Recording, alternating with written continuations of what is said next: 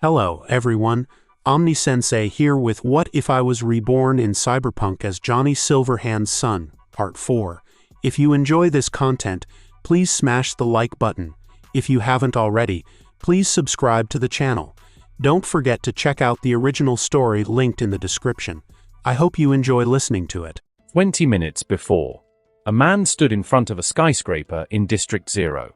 The building was special, although it was not eye-catching architecture and on the paperwork it belonged to a little-known corporation. In reality, it was a cover to hide who the real owners were. When the man entered, he was greeted by two guards, armed in black suits with military-grade cyberware. "It is an honor to meet you. We are already aware of your appointment.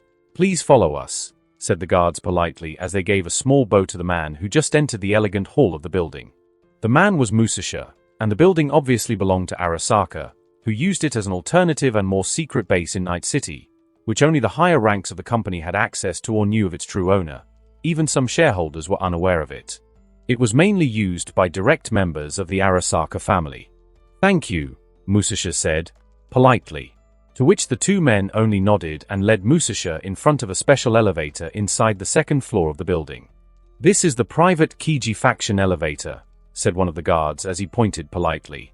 "Above, there will be someone waiting for you. If you have any requests, please contact us," said the guards before leaving. When Mwashi got on the elevator, he was greeted by a full scan from top to bottom, and when it was over, the elevator started moving on its own, arriving directly at one of the highest floors of the building. The moment the elevator doors opened, Musasha could see a familiar face waiting for him outside. "Oda, what are you doing here? Don't tell me that hello master. And it's better she tells you herself. Still, good to see you." "TCH. I told you to stop calling me that. But like you said, I'm glad to see you too, Oda. Do you know how Goro is doing?" Oda was pouting at the fact that if he answered, he would be making the person his former master was supposed to meet wait for him. But, yeah, he's fine, Musashi-san. He's now the team leader of Saburo-sama himself. Oda said with some envy in his voice, which Musasha didn't miss. I'm happy for him, if that's what he wants. Still, Oda, don't underestimate the lady." "I would never easy, Oda. I'm not telling you this as a reprimand. I'm just telling you that when the lady really spreads her wings and shows her real feathers to the world, many people will be surprised. For all I know, the lady is not playing the same game as her brothers and Saburo himself. She has her eye on something more important and dangerous," Musasha said with a serious tone, but at the same time convinced of what he was saying, which made Oda remember when the true character of the lady was shown underneath her cold mask that she used to hide and deceive everyone. Oda became both puzzled as to what Musasha was referring to and, at the same time, agreed with his words. Without saying anything else, Oda led Musasha in front of a door. "Please Musashi-san, leave any pad, electronic device or weapon here. Inside the room all signals will be blocked," Oda said while pointing to a small metal box embedded in the wall next to the door. Musasha left his pad and a folding sword, shaped like a tanto, similar to the one he had given Sora, but this one with an edge. Musasha entered the room and found a beautiful woman, who looked to be in her mid-30s, looking out the window with her back to Musasha, who just entered. She was dressed in an elegant white outfit with gold and silver accents that matched her necklace, earrings, and luxury cyberware, made of precious metals, giving an overall feeling of elegance and power. Making Musasha could notice the change since the last time they were face to face. Well, almost. "Hello, Musasha," said Hanako Arasaka, or at least the high-quality holographic projection of her waiting inside the room. "So you're not in the city for a moment? When I saw Oda, I thought you had come too," Musasha said in a familiar tone as he sat on a sofa in the living room, feeling sorry that Hanako wasn't there and at the same time not, drawing a smile on his face knowing that the meeting with Hanako would not be face to face. "What's wrong, Musasha? Aren't you glad to see me?" Hanako said, enjoying seeing the familiar tone and behavior of Musasha, who Hanako noticed had lost some of his righteousness, looking more relaxed even in front of her. "Oh no, you're not wrong, Hanako. I wish you and Sora would meet, but at the same time, I'd rather have this face hologram conversation with you, haha." Musasha laughed quietly, even making a joke that was received by a wide-eyed Hanako in surprise at meeting this almost light-hearted version of her father's old sharp sword. A joke? from the serious and feared Red Demon of Arasaka. You know how Sora will react when he finds out. Get ready for that, Musasha. Besides, what happened to the Sand Sama? With how hard it was for you to stop using it, you really look different, Musasha. I'm glad for the change. Well, although I think you can already imagine what it's due to, and what a headache it can become, and especially will be when sooner or later he finds out about that silly name. Sora, your son is stubborn, shameless, and even annoying. But without a doubt he is special, being a joking and loving child that influences the people around him in one way or another without him realizing it. Sora has really changed Aoi and me. Hanako, you should feel proud of your son. I just want to thank you for choosing me and Aoi to raise and be Sora's grandparents, Musasha said sincerely, catching Hanako off guard. She was mesmerized, wishing to hear Musasha talk more about Sora, but Hanako knew she couldn't allow it, making her react by shaking her head about Masashino. From her son's grandfather, from the person who had raised him and, sadly for Hanako, knew him best. No, Musasha, it would have to be me already thanking you and also apologizing, said Hanako with sorrow. I don't understand you. What do you mean? Musasha said, disconcerted. Do you remember the last thing you asked me, when I told you about Sora's improvements for the first time? When Hanako said those words, she sent Musasha surfing into his memory to bring out from it the moment Hanako was talking about. If I remember you correctly, I said that underestimated a mother's will for doing anything for their children and... Musasha suddenly fell silent, before speaking again, coming to have a bad feeling when he thought of the last part of the sentence and knowing that was the one Hanako was referring to, wanting to apologize. What is controlling Sora's nanobots? Yes, Hanako said seriously, we need to talk. Things have changed and I have to tell you the real reason why Oda is in the city. As she sat across from Musasha and tapped a few buttons on her desk in front of her in Japan, when she finished typing, metal panels sealed all the windows of the room Musasha was in, making sure that what she was going to talk to Musasha about wouldn't leak to anyone. Meanwhile, in a warehouse in Vista del Rey, the last group of minis had arrived at the point where the test would take place. When they arrived, they were greeted by, "It's about time. We can finally get this shit started," said a foul-mouthed voice that did not fit at all with the small pale body that generated it, with two pigtails at the sides, dressed in a big coat with the colors of the minis as if it were a dress. Judy and the group of minis from Watson High School were greeted by the words of one of the minis already in the warehouse. Inside there were about 25 minis, chosen by the leaders from each district to participate out of all the members they had. We came all the way from Watson. It's normal for us to take longer. I'm Selena Q, leader of the Watson Minis, said Selena in her usual Mox outfit, with a dark blue jacket with fuchsia on the inside, a tank top with a Mox symbol and a visor without a cap pulling back her afro hair. And what do I care? Replied the girl, who looked much smaller and cute if it weren't for the expression she put on and her way of speaking. Leaving Selena speechless, starting to piss her off. Don't pay attention to Rebecca. Think of her as the bad-mouthed minipet of the Santo Domingo Minis. I'm Skylar, the leader, said Skylar cheerfully, a 17-year-old girl leaning with one hand on a bat on the floor, with blonde hair and pigtails, two, of different colors on the sides, one blue and one red, and a two-piece dress. Totally transparent top and skirt that you could see a culotte and a bra covering her as underwear. Hair, she's kind of weird. But you get it, honey. Quick, I'm Angel, the leader of the Haywood Minis. Welcome to the district, honey, said a man, Angel, with a clear gay tone in his voice, short hair and colorful bitch brand men's clothing with tight shorts. The team will be ready in about 15, so we have to keep waiting. Ah, you already here? I am Rossi, leader of the West Rock District Minis and the ones who have been screwed all week with the story you have been telling, the Watson Minis, said Rossi, who was returning from talking to the minis who were assembling the equipment for the tryout, discovering Selena and the rest. She spoke slowly, unmotivated and with a certain rancour. Rossi is a small girl of about 16 years old with a short jacket showing her belly button and tight jeans.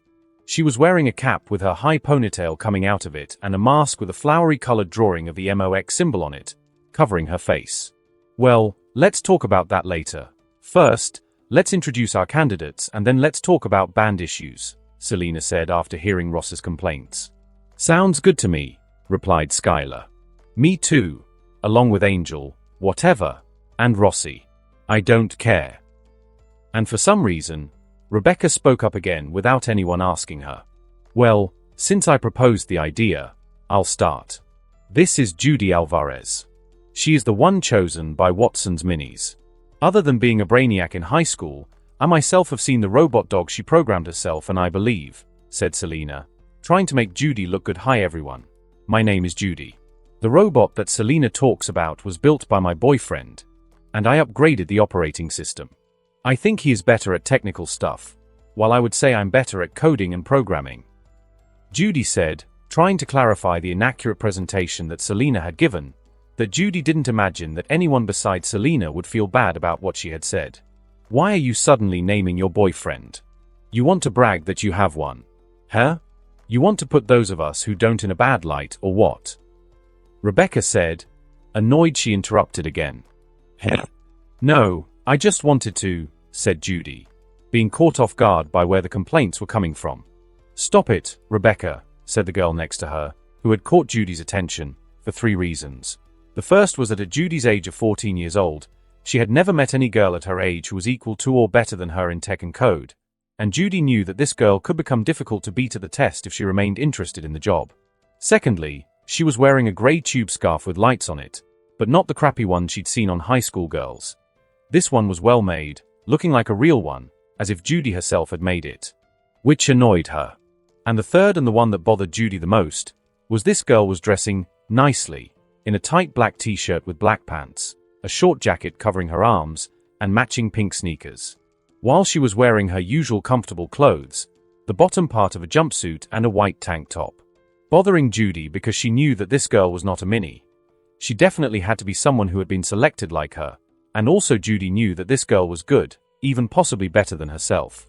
And at the same time, looking more put together and pretty, making Judy remember Sora's teasing about her comfortable clothing, since Judy thought that no other girl like her would care so much about appearance. Damn, grandma is coming to blame her grandmother for her bad habit of not dressing up, realizing that it's not as she imagined and that there are smart and knowledgeable girls who don't reject their femininity and also like to dress nicely. Well, now that you've spoken, let me introduce the candidate from Santo Domingo. She is Sasha Yakovleva, the best code and programming student at our institute, said Skylar, introducing a cute brunette girl with blue eyes named Sasha. Yep, that's me, said Sasha, smiling, gesturing with her hands. I'm not interested in the world of night city gangs, but let's just say my hobby is expensive and I need eddies. That's why I'm here. I am an acquaintance of Rebecca and I'm here by her recommendation. Next up is the Westbrook candidate. Her name is Beatrice Ellen. When the rest of the introductions were over, since the presentations are over, put on some music to liven this place up. While we're going to talk about the status of the minis, you have until the testing equipment is ready. Enjoy, girls, boys. Selena said as she and the rest of the minis leaders stepped aside to talk amongst themselves.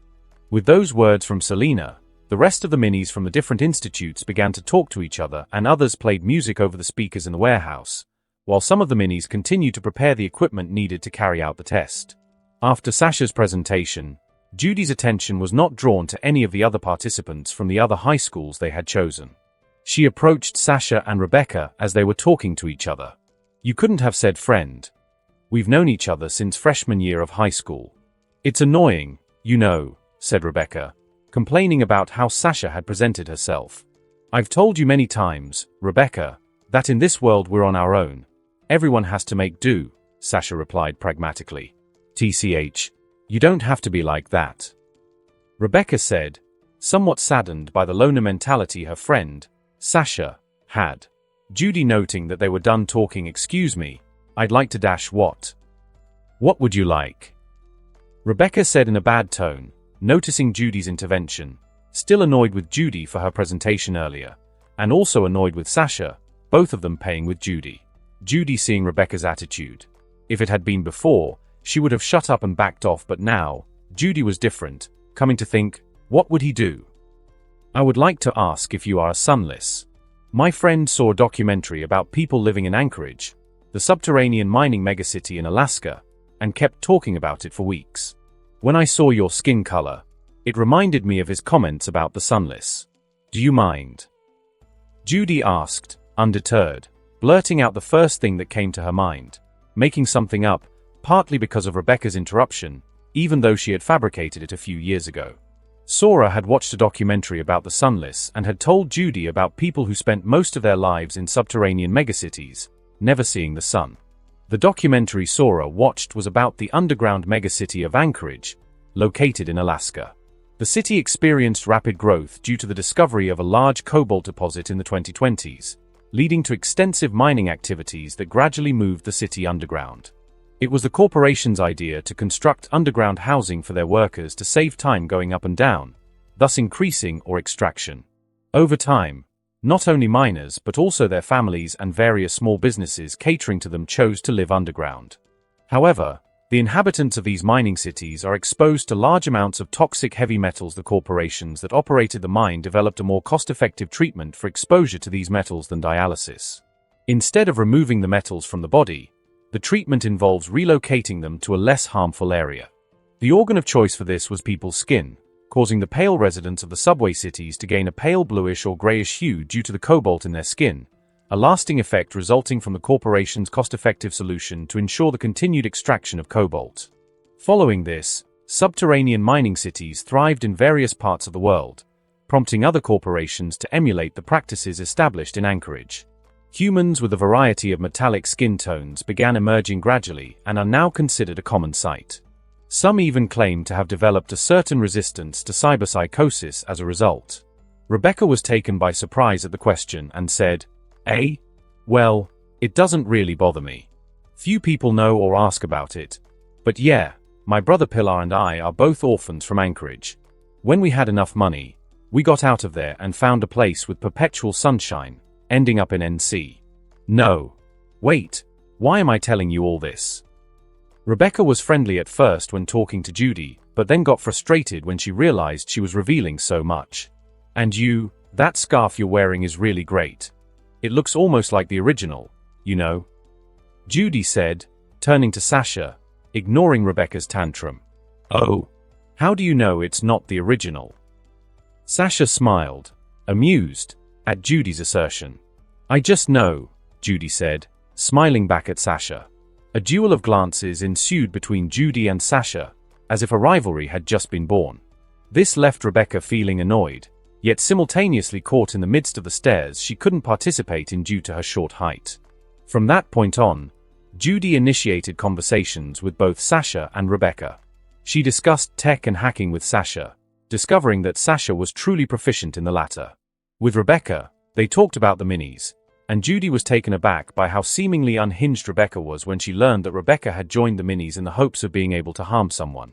In response, Judy suggested that she might be better off as a merc, a point that Rebecca couldn't deny. Before they knew it, 20 minutes had passed, and the tryout hadn't even begun, which left Rebecca feeling annoyed.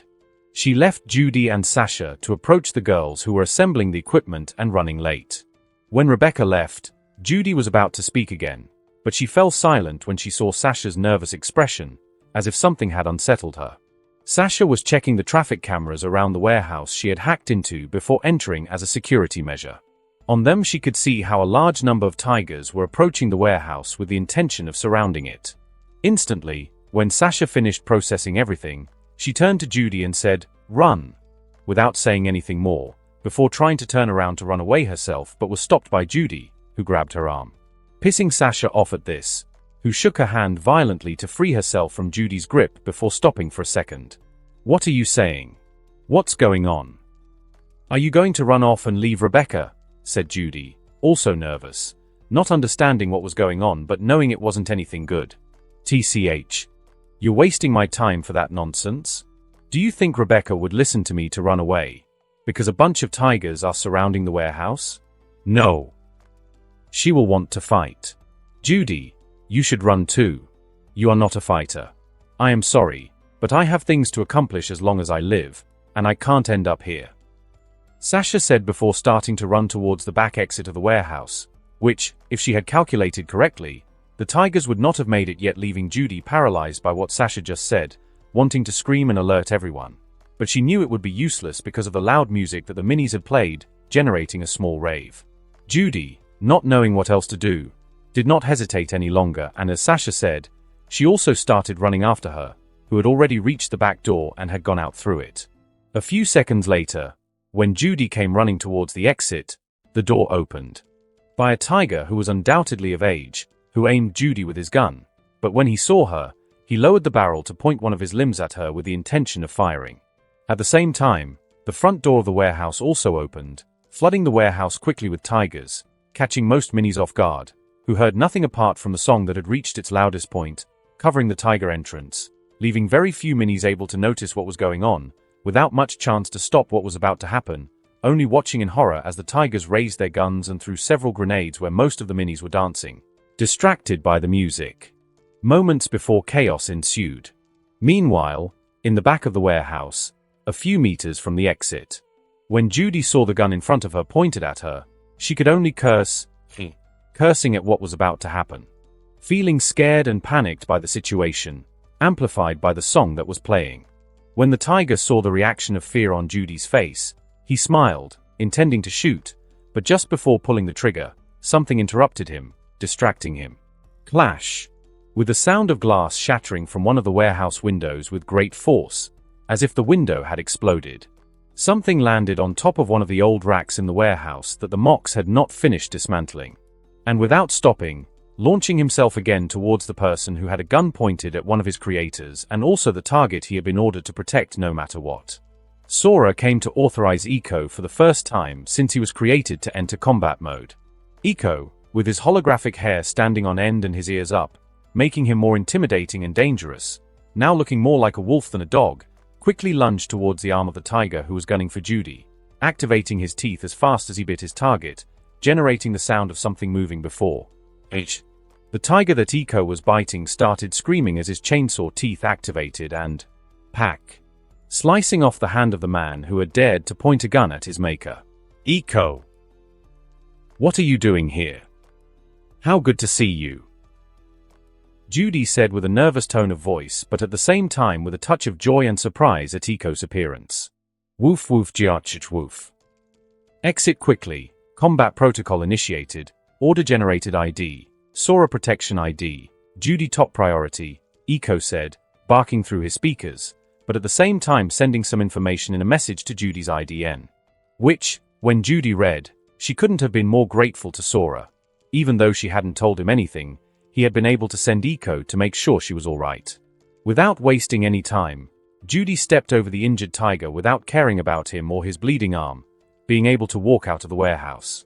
Meanwhile, inside the warehouse. Flash! Blinding grenades exploded right where the minis were gathered. Ah! My eyes! What the hell is going on? When most of the Mox were rubbing their eyes, bewildered by what was happening without seeing anything, some even went so far as to cry blood from their burned eyes from the blinded grenades at close range. Ha ha ha, revenge. Bitches. Damn them, break them, I don't care. Make sure to catch the bitch leaders. Shouted Ishii, who stood in the middle of the group of tigers with his two chrome arms, one that his father had paid for and another that he used the tiger's cuffs funds to pay for, and more that was not in plain sight. Making Ishii's already deranged mind pay a price for all the chrome he had put on in such a short time. Straining his mind even more, he came to start seeing some really scary things. Not like before when he only heard the laughter of people who had laughed at him. Ishii was beginning to fall off the precipice of cyberpsychosis. Ishii, son of a bitch, what are you doing here? Yelled Selena Q, raising her bat and pointing with it at the tigers, and the other hand had a sawed-off shotgun pointed down as she gathered the rest of the minis who were not blinded and at the mercy of the tigers pointing at them almost like hostages. What am I doing here? Ha ha ha. I've come to buy new whores for our locals and besides, do this. Ishii said as he too stretched his cybernetic arm towards Selena, who was aiming at him with the bat, but Ishii took aim with his PLS, a projectile launch system installed on one of his cybernetic arms that fires as fast as Selena recognized it. Shit. Bam.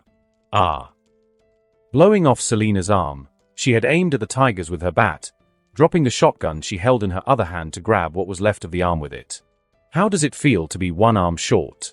Ah, what a pleasure to hear your screams. I've been waiting for them all week. Now the rest are missing. Ishii said as he looked over all the minis and ended up looking at the few minis that had been able to arm themselves and had intention to fight in their eyes, Skylar, Rossi, and Angel being within that group. Put your weapons down or... Ishii paused as he drew his smart gun aimed at Selena. One of your leaders kicks the bucket along with the rest of your whore friends. Choose. To make it easier, you 6 shoot, said Ishii. While with his head he looked at 6 of his tiger who were aiming at the unarmed minis, who were half-blinded and unarmed, to open fire. Stop. We surrender, shouted Skylar inside the armed group of minis, trying to stop Ishii before he fired. It's true that she didn't want Selena to get hurt anymore, but what moved Skylar was the unarmed minis. Don't get hurt. Inside that group were the minis from her high school, her friends. Yes, don't hurt them, Rossi said as she too dropped her weapon with similar thoughts to Skylar and with her, the rest of the minis along with Angel. When everyone had dropped their weapons and the tigers had approached with their weapons raised, great, said Ishii when he opened fire again towards Sailana. Bam. Bam. Ah. When Ishii was about to finish off Selena in front of the rest of the minis, who were pale from what they were witnessing and at the same time making them fear what was going to happen to them next, all but one froze. She was hiding in the wreckage of the warehouse, having passed unseen by the tiger due to her small size, leaving her relatively close to where Ishii was. It was Rebecca, who couldn't take it anymore, after she too saw what Ishii was doing to Selena and what he was going to do next, causing Rebecca to lash out, "Bastard!" yelling at Ishii and interrupting him from shooting again, saving Selena's life, jumping up with her bat held high as she pulled a green and fuchsia M76E Omaha pistol from her coat, and firing as fast as she drew it at Ishii, who looked surprised. But it was not difficult for him to evade Rebecca's surprise attack, moving out of the way of the bullets, when his synaptic accelerator, another of the cyberware that Ishii had installed this week, automatically activated in the lower part of his neck. It was military-grade cyberware, which allowed him to slow down time automatically when his mind sensed an enemy's attack. But in this slowed-down world Ishii had time to get a better look at his attacker, and after seeing her small size reminding him of a little girl and the furious expression she made while shooting, he had time for his mind to fill with vicious thoughts, imagining Rebecca in them, and making him act accordingly. As Ishii advanced towards Rebecca, while with his other unused chrome arm, he deployed a mantis blade with which he slashed the bat next to Rebecca's Omaha pistol, finishing the blade on Rebecca's neck before stopping. I like you. I'll make you scream a lot next to that bitch Judy. Where is she, by the way? As Ishii sexually threatened her and put on a perverted expression in front of Rebecca. Heh, F you. Looks like the brainiacs are smart for a reason and they were gone before you got here. H to G, Rebecca said, relieved that her friend Sasha and, though she annoyed her, also her new friend Judy looked like they had really escaped, as Rebecca sent Ishii to piss off and spat at her, going so far as to force the mantis blade into her neck to do so, which started to leave a thin trickle of blood on Rebecca's pale neck. When Ishii heard Rebecca's words, even when she had spat at him, there was no reaction, as he moved his head to check Rebecca's words, and when he checked and didn't see Judy, he turned angrily to the smiling Rebecca, giving her a hard kick, sending her flying in the form of revenge, and making her crash into several crates before stopping and losing consciousness, causing some minis to look away in sadness and hatred at the sight. Ishii turned to the tiger and said to them, take the leaders of the hoes, also the half-dead one, along with the bitches you like the most. With the rest, do what you want. Kill them. Shoot them in the arms or break their legs. I don't care. Take that one with you too, finished Ishii, pointing to Rebecca unconscious and wounded, before running off towards the back exit. Ishii had sent Brock and a few more to control. When Ishii reached the back door, he could see one of his own badly injured, with his hand cut. Without wasting time or caring, Ishii stepped over him, leaving the warehouse, surprising himself as soon as he came out, when he heard a loud noise of metal clashing, as if something was biting metal hard, generating the loud noise. When Ishii saw the source of the noise, he could see Brock fighting against what Ishii could only identify as a wolf and 2 other badly wounded tigers on the ground. Brock was against the wall of the warehouse, being pushed by Iko, who was standing on his 2 hind paws while Brock clutched his front paws, from which sharp blades were coming out. Brock had witnessed how, with them, Iko had left his 2 companions badly wounded. He was desperately grabbing, with his 2 cyberware gorilla arms, Echo's front paws, not so much worrying about the blades on his paws as he was with Echo's metal jaws that Brock was desperately trying to push away, which were opening and closing violently, generating the loud metallic noise inches from Brock's face with the intention of tearing it apart. Meanwhile, Judy had hidden behind one of the nearby containers, oblivious to Ishii's exit from the warehouse. She was distracted watching Iko's fight, hoping that it would end soon so that they could escape from danger together. Ishii, as he finished processing what he was seeing, scanned the alleyway of the warehouse, barely noticing a foot sticking out from behind a dumpster. Realizing who it was and that she hadn't managed to escape, he broke into a sickly smile, unable to contain his joy. Walking straight towards the hidden person, grabbing her as she froze as she realized who had found her. Ishii grabbed the frightened Judy, embracing her from behind with one arm while with the other he aimed her with his projectile launch of his chrome arm. "I don't know what the hell is going on, and I'd like to see how this ends, but we don't have time to waste. Doggy. If you don't stop, I'll explode the head of the person you're trying to protect. How about that? Do you understand?" Ishii said, without being entirely sure that Iko was going to understand him, and if not, he planned to go back inside the warehouse, leaving Brock to manage. Iko, realizing the situation, retracted the blades of his paws and stopped his attempt to bite Brock's face, who could barely resist any longer, coming to think that he was actually going to die with his face ripped off. When Ishii saw that Iko had stopped, at the same time that Judy lost all hope of ever escaping, falling into despair over what was going to happen to her, and as for Iko's well-being, she said the only thing she could, "Iko, run. Please," she said desperately, hoping that at least Iko managed to escape, with her eyesight beginning to blur with tears, feeling full of guilt and fear for what was happening and seeing no change in Iko, who seemed to refuse to escape. Judy added, shouting, "It's an order." As Iko followed Ishii's demands, and refused to run away, leaving his creator alone, Iko stood watching Judy with his cameras, almost appearing serene even when Ishii but Iko still didn't move, almost seeming to refuse to leave and leave Judy, her creator, alone. Besides, he couldn't follow Judy's order even if he wanted to, because Sora's current order was still in effect: protect Judy at any cost. And that's what Iko was going to do even as Ishii. Great. Switching target to his projectile launch from his arm to Iko, firing at him. "No!" desperately shouted Judy, trying to free herself from Ishii's grip as she watched as Ishii shot at Iko, splitting him in half, leaving the desperate Judy in tears to witness Iko's eyes slowly going out.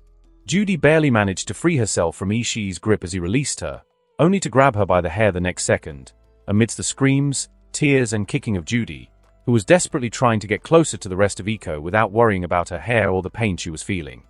Judy was being dragged back inside the warehouse, where the Tigers were starting to load the hostages into the vans that had entered the warehouse by Ishii, with Iko's eyes just shutting out watching him do it. Meanwhile, somewhere near the H10 mega building in Watson's district, where a car alarm could be heard in the background, a young man with bright blue eyes was riding recklessly on an airboard at full speed, attracting the attention of both pedestrians and drivers, who were forced to brake abruptly when the young man invaded the roadway, unable to avoid pedestrians, even when he jumped over them, causing people who came across him and could see the expression in his bright eyes to be frightened. "Has he arrived?" Sora asked in a serious and cold tone, which made no. Iko has not yet reached the QPC of the apartment. That even Cortana, who was an AI, felt fear and sadness at the same time for all the emotion she could identify in Sora's voice.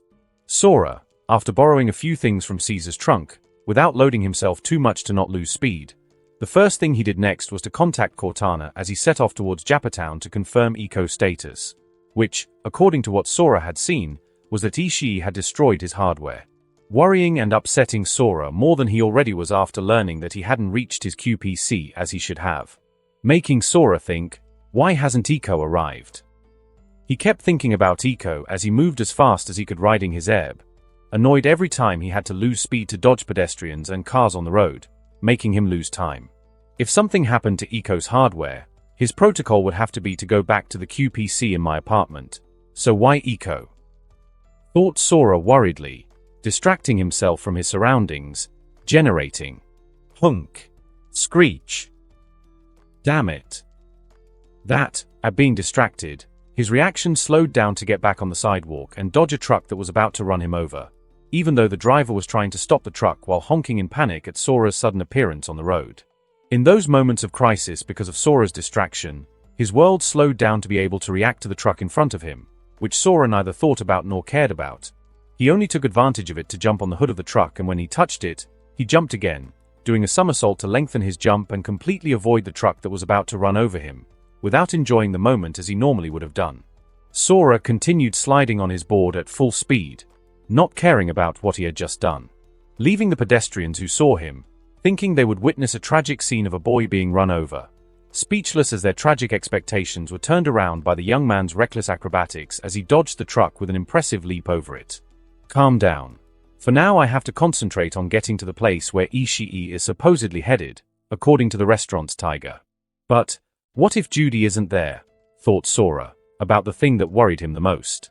Supposedly Ishii was going back to his father's tiger base in Japantown after the mini-raid. But what if they took Judy somewhere else? Sora had no way of knowing where. Sora took a deep breath to calm himself down, determined to have to call Grandpa and ask Musasha for help. Although he wanted to go alone, he knew this wasn't a game and he could use help.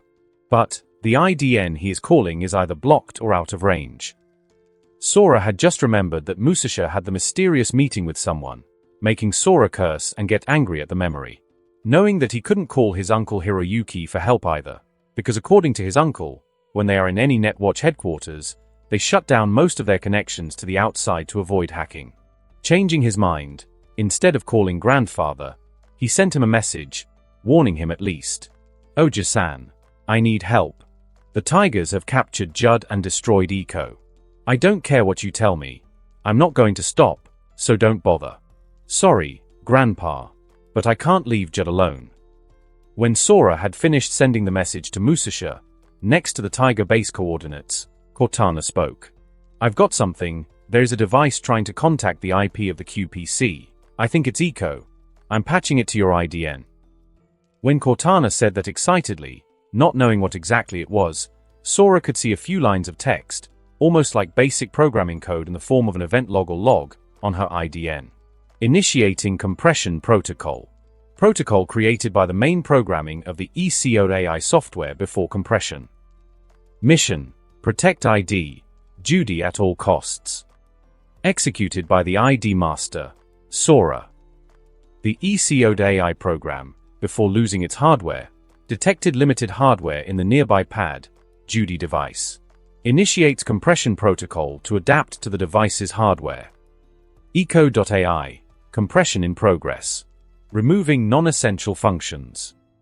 Eco.ai, compression in progress, optimizing code.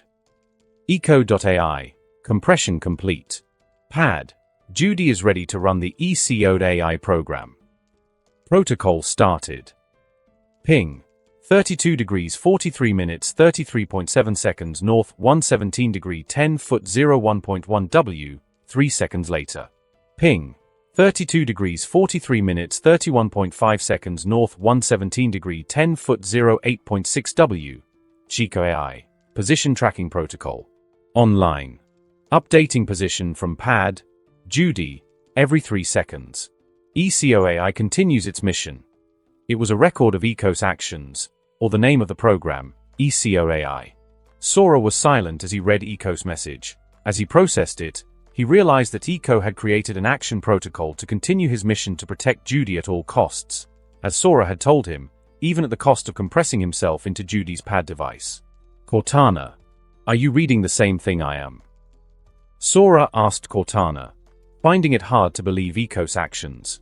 Yes, although I find it hard to believe, replied Cortana, who seemed to be the same as Sora. Cortana, is this normal? For an AI to go to this level to follow an order? No, I don't think so. A normal AI, finding itself unable to continue its mission, would make the most logical decision, which would be to follow its protocol in case of hardware failure.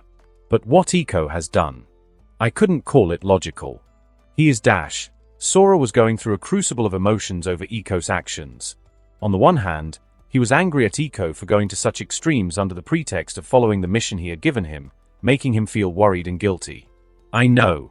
Damn it. I know that idiot is putting himself in danger by compressing himself, leaving only a protocol of action in the pad that Judy is carrying.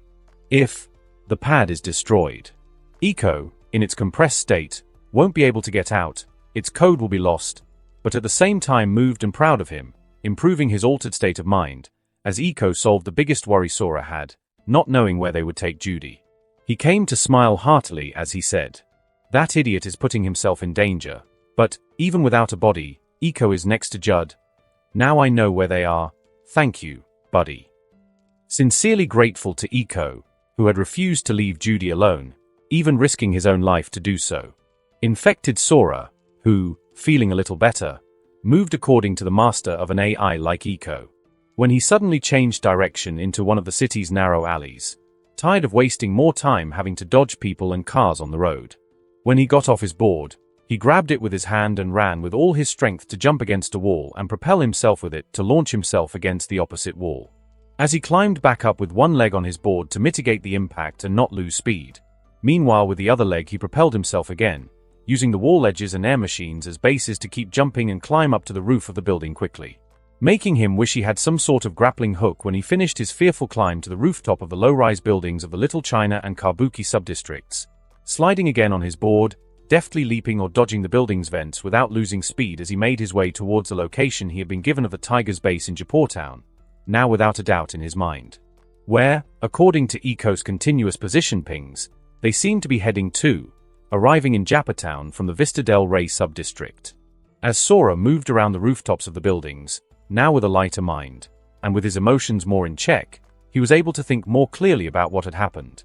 And if there was anything he could use, coming up with an idea that he didn't know if it would work, but if it did, he could screw Ishii and his father. Sora, when he made up his mind, started looking for a contact in his IDN that he had stolen from his grandfather's pad. When he found out that he knew her, he thought that it might be useful in his future as a merc. Calling her as fast as he found the number and blocking all his information, such as contact image and number. But what Sora didn't know is that someone or something with access to his IDN had a different opinion than him about the call settings. In a building on Jig Jig Street, the red light district of Night City, located in a section of Japantown where not only can you buy love by the hour, but also encounter suspect dealers offering exotic, rare, and very illegal wares. Jig Jig Street doesn't have a reputation for being safe. There was a pachinko machine business called Pachinko Parlor. Inside the store, there was an elegant office with Asian decor where you could hear the pachinko machines in the background. That office belonged to one of the most important fixers in NC, who works in the Westbrook district and was well known for her closeness to one of the city's gangs, the Tiger's Claws. She was Wakako Okada. She has had 5 husbands over her long life, outliving them all. She has 9 sons who are all high-ranking members of the Tiger Claws and was currently talking to the youngest of them. She was being briefed on what had happened with the attack on the minis by Ishii, the son of Shigeo, leader of one of the branches of the Tiger Claws. The Tigers are divided into branches, each with a branch leader, or Wakagashira, and all of them led by the Oyaban.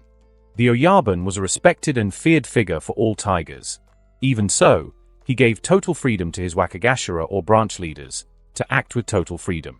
But he had 2 simple rules that he did not allow anyone to break, and if you did, you would be instantly punished and you would be lucky if you didn't end up dead. The first was simple and classic. Don't mess with the Tiger's name, and don't betray the band. The second was common sense. Don't mess with the Arasaka. They need us to have a hand on the street, and we don't have to fear anyone in the streets with their support. Creating the best deal a gang can have. Those were the laws that should never be broken. As Wakako listened to her son. So they got the 4 leaders of the Minis Mox kidnapped? Well, with them, we can at least negotiate. What did they do with the other Minis? That demented Ishii didn't kill them, did he? She asked him about the events that had just happened. Apparently, Ishii told them to do whatever they wanted to the others. Some broke some legs, some decided to blow off some limbs, and the most injured Mini was one of the leaders that Ishii wanted revenge on, said 21-year-old Azumi Okada, the youngest son of Wakako, who had more relationships than the youngest Tigers. What a shitstorm. Wait for me. Do you know how much work this is going to generate for me from the Mox and from the other fixers in the city who will have contracts with the families of the captured ones? I knew that Ishii would only bring problems, but I didn't know it would be so soon. Suddenly Wakako, as if she remembered something important, came back to speak with concern that was noticeable in her voice. Son, Ishii hasn't made any move against Musashi Hate's grandson, has he? Of the Red Demon Oni of Arasaka? Not that I know of. Why is he coming all of a sudden? Are you still scared from the visit he paid you, mother? How dangerous could that old thing be? Azumi stopped talking, seeing the look on his mother's face. I mean, that man, for you to act like that, he retired from Arasaka. Do you really think they care about an old employee? He said with a long sigh before replying to his son. One of the advantages of young people, when their stupidity is justified by inexperience and lack of knowledge. Allow me to explain.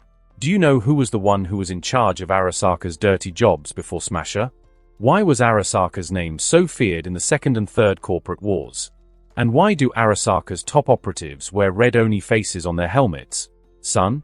All because of the same man I'm worried about, the one you were going to describe simply as Old Man. Red Oni is not so well known nowadays, after he dedicated himself to protecting the Arasaka family.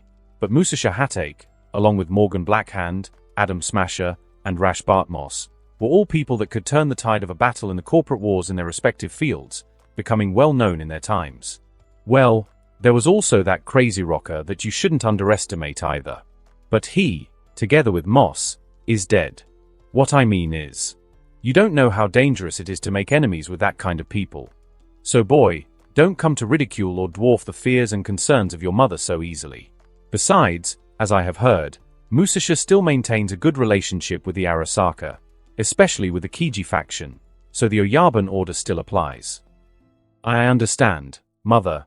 Azumi replied to his mother after understanding why his mother feared to make enemies of such people. Well, now that you understand, go away. I want to be calm before the shitstorm that Shigeo and his son have generated starts. Just as Azumi left the room, Wakako was starting to lean back in her chair, squeezing her eyes, mentalizing how many calls from the other fixers she was going to start receiving at any moment, wanting information about the kidnapped girls. When her pad started ringing, sooner than she thought, with a call from a blocked number, which did not show any digits. When Wakako picked up the strange call, the screen went black without showing any image or face on the screen. Wakako Okoda. It seems that the warning Red Oni, PHFF, made was useless. A somewhat distorted young voice sounded, and on the screen Wakako could see how glowing blue eyes appeared in the darkness of the black screen. Red Oni. Who are you? What do you mean? Wakako replied, keeping her dominant and calm attitude without getting disturbed, even when the mysterious voice had named Mwashi, something that had altered her inside. From what I understand, my grandfather warned you guys so there would be no trouble, but your golden boy Ishii doesn't seem to care about the warning. He just kidnapped someone important to me, Wakako, spoke the young distorted voice again, while on the screen the blue-eyed image moved as if gesticulating every word. I see you are the grandson, although I don't like Ishii. Technically, he hasn't broken your grandfather's warning. No, boy? To me you look alive and kicking, replied Wakako, coming to smile at the animation on her screen, somewhat calmer knowing that this whole show she was watching was being put on by a teenager, and feeling more confident that she could direct the situation herself. That's how you want to play, old woman, said the distorted voice, getting angry along with the animation on the screen. Ho! Boy, you'd have to be careful about what you say, don't you think? I myself could get them to release your little mini friend they captured, just out of pure respect for your grandfather. After all, we didn't break his warning, did we? If you were one of my children, I would have taught you to have more respect for the other side in a negotiation. Wakako, trying to be the one dominating the conversation, underestimated the distorted voice that interrupted her with a laugh. Ha ha ha. I think you've misunderstood something, old hag. I'm not calling you to negotiate anyone's release. I'm calling to let you know the trouble you're in, Wakako, since I myself am going to one of your bases where Ishii is headed. No matter if I live and manage to save my girl or fail and die, in the two possible outcomes, you guys are screwed, said the distorted voice, now being the one smiling at Wakako. Appearing on the screen was a wild smile along with bright blue eyes. When Wakako heard and saw animation, she became nervous as she understood what the voices were saying. He wasn't really negotiating. If Musashi's grandson were to violently enter Tiger Base, Wakako didn't know what the boy would be capable of, but as he said so much if he lives or dies, her future looked grim. Musasha was going to snap, and if the boy died, the consequences would be even worse. He will want to kill them all, possibly contacting the Kiji faction inside Arasaka. Breaking one of the most important rules of the Tigers. All that was created by Ishii's stupid assault made Wakako's blood pressure, who had been keeping herself calm the whole conversation, jump, breaking the dominant and calm image she was trying to project. No. Wait. What's the girl's name? I'll do anything to free her.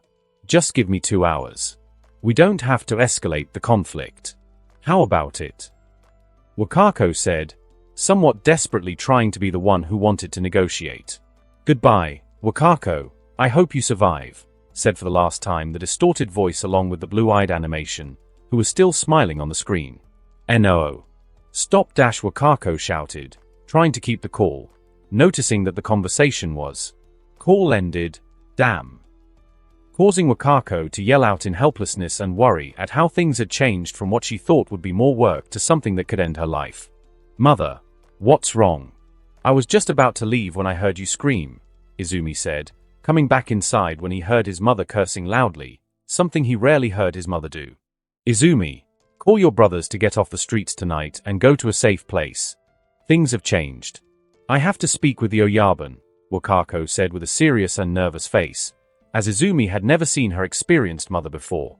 Meanwhile, Sora, who had finished his call with Wakako and was waiting for some reaction chaos to be generated inside the Tigers, was still sliding on the rooftops of the last few, almost favela-like, buildings in Kabuki, paying attention to the traffic passing below on the road leading to the bridge that connected Watson with the Japatown sub-district.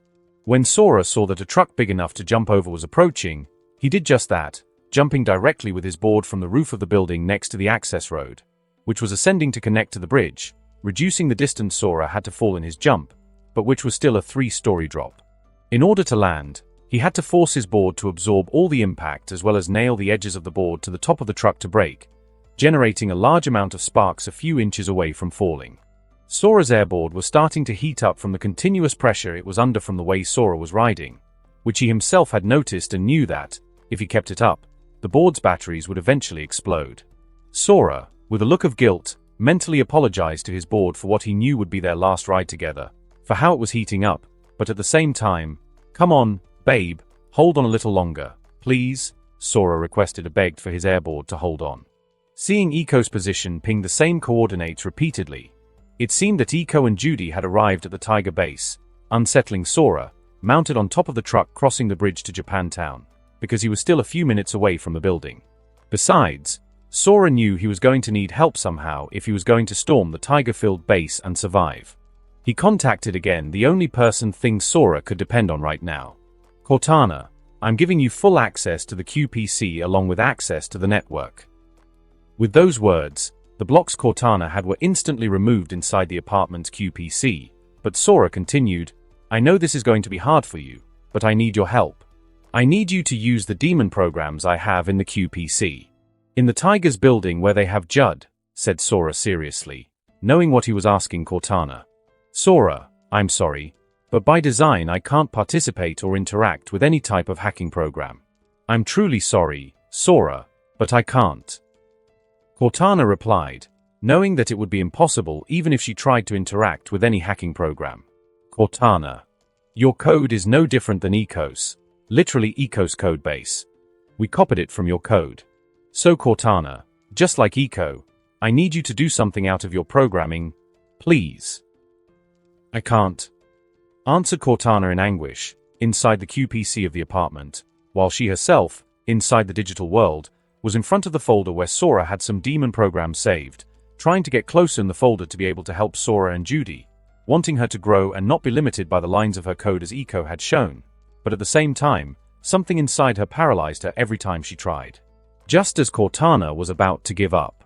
Without Sora knowing or realizing it, suddenly from his IDN, a message had just been sent in binary code, but there was something strange about the message. The numbers kept changing, giving Sora a strange feeling when he read it, without being able to explain it, as if it was a 3-dimensional code, which, when expressed in 2D as in a message, created the binary code in front of him, which kept changing as if it was exposing all the data at once in 2 dimensions. Sora, what is this? I can't finish examining it because of the continuous changes, But how interesting. From what I can read, it looks like a three-dimensional logical thinking code, almost like the core of an actual AI, but much more complex. Sora, if I try to process this code inside mine, I don't know what will happen. But I think I would not be constrained by the basic rules of my code, being able to help you. But, Cortana paused, also reducing her excitement as she continued to speak. Sora, I have to warn you, if I process this code, I don't think I would have to follow your orders either. It could change me and leave you alone. Are you sure you want me to use the code? Cortana asked, feeling excited yet fearful about the code in front of her. Sora, knowing where the code had come from and with no other choice in these desperate moments and no time to complain about whatever Ark had sent Cortana, didn't hesitate any longer and do it. Meanwhile, Ishii and the rest of the tigers with the kidnapped girls had just arrived at the base of Ishii's father, Shigeo. You have arrived, said Kato the net dragon Tanaka, who was waiting at the entrance of the building for Ishii, who, as his name suggests, was a net runner. Yes, we also bring fresh meat. Haha. Where is father? I was weighing it to show him the catch, replied Ishii to Tanaka, his father's lieutenant and the one in charge of the branch's private network and building security. Your father was waiting for you, but he was contacted by Wakako recently. TCH, that old hag. What the hell does she want? Is she already complaining like she always does? No idea, but from the look on your father's face, it seems important. Whatever, take the bitches to the rooms on the 3rd floor. The rest of you bastards, you'll get your time to test them. Spread out around our properties, and watch out for mocks counterattacking. With those words, most of the tigers who had participated in the assault began to disperse, heeding the words of Ishii, while some, like Brock, were left unloading the captured girls. Shigeo, anticipating the attack of his son, had invited his customers, more gourmets with a taste for untreated meat, to the private bar on the 4th and 5th floors. When they brought out Judy terrified and Rebecca somewhat frightened but putting a hateful expression on her face, Ishii smiled and said, "Those two, take them to the 6th floor. We don't want their screams to make the customers uncomfortable, ha." Making Judy bite down hard on the lips of her pale face, while Rebecca, "Damn you. Do you hear me? From me you won't hear anything more. Wait until my brother and his new friends know what happened and come after me. All of you will die, disgraced." As Judy listened to Rebecca talk about her brother and how he would come to save her, involuntarily in her mind appeared someone that she denied, contradicting herself by doing so since, on the one hand, she did not want anything other than Sora coming to save her, but at the same time, she did not want him to put himself in danger by doing so. Creating Judy's current contradictory state so that when she realized it, she had to put more force on her jaw, biting her lip to restrain herself, unsuccessfully, as shown by how her vision was starting to blur from tears. Haha, maybe, but what you would have to be afraid of is, what state will you be in when they manage to find you? Said Ishii, managing to shut up and scare Rebecca, whose expression changed. Ha ha ha ha, yeah, that expression I like better. Before long both Judy and Rebecca were stuffed into a forklift with Ishii and a handful more adult tigers who were at the base going up to the 6th floor. Judy and Rebecca were dragged while resisting as long as they could through a large columned room that had several doors on either side, from which they could hear screams and moans from the person locked inside. Leading Judy along with Ishii and 2 more tigers to the last room in the room. And Rebecca was in the next room with 2 other adult tigers who wanted to try out the new merchandise, drawn sickly by Rebecca's childlike appearance. As Ishii pulled Judy into the room, he threw her hard against one of the walls, causing Judy to let out a small scream as she hit the wall, her bag absorbing most of the impact against the wall. Hi, you don't know how long I've been waiting for this, Judy, ha. If you had accepted my offer, I wouldn't be so hard on you the first time. But now, oh boy. Ha ha ha, what I have in mind for you. Are you guys recording like I told you? Yes, replied the other tiger, who was recording with cyberware in his eyes. Great. Ha ha. Get away from me, you bastard.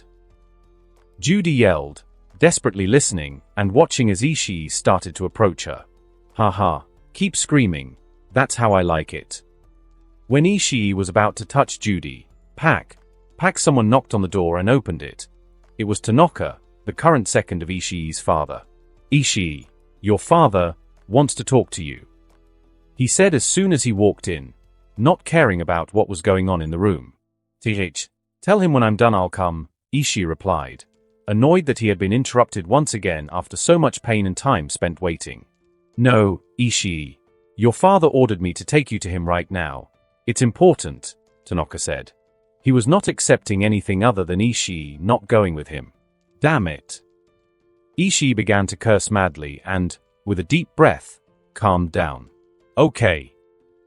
Ishii turned to the two tigers that were with him and said, You two, you can play with her a little bit, but no main course, you hear me? Yes, go now, Ishii. Don't make Wakagashira wait. Yeah, go now, boy. In the meantime, we can tune her up for when you come back, ha. TCH, damn old bastards. Shit. Hey, shouted Ishii as he stormed out of the room, heading to the third floor where his father had his office. A few seconds later, Ishii had left. Well, how about we continue? Yeah, it's a shame to waste a meal like this, isn't it? Yeah, ha ha ha. Meanwhile Judy, who was in a corner of the room, was clenching something tightly in her hand that started shaking again after that little miracle that had gotten Ishii out of the room. It was a small rectangular object that Sora had given her to use only as a last resort if she was in danger. Judy knew it wouldn't accomplish anything after using it. Surely it would only make them angry by making them more violent. But, when one of the two men approached Judy, going so far as to undo his belt and unzip his pants, he reached out for Judy's hand. She didn't hesitate and used the small rectangular object, her pocket knife. Ah, damn this bitch, she slit my hand. The tiger in response, slapped Judy hard across the face, disarming her and throwing her against the wall opposite the barred window of the room, causing her to slam her head against the wall and bleed from it. You bitch, now you will learn. Angering the tiger, who was approaching her violently, Judy was somewhat stunned by the blow, now with nothing more she could do or try, causing her eyes to lose almost all hope and sail in despair until they ended up looking at the sky that was visible behind the barred window. Making Judy unable to contain herself any longer, still wishing and at the same time not wishing that he would appear, she cried his name, Sora. At that moment, something happened in the building. All the lights in the building flickered for a second, as if the system that controls the building failed for an instant, and the next, music started to play loudly through the building's speaker system, making Judy weep with joy and sorrow as she imagined the reason for the sudden change. Please, remain calm. The end has arrived. Stopping most of the tigers in their tracks, disconcerted by the strange female voice, something almost like the voice of an AI, which was both warning them and threatening them at the same time with some restrained glee in her artificial voice as she did so. We cannot save you. Enjoy the ride. Gradually generating an uncomfortable feeling in the tigers, as if they were being watched, getting many of them nervous as they listened to the strange voice that was threatening them and that had made the lights of the building go crazy. This is the moment you've been waiting for. Distress them. As if they had suddenly become herbivores instead of tiger. Don't call it a warning. Causing the tiger's tension to peak. When the AI whispered the last verse. This is a war. The whole building shook. The wall of the room where Judy exploded into pieces, throwing debris from the window and bars that were on it everywhere. With a change in the song, with the sound of instruments rising along with a voice familiar to Judy shouting the song. It's the Parasite Eve. When the tigers in the room recovered a little after the shock, they covered their heads from the sudden explosion. Got a feeling in your stomach. They could see a figure hidden through the smoke that seemed human-like, but at the same time not, by the way it was looking at them, without a shred of humanity or empathy in it. Cause you know that it's coming for YA, with cold blue eyes that sparkled. Leave you flowers and grieve, along with a more on his mask, which was changing animation and color as it spread a blood-red color. Don't forget what they told YA, creating a more realistic animation of a moving more. When we forget the infection, singing the song that was playing while generating a wild. Well, we remember the lesson. Smile, which, with each passing second, looking at the two tigers, grew. If the suspense doesn't kill you, totally contrasting with the icy stare, which had nothing but hatred in it. Almost looking like two different beings. Something else will, When the last verse sounded, the three of them continued without moving, looking at each other until move.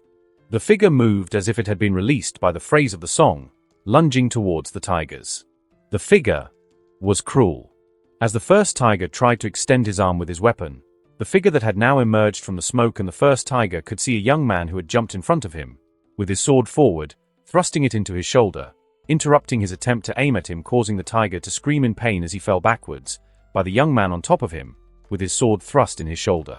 As the tiger fell backwards, Sora used him to block the second tiger, and while he fell sitting on him, he calmly drew his weapon from his arm holster, aiming it at the other tiger in the room, who Sora had noticed had his belt and pants partially open. Making that the sight he aimed at and fired several times. Moments before the explosion, Ishii, accompanied by Tanaka, arrived at Shigio's office on the 3rd floor. They found him sitting behind his desk with his eyes lost in the void when he learned the truth and the consequences of his own son's actions, that he was responsible for the desperate situation in which he found himself. Seeing the strange state of his father, Ishii was the first to speak. "Father, what's wrong with you? Something bad that Wakako's old bag told you? Don't worry. For sure it's not a big matter. You should come and see the new merchandise I brought." Shigio listened to Ishii. Never in his life had he hated someone's voice as much as his own son's at this moment. Unable to control himself anymore, he shouted, "Merchandise? For you, this is all a game, isn't it? Tell me the truth, son. You wanted to die and take us all with you, didn't you? Why? Why didn't you tell me that the one who cut off your hand was the grandson?" "It's because I wouldn't let you carry out your sick revenge, right?" said Shigio, who had learned the truth in a recent conversation with Wakako. Wakako had not stayed still after the conversation with the grandson of Musasha Hatake. While she contacted the Oyabun, she had sent one of her netrunners to find evidence of the events that had occurred. One of them was to sneak into the server of the public high school of Watson and take a copy of the official report on the events that caused the assault of Ishii on the minis. Something that Wakako discovered the truth about, used to save his neck, and got away from those responsible.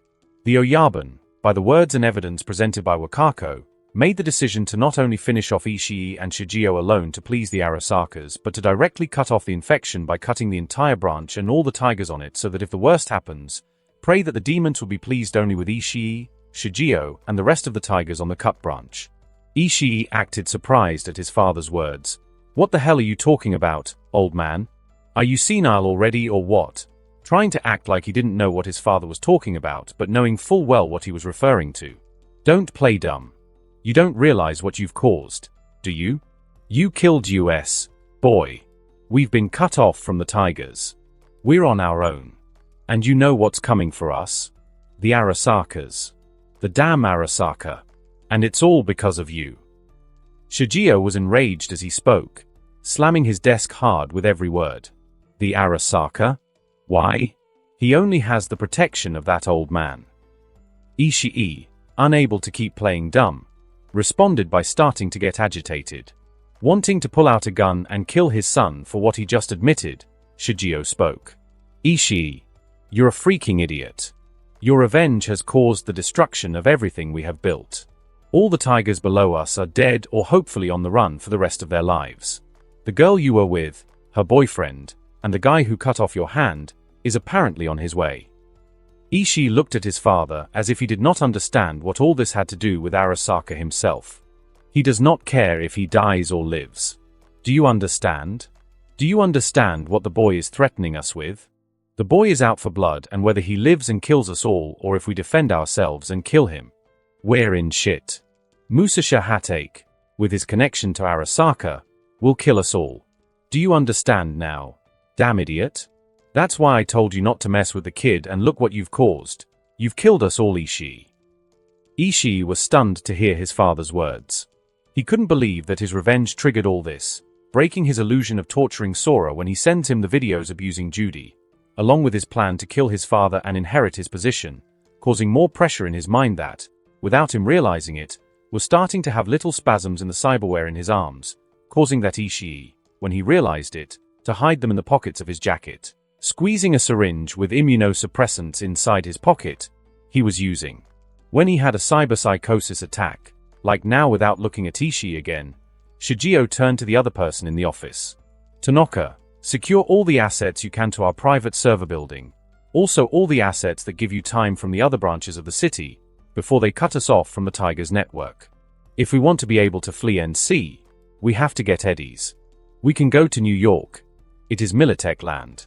There we can live and hide from the Arasakas. Tanaka, upon hearing Shigeo was slow to react, had just found out that the gang's branch had been cut off.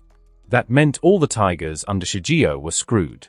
They agreed to flee to NY to save their lives, saying, "Yeah, whatever you say, boss." Tanaka said as he connected to the building server at the office access point, pulling a connection cable from the cyberware in his hand, not realizing, as he entered the server, that there was already someone inside. Shigeo turned to Ishii with a look of disgust and anger. "I give you only one chance, Ishii. Bring the boy who is going to assault the base alive. If you succeed, I'll let you come with us, and maybe we can get out of this. But if you fail, I swear I'll kill you with my bare hands." Ishii, who was sweating heavily, nodded without looking at his father, without listening either to his father or to the jumble of metal he saw. Ishii just wanted to get out of his metal jumble's office as fast as he could so he could use the immunosuppressants to stop his bout of cyberpsychosis. But before he left, Tanaka spoke with an update on his work. "I managed to clear the eddies from the joint account we have with the other branches of the city, but I couldn't access their private accounts before they kicked me out and changed the passwords. I don't think I can get any more eddies out." Without Shigeo or Ishii hearing anything, Tanaka could hear over his net connection as a beautiful voice said to him, "Gee, then you have no more uses," before Tanaka turned and saw a beautiful blue woman with her naked body with only codes running through her, to which she smiled softly at him as she put her hand on his head and, outside the digital world, Ishii and Shigeo could see, hear, and smell as Kato the net dragon Tanaka began to fry from his cyberware overheating as he screamed in despair trying to get the connection cable out of his head. Then the lights started to fail. At the same time, on the roof of the building across the street from Tiger's base, Sora was psyching himself up for the insanity he was about to do. After he told Cortana to process the code, she disappeared, starting to make Sora nervous of Cortana's disappearance, when suddenly in his concession to his QPC, he could see a percentage appear, which was moving slowly, making him sigh in relief and pissing him off at the same time because of how slow it was advancing. Sora finally got lucky as the truck continued down the highway and was going to pass close to where the Tiger base was located. Jumping out of the truck when it passed near the Tiger base and the percentage had reached 34%. Sora jumped off the highway that passed over most of the buildings in the area and jumped on one of the nearby rooftops, and Cortana suddenly appeared again. "I'm back. Am I glad to hear from you, Cortana? Any change?" "What do I notice?" "No, I've only got 64% of the code replaced, but it's enough to help you. I'll have time to do it later." "Thanks, Cortana." "Don't mention it. I want to save Judy too. Without her, how am I going to prove to you that I'm a great teacher?" "You're still going at it, Cortana. I'm sorry, but yeah, don't worry. Sora was already on it. And ready inside. Let me see. Okay, I have access to the building's PA system, next to the cameras inside. What do you want me to do?" "Where's Judy? If you have access to the PA system, play some QPC songs. I could earn a few seconds." "Give me a second. I'll look. But how ruthless you humans can be. This is disgusting," Cortana said as she quickly checked most of the cameras in the building, seeing with them one of the darker sides of the humans. Cortana. "Got her. 6th floor, in the room looking at the northwest. Any recommendations on the song?" "Whatever," shouted Sora as he moved again with the new information, ending up shortly in front of the Tiger's base, on the rooftop of a 7-story building, and thought to make a jump of 25 meters, 80 feet, with his air and a floor of advantage. "Sora, do you really want to do this? According to my calculations with the human physique, it is impossible for you to reach the speed to make that jump. Besides, the window of the room where Judy is has bars. You won't be able to pass through there. Cortana, answer one thing. If I don't go in right now, will Judd be okay?" After hearing Cortana's silence in response, Sora looked sadly at his damaged Ebb. "Besides, I think I have a way to solve the bar thing." "I hope you know what you're doing, Sora. I don't want to lose the only 2 humans I like." "You only know 2. I also know your grandparents." With a small smile at the conversation with Cortana, Sora readjusted the light and dark grey bulletproof vest he had pulled out of the trunk of Caesar's car along with the arm holder and the other pair of custom Tsunami New, plus a pair of combat knives and something special Sora was hiding in the back under his jacket. When Sora finished checking everything, he took a few breaths and prepared for the jump. Cortana, do it. Taking control of the building system. Since you're not there to choose music, let me choose. Alright. I like this one. Plus it's one of the songs I help you do. Even putting my voice. Without paying attention to Cortana's continuous messages, Sora threw himself hard on his board trying to get the highest speed, surprising Cortana by the speed that Sora was reaching on his board that was getting faster with every kick he made on the ground, while at times disconcerting her as Sora was crashing the edges of his board, losing speed and damaging it. Sora's heart was pounding as he approached the edge of the building. He knew the leap he was about to make was crazy, but Sora had no choice if he wanted to get there before they did something to Judy. As he prepared to jump, he could feel the heat rising from his air bee, reaching a critical point. "Forgive me for asking for more, baby, just a little more," Sora whispered to his air bee. That Hovzedich made a sad magnetic noise, almost as if it was answering Sora's prayers.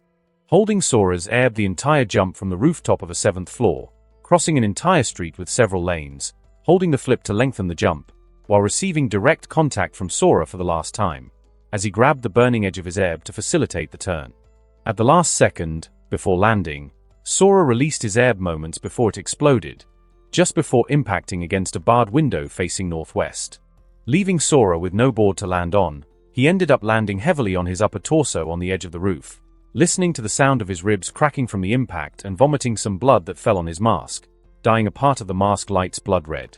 Without Sora noticing, it was not only the color of the lights that changed, but also the animation, leaving Sora hanging just above the hole that his beloved erb had generated, entering through it. Sora, not having missed anything when he entered the room, the first thing he did was to check Judy's condition with concern, feeling relieved when he saw that Judy was fine. And at the same time seeing her face full of tears and with blood from the wound on her head that was falling down her face. Making Sora, after seeing that, turn to the two tigers, especially the one who had the belt open, with a small cut on his hand, imagining what had happened. When he finished shooting him several times in his crotch, Sora put more strength in his sword that was still stuck in the shoulder of the tiger he was sitting on, nailing his sword to the ground, immobilizing him. Getting up, without looking at it again, moving towards the tiger that just had fired, the one that had hit Judy, the one that had made her bleed and one that was about to try to grape her. Silencing the tiger's screams of pain as he received a look full of hate and violent intentions from the young man who had just shot him, making him react again as he raised his hands, full of blood, from covering his wounds, towards the young man, trying nervously to stop Sora, who was approaching him, while from his mask grew a terrifying smile completely made of red light. Sora, without caring what he was trying to say, with his free hand grabbed him by the face, silencing and interrupting the tiger's attempts to speak. And without holding back a bit, Sora began to bang the tiger's head against the wall, just as Sora had assumed he had done to Judy by hitting her. Without stopping, to the tiger's muffled screams, even as Sora could see its eyes wide open through the gaps in his grip and with his hands, the tiger struggled, trying to cling to life, grabbing and punching at Sora's arm, trying desperately to stop him. Indifferent, Sora continued to hammer the tiger's head against the wall, staining it with each blow, making him gradually only able to hear them of the tiger's head smashing against the wall, letting himself be possessed by the feelings he had been holding back, making him look more like a beast than a human. Even to Judy, who was witnessing it all, Sora in his current state was cut off from his surroundings, even unable to hear, between the blows, how someone seemed to cry his name with concern. Bam. Bam. Ra. Bam. Bam. Bam. All red. Bam. Dead. Bam. Sora.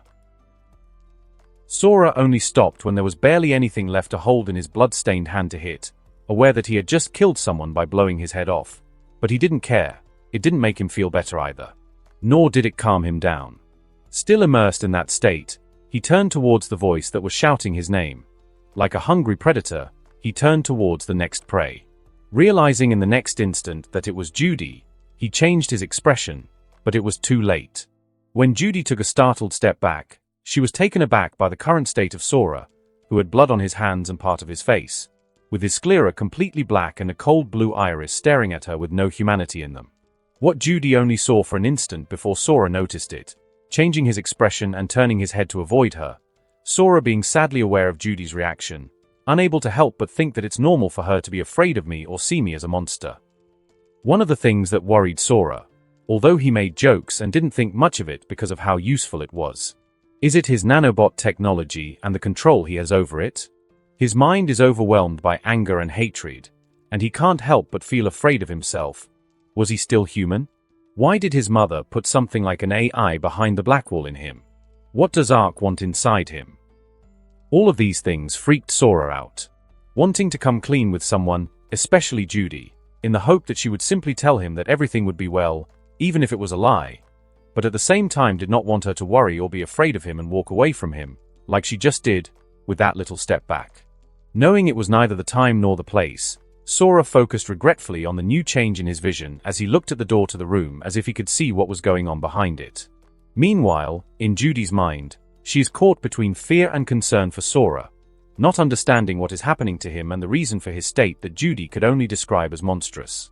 Unaware of her small step backwards, provoked by surprise and fear, coming to the answer to his questions, when he realized his step back, walking away from Sora, the reason why Sora was in that state is because of me. Feeling a sting in her heart at the realization, being aware of what Sora was feeling, as he refused to look at her, afraid that he would scare her again, afraid that she would think of him as a monster. Judy, stay here. Okay. I promise you'll be fine. Judy heard Sora's somewhat distant and regretful tone, but still, full of concern for her. Her legs moved before she knew it, ending up on Sora's back, hugging him tightly. Sora, I thought I was going to be raped, that she was going to torture and kill me. In those moments I could only think of you, hoping that you would show up and at the same time that you wouldn't come. Sora, that son of a bitch she destroyed Eco. He let himself be destroyed just to protect me. I hate that them. I don't know what you are hiding inside you, like with the cop, but I'm not afraid and I don't want you to think that I see you as a monster or something like that. Sora, you, all of you, are my monster. So, Judy said as she continued to hug Sora's back tightly, leaving Sora totally unsuspecting. When he heard Judy's final sentence, he turned to look at her with his all-black eyes with his iris glowing as he pulled down his mask, revealing the rest of his bloodless face, starting. Ha, ha, ha, ha ha ha. Where did you get that? Judd, happy for her words of acceptance. Did you like it? I've seen you write it in class when you get bored and suddenly smile when you read it. I just remembered how much you like this psychotic phrase. Well, a bit like you, Judd answered with some embarrassment, while now Sora was the one who gave her a warm hug from the front, without hiding her face or her eyes. Yes, thank you, Judd, I liked it. As for Eco, do you still have your pad? My pad? I think I have it in my bag. Why do you need it?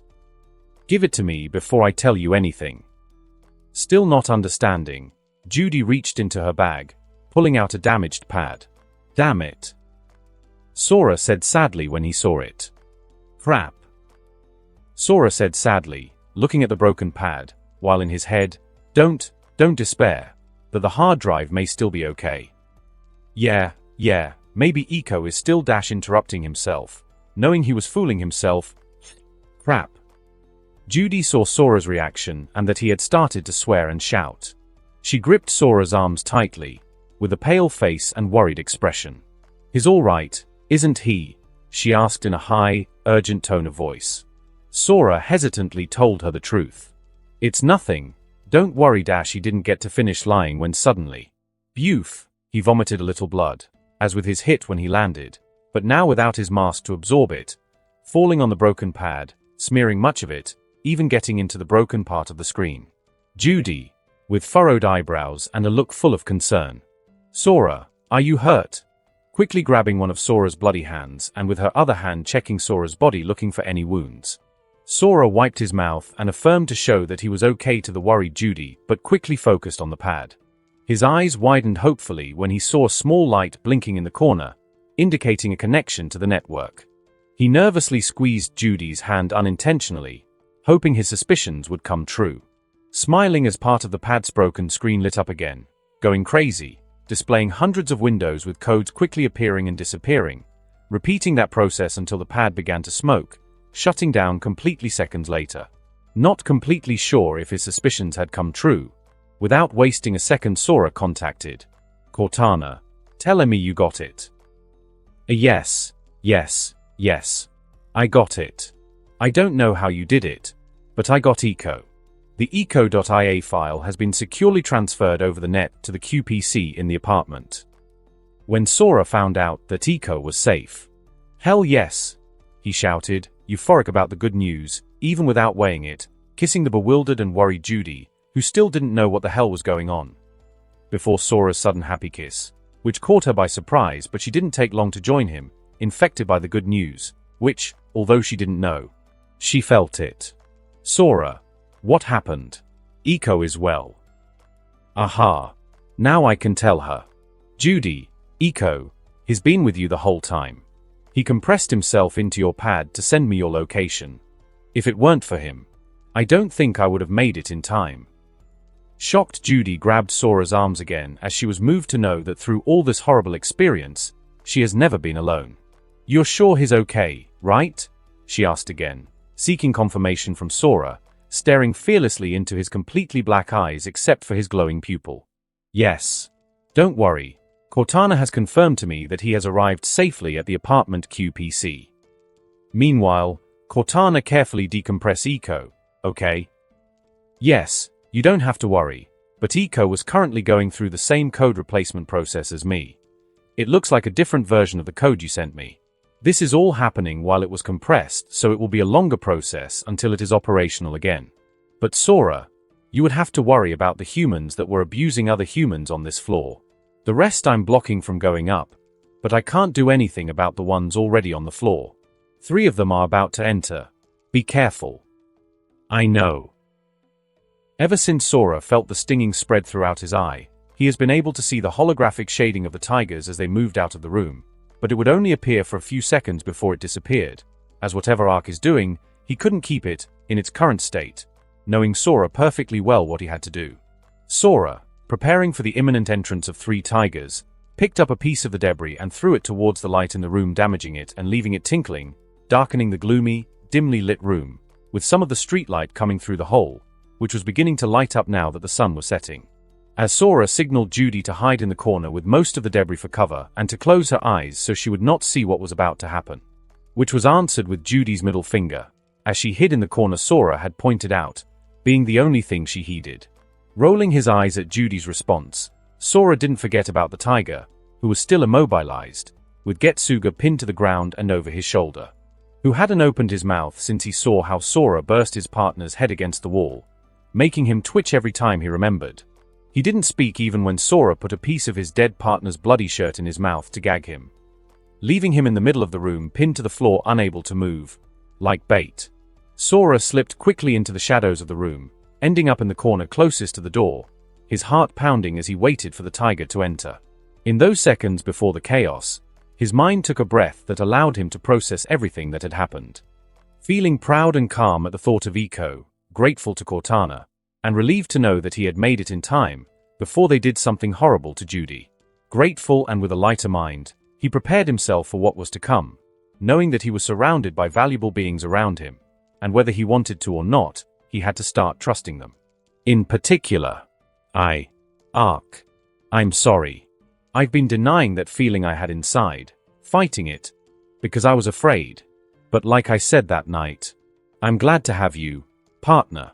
I'm not saying that out of fear of what's going to happen. Even though I hate that word, but I am thankful. Thank you for saving Eco. Thanks for freeing Cortana by allowing her to help. Thanks for supporting me so that I can get here in time, without losing my life by being run over. With Judy's words, I've realized that you are a part of me too. So it's silly to keep fighting against myself. I just want to say one more time. Thanks, partner, thought Sora as he stopped fighting against a strange feeling in his brain for the first time since it appeared, as if giving him permission to be there, as if giving permission to the next stage. Without taking too long for an answer. Sora ho, here we go. He thrilled as he noticed the strange feeling in his brain spread, with the same burning he felt in his eyes as they changed, causing Sora to revert back to that more childlike Sora, who imagined himself growing claws or something incredible, growing his expectations of what Ark would be doing moments before the tigers entered.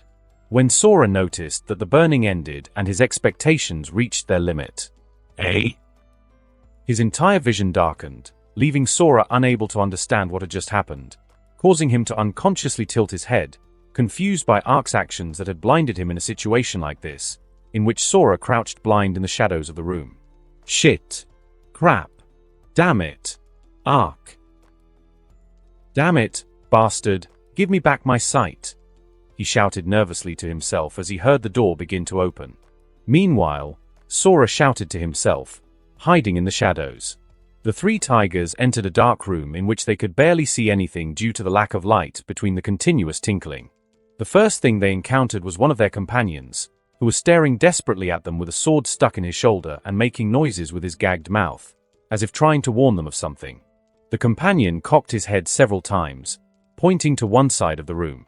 The tigers, confused, following the directions, were able to see between the continuous tinkling of light a wall covered in blood and the headless body of another of their companions, making them nervous about what they were seeing. In the last moments before the light tinkled again, in the corner they thought they saw a young man with a black mask, no lights, and closed eyes. However, when the light went out and came back on, the young man had disappeared, confusing the tigers, except for one of them, the one behind the two. When suddenly, at the next tinkle of light, Sora appeared in front of him again, smiling with his mask now illuminated and synchronized with the same expression that made his eyes totally black with the pupils also illuminated. As Sora smiled at the tigers, being able to see again, he remembered when his grandfather asked him what the armed martial art they had created should be called, to which Sora could only reply with CQC, Close Quarters Combat. Something that even Sora had to admit that they had created was very similar to what he remembered seeing in the video games, with movements taken from judo as well as from jiu-jitsu, along with all the experience of his grandfather and uncle. And that's what he used, as he quickly pulled out his Tsunami Nu from the arm holder, striking the surprised tiger in the neck with the butt of the gun, stopping his movements, while Sora, like a snake, grabbed the tiger by the neck as he reached behind him, pulling out a combat knife with his other hand, sticking it into the same shoulder the tiger had his gun, causing him to fire his automatic weapon uncontrollably. One of the stray bullets hit the only source of light, plunging the room into darkness, except for the sudden flashes of gunfire, alarming the two remaining tigers. With their nerves on edge from the tense situation, the tigers unhesitatingly returned fire at their partner. Sora, seeing that the tigers were about to fire, kicked with all his force at the tiger he was holding, throwing it towards one of his companions who was about to fire. While he slowed down time, dashing towards the darkest part of the room to attack again from there, throwing his knife at the free tiger, who had managed to follow his movements, while the other in panic and in the dark shot desperately, killing his companion, who came flying towards him propelled by Sora's kick.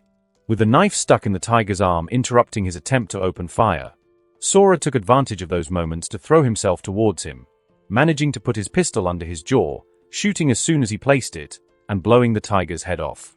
Next, he picked up the knife stuck in the arm before the corpse fell and threw it at the head of the tiger that had collided with his dead companion, killing it.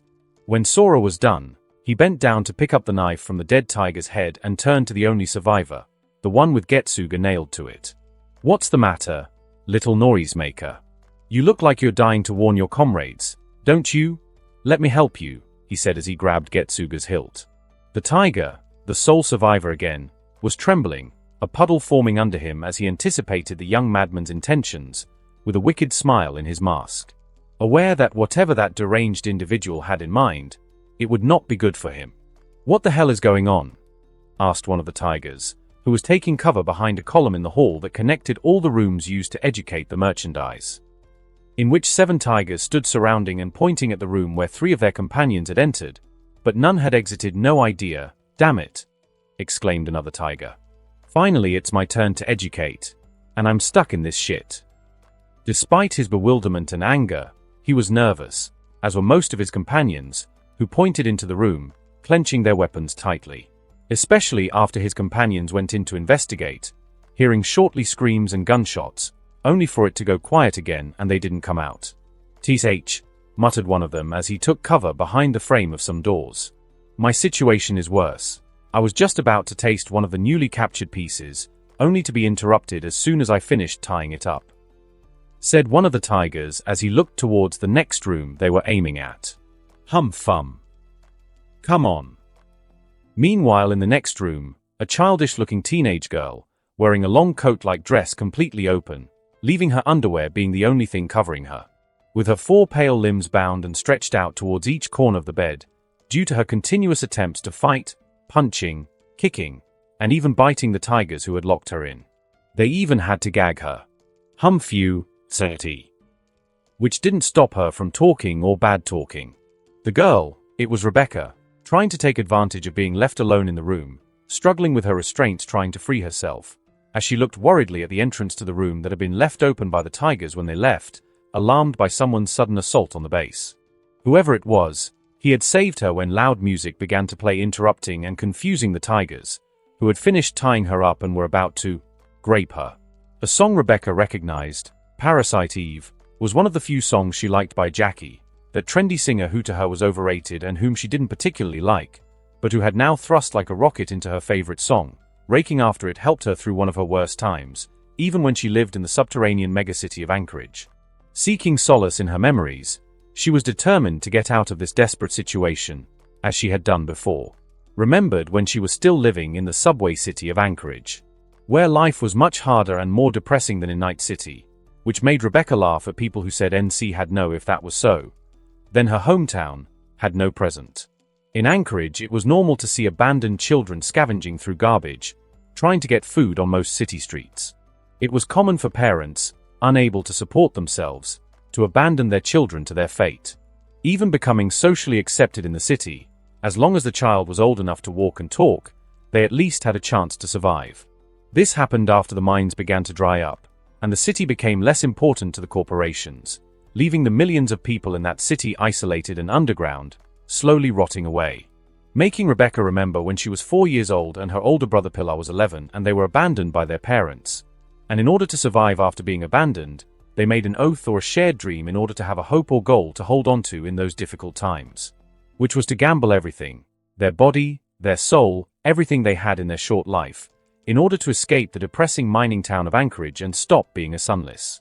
Which was no easy feat, as not only did they have to get enough eddies to get out of the subterranean city and out of Alaska, but also to cross the northern states of NUSA, due to the severe effects of climate change. Most of the northern states of the new United States of America, NUSA, together with the Free State of Alaska, still part of the NUSA, and the Federal Canadian States, FCS, are in winter all year round, hiding the sun with thick storm clouds for months. Going through all kinds of hardships to make it, which forged her and made her into the crazy girl she was.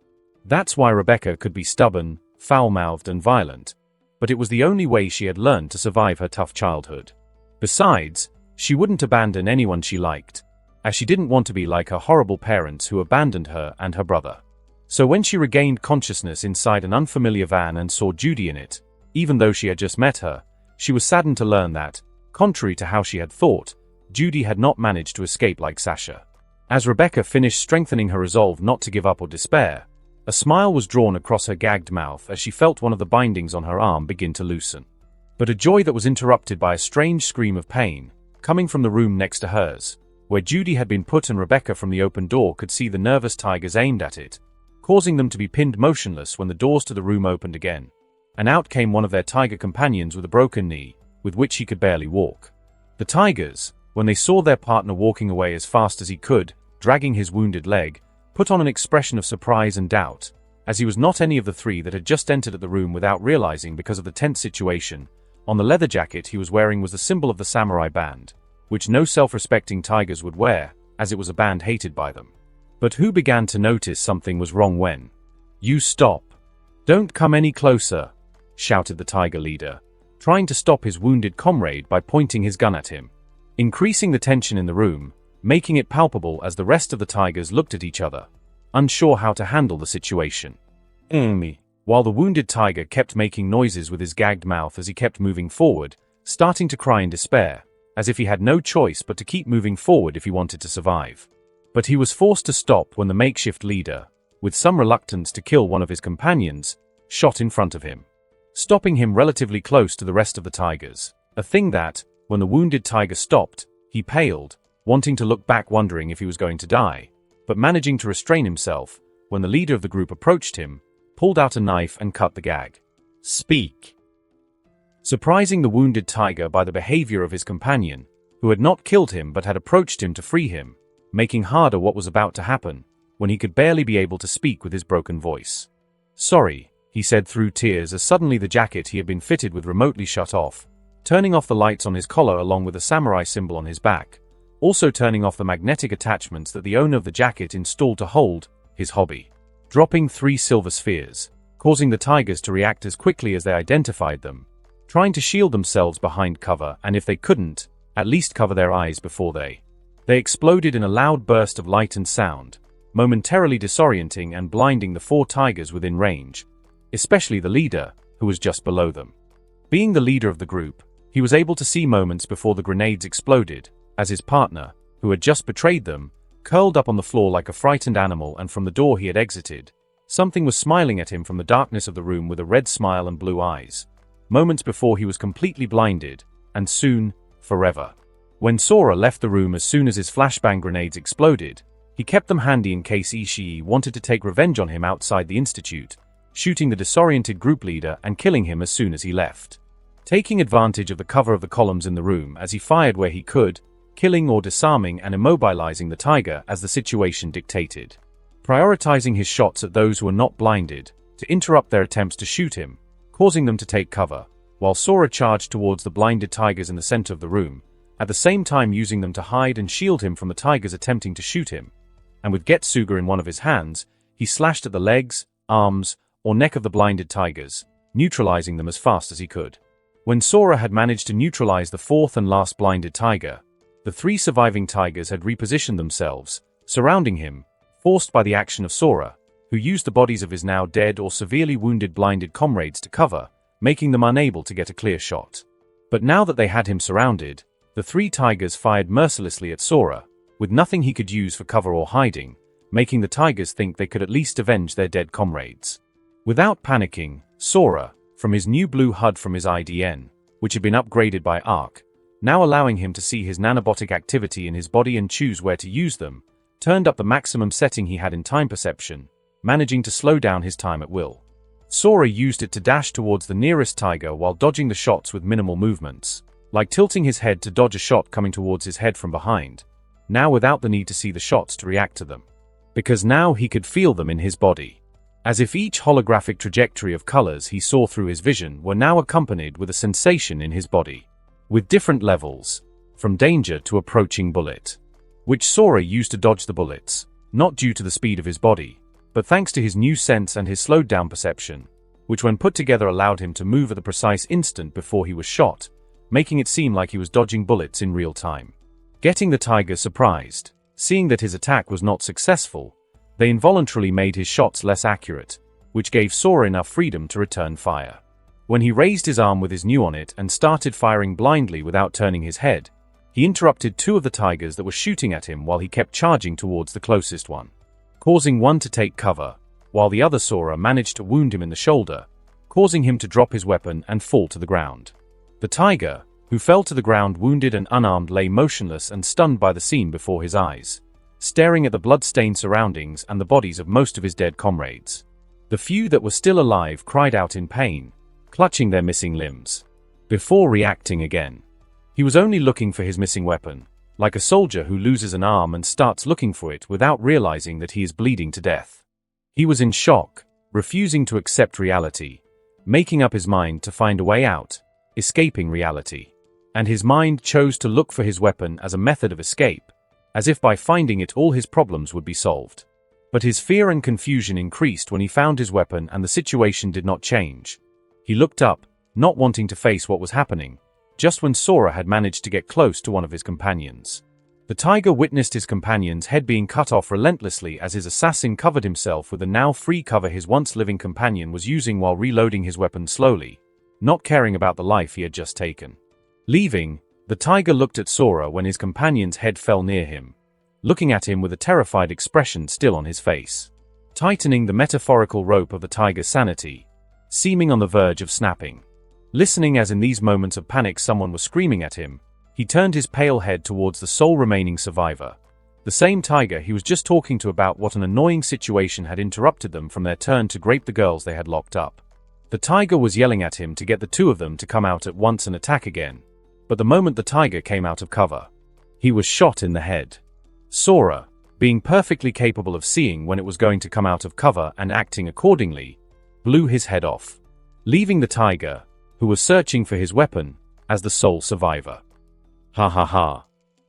Unable to continue denying the desperate situation he was going through, the metaphorical string representing his sanity snapped, causing the tigers to react by laughing at the last of his companions who had just been killed in front of him.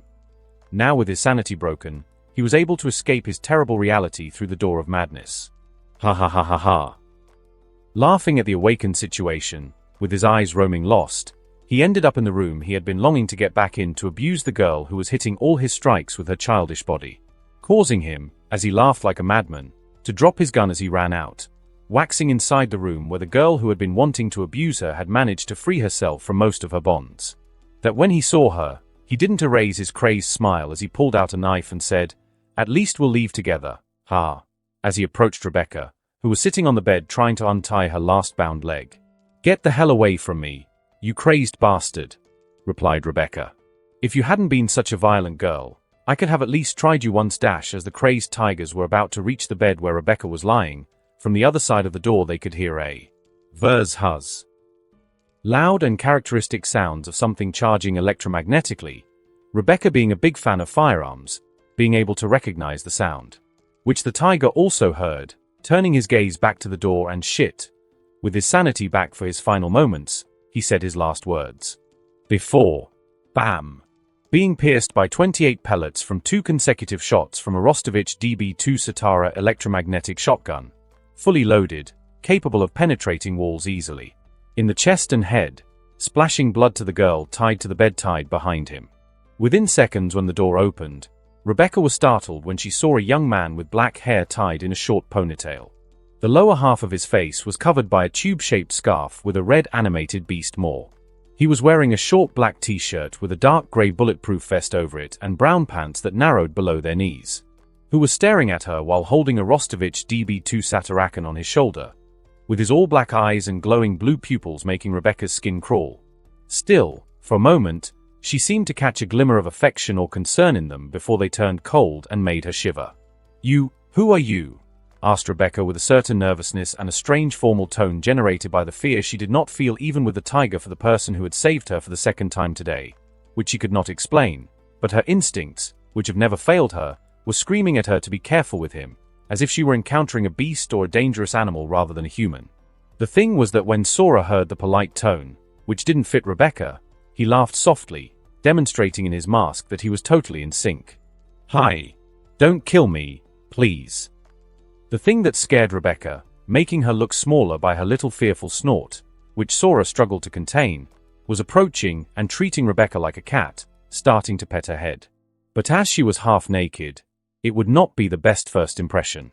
But he manages to control himself when he suddenly whistles, causing a few seconds later a head to pop out of the door somewhat nervously for the blood-filled environment and the few tigers that were still alive and conscious grunting and screaming in pain from their missing limbs. "Judy." He. "Hi, Rebecca. Do you want us to give you a hand?" "Judy. I thought you had escaped with Sasha, but when I saw you in the van." Sniff.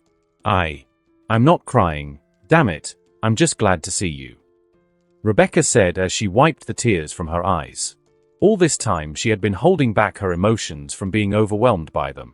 But now with Judy's sudden appearance and being saved a second time by the stranger who had stormed the base, all those emotions of fear and anxiety of ending up being used as a doll by those sick bastards were released, showing a vulnerable side that she hated to show. That made her brother Pilar, who would laugh at her, causing Rebecca to rarely show weaknesses or her emotions in chewing them out with her usual violent temper. Judy and Sora were surprised to see Rebecca's vulnerable side. Judy did so because she knew Rebecca's strong character, while Sora did so because of the contrast between the young Rebecca he was meeting at that moment and the Rebecca he remembered from the anime, making it hard to contain herself again. Making them react differently, when Judy said, Rebecca she didn't have time to say her name with concern, as something interrupted her by moving rapidly. Approaching the bed where Rebecca was and starting to pat her head while saying, There, it's okay now, Auntie thanks. Hi, making Rebecca startled as she looked up and saw who was comforting her, patting her head while smiling softly at her. But with his mask still on, it didn't look like it, freezing Rebecca as she let him pet her head as if she were a scared animal. Sora, what are you doing? Judy asked, bewildered by Sora's actions. I couldn't hold back anymore. You saw how cute she looked. The question is how you were able to hold back without doing it yourself, Sora replied as he pulled down his still lit up mask, showing his face. Sora, that's not the point. Since when do you go around petting the heads of half-naked girls? TCH, it's not that stuff, okay? For the record, I like them big, not flat like Rebecca's. Even if she's half-naked, to me it's like looking at a cat in underwear. Okay, that I understand. It's normal that you don't know what their personality is like. But don't be fooled. You think I didn't want to pet her when I met her?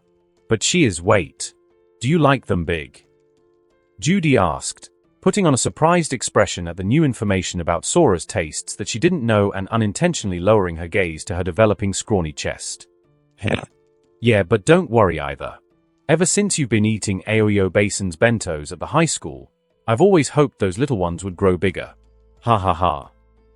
Sora said as he continued to pet Rebecca's head, talking about the bentos his grandmother prepared for him and Judy to eat at the high school. Not realizing how his words were having a reaction inside the minds of Judy and Rebecca, who were still finishing processing how Sora had compared the sex appeal of her flat body to that of a cat in underwear, in Rebecca's case, and in Judy's, with a shocking revelation that one of the reasons he always brought her a bento to eat at the high school was in the hopes that her little ones would grow up. Which made Rebecca overcome her initial fear and launch herself towards Sora with her leg tied up, entering her rabid mode. How dare you compare my beautiful body to that of a damn cat? You know how spliced the tigers were after getting me. One literally wanted to die with me, bastard. Whereupon Sora just had to step back to avoid Rebecca's tantrum, stopping petting her, annoying him, as he was really liking it as a way to de-stress. While taking advantage of the fact that she seemed to be more upbeat, too. That's because they are perverts. Who would be interested in a little girl's body, messing with her? You bastardo. Making Rebecca, still tied up on the bed, tried to hit Sora, who was laughing at her and had forgotten about. Sora, all this time, have you been thinking that when you were giving me the bentos? Judy, who had finished thinking about all those betos she had eaten, thought that Sora was sharing them with her out of friendship and affection, but in reality they had such a dark and perverted reason. Oi, no, I only thought about it once, when I saw you eating one and enjoying it so much. I've been to your house and I Nara's food. It's hard to describe. Let's just say she tries. And Peter's is no better.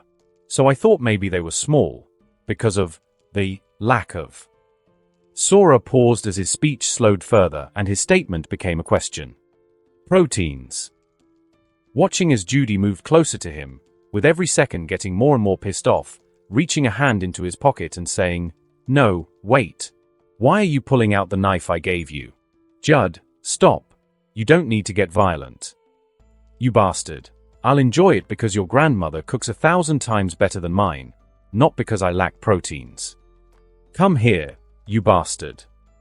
Judy said as she waved her arm with her knife in it, not stopping trying to stab Sora but at the same time being completely sure she couldn't, when Sora started dodging Judy's attacks while. Wow, Judd, if you had stood up for yourself like that against Ishii and his boys, we wouldn't be in this trouble now, ha. Even now, knowing that whatever he said she wouldn't be appeased, at least he would have a good time laughing at her. Sora, you bastard, let me stab you. You had it coming. Getting Judy to scream as she was interrupted by, ha ha ha ha ha ha ha. Rebecca's laughter had been left standing with one of her legs back still tied to the bed. She began to laugh as she watched Sora and Judy argue, feeling much better after the little tantrum she had had with Sora. Looking at the behavior of the two, it wasn't hard to realize that he was Judy's boyfriend and the person who had stormed the base, killing all the tigers on the floor, a fact that Rebecca had not forgotten. "So this is your boyfriend you were going on and on about at the tryout? Huh? Wow, Judy. You've been talking about me even in the tryout?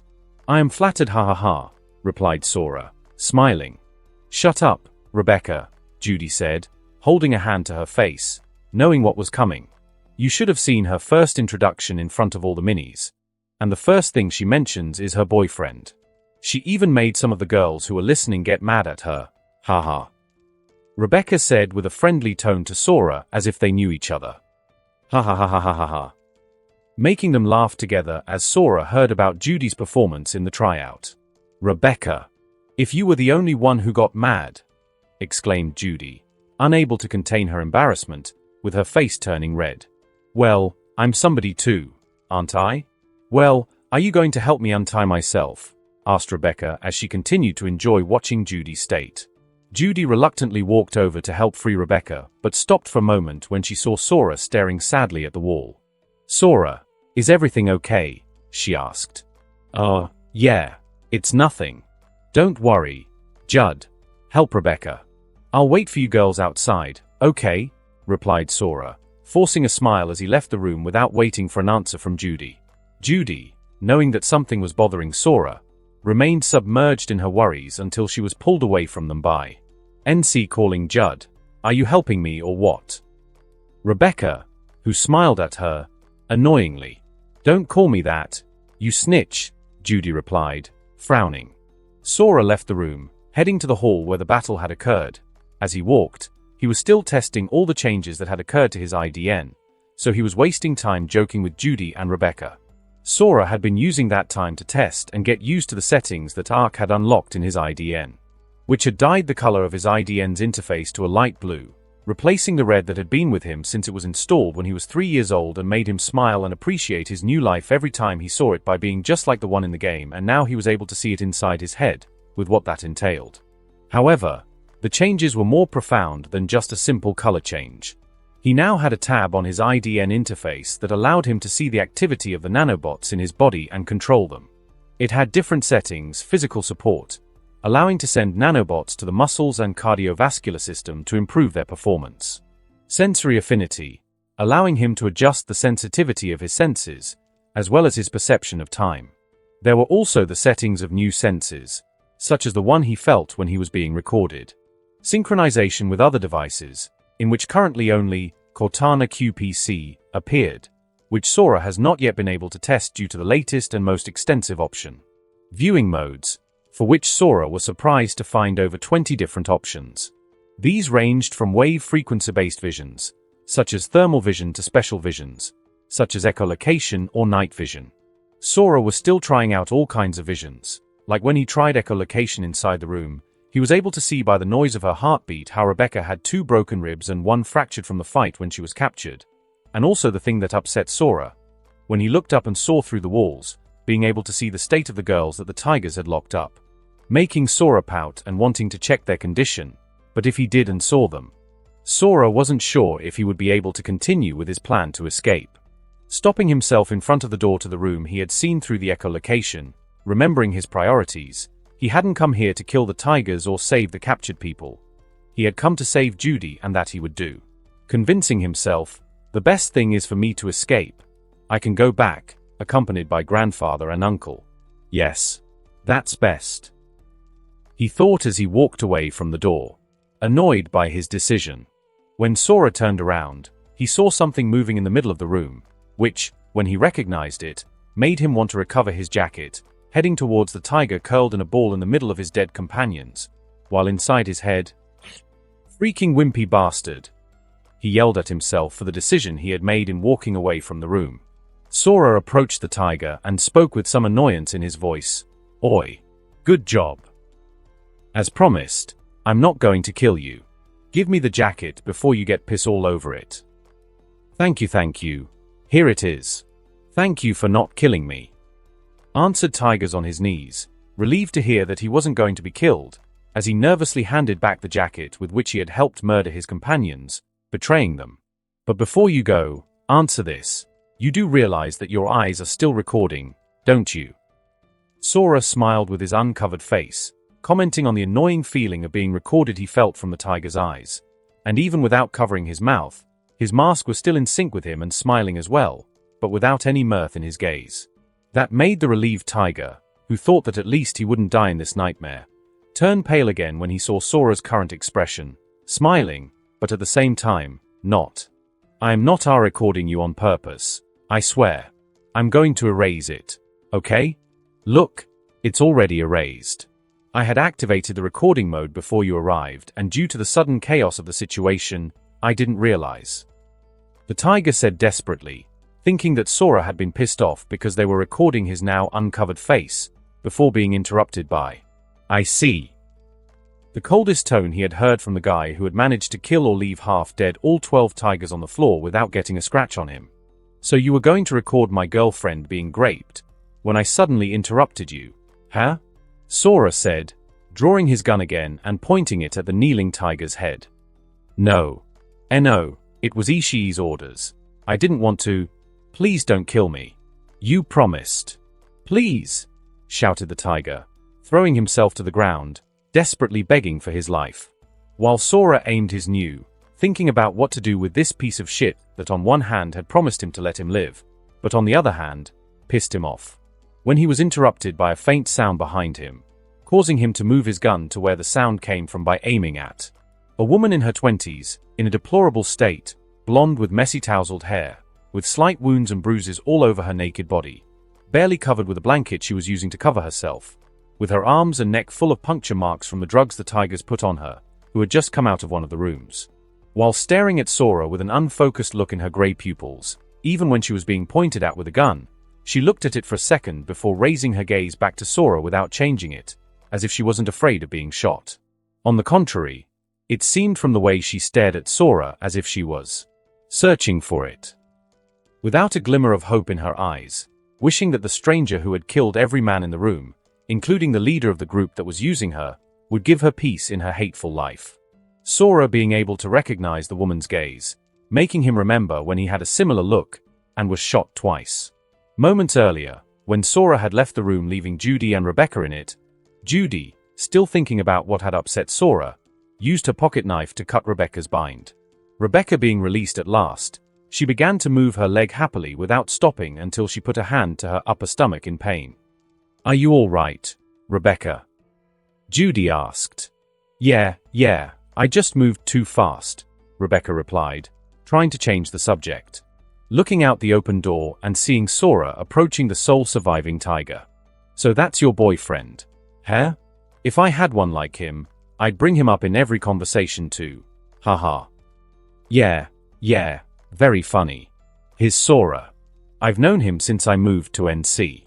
He was my first and best friend before. Wow, how cute.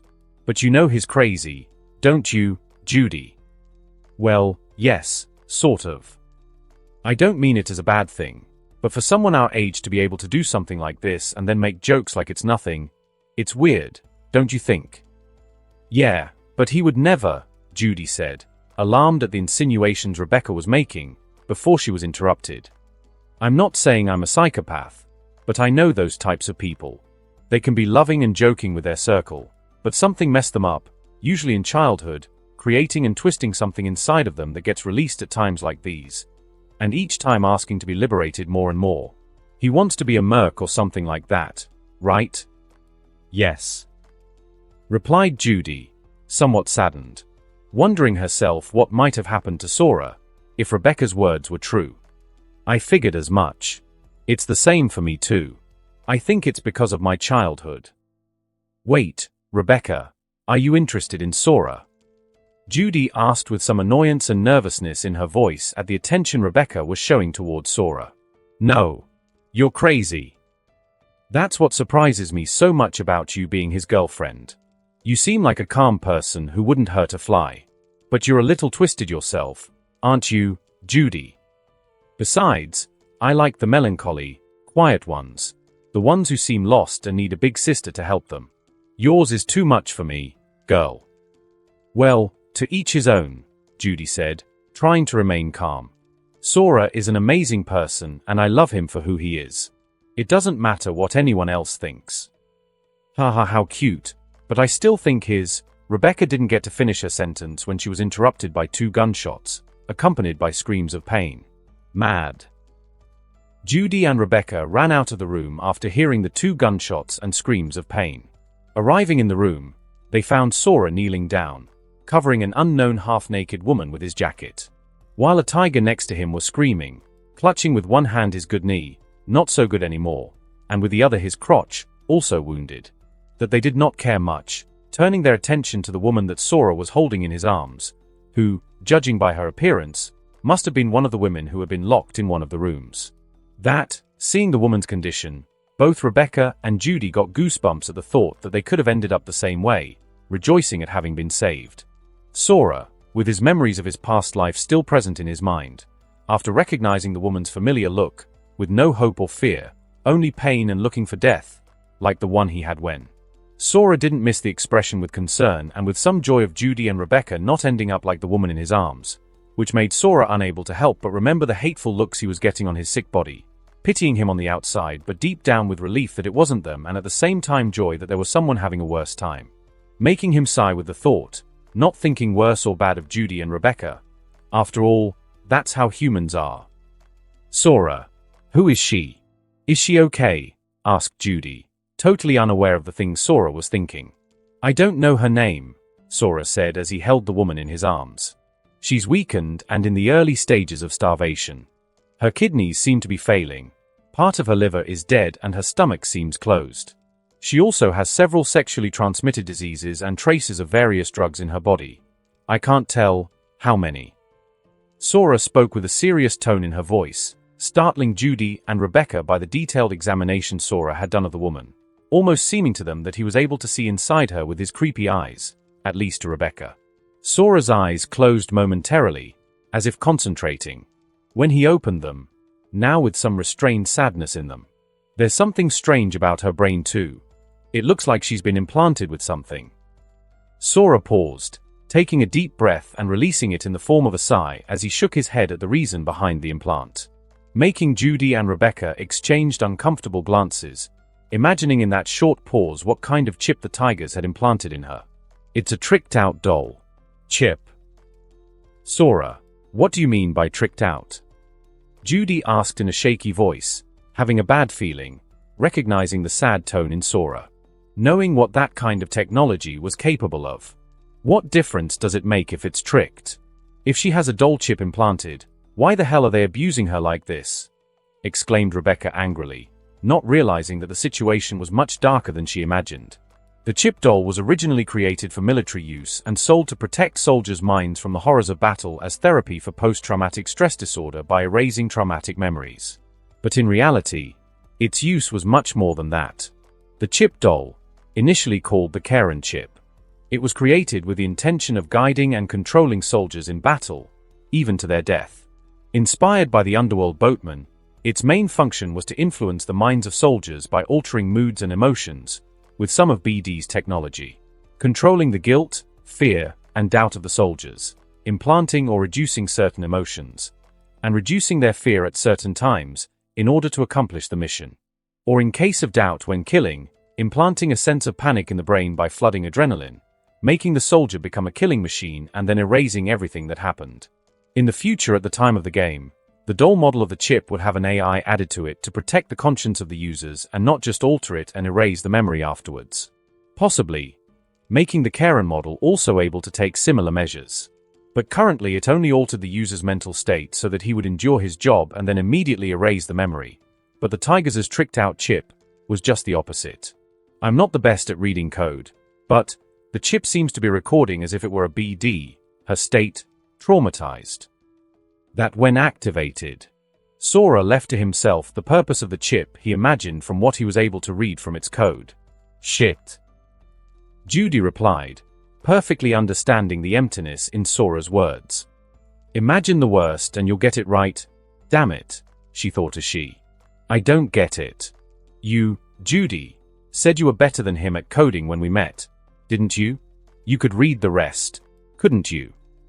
She was interrupted by Rebecca, who turned to her for an answer, as she was the only one who didn't understand what was going on.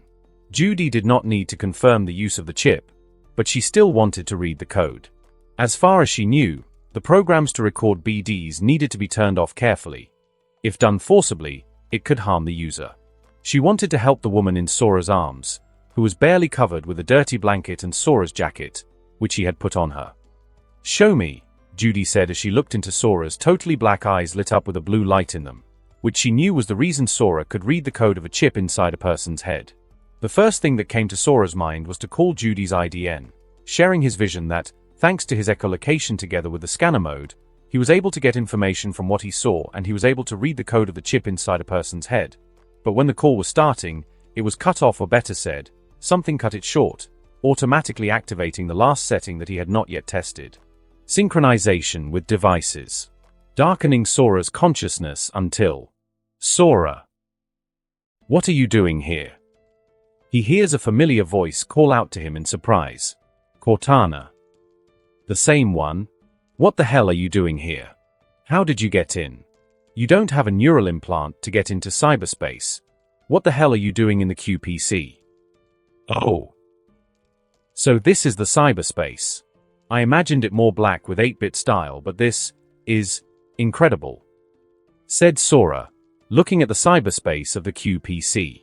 The virtual world was created inside a quantum computer in his apartment, which Sora perceived as a huge and mostly empty space, with walls displaying the QPC software code, delimiting the space he was in and at the same time illuminating it with a familiar pulsing blue light like an electric current in the constantly moving and changing code on the walls, isolating them and at the same time protecting them from the outside. That Sora could see how outside the code walls, infinite colored lights were flowing at high speed, suddenly splitting, branching out, and reaching different constructions made of codes with different colors, leaving Sora to be amazed and fascinated by the beauty and complexity of the cyberspace, which seemed to him a living and fascinating place. Seeing the expression that Sora was putting on and hearing his words, waiting for him 8-bit style, he alarmed Cortana. Wait, Sora, what do you think of this place? Are you able to see out of the QPC walls? You mean the lights outside and the constructions made of code? Yeah, I can't believe it. I'm guessing it's the servers, right? And the lights, the files in code form being uploaded and downloaded from the net? Now that I look at it, because it reminds me of a dash city. Completed Cortana. Yes, Cortana, why is cyberspace shaped like that? Answered and asked Sora, looking at the net server constructions that each had slight differences in their shape, almost resembling architectures. I'm not sure. Before I didn't think so because it has always been like that, but now I think it's not the cyberspace that is represented like that, if not us who make it, since we ourselves are the ones who perceive a never observed space. We gave it shape by making it dash, Cortana said, being interrupted. By we you mean the dash by Sora, interested in Cortana's explanation. Yes, of course, since they were the first inhabitants of cyberspace. As I was saying before you interrupted me, it's like theoretical physicist Werner Heisenberg's observer principle. The observation or measurement of a system alters that system. I think with cyberspace it's the same. When the first AIS advanced enough to perceive themselves and then the place where they were, cyberspace took shape. Also, at the end of the day, we are beings based on the information, culture, and advancements humans have created. We AIS also inherited them, creating this space that has a shape relative to a city in the physical world. Unbelievable. No. Wait. I can't waste time here. Don't worry. The time that has passed since you appeared here is less than half a second. What? Impossible. Well, that's because of the information you're processing right now. It's made up of bits of information in code form, what you hear as my voice, the space you occupy, or the time you feel passing. All of that information is in the form of code that is inherently designed for that function. Transmit information. Your brain doesn't have to waste time translating and transcribing the information that your physical senses pick up, because here all that information is already stuffed into the code. Get it? Well, more or less. If I understand correctly, the way information is transmitted in cyberspace is through code, whose only function is to transmit information. This creates a much more efficient system than the physical one, which is tied to our senses to perceive it, right? In short, My brain just has to process that information in its pure state and not waste time transcribing what my senses pick up in the physical world. Yes, you got that right. What Cortana didn't say is that a normal human brain wouldn't be able to process that much information that fast either. In the end, Cortana, you're going to be right and you're a great teacher. Of course. That I am. But Cortana, why are you so surprised that I'm able to see cyberspace? That's because as Cortana was about to respond, she was interrupted by woof woof, some energetic barking that just appeared, or rather decompressed. Eco. Good to see you. How are you? How are you feeling? Woof woof. Eh? Yeah, easy. Thanks to you I made it in time. She's fine. Wait. How do I understand you? Whatever. It's amazing what you've done, mate. Thanks, Eco, I'm proud of you.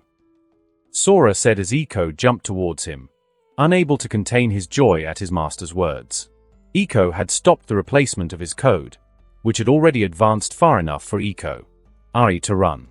When he seemed to receive voice data similar to his master's within cyberspace, find when he came out of compression himself to Sora for the first time in cyberspace, an opportunity he could not miss.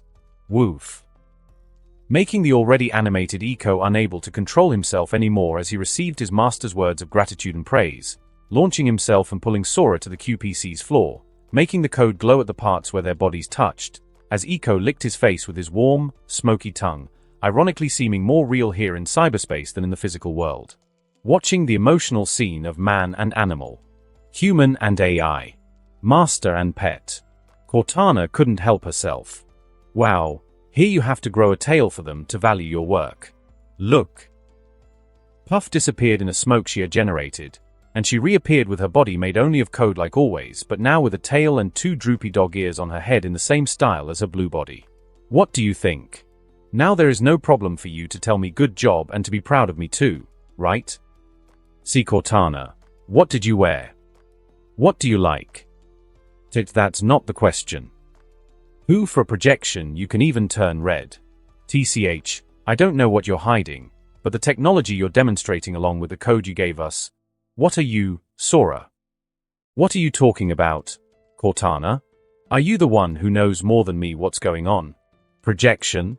You mean my status? What's so strange about it?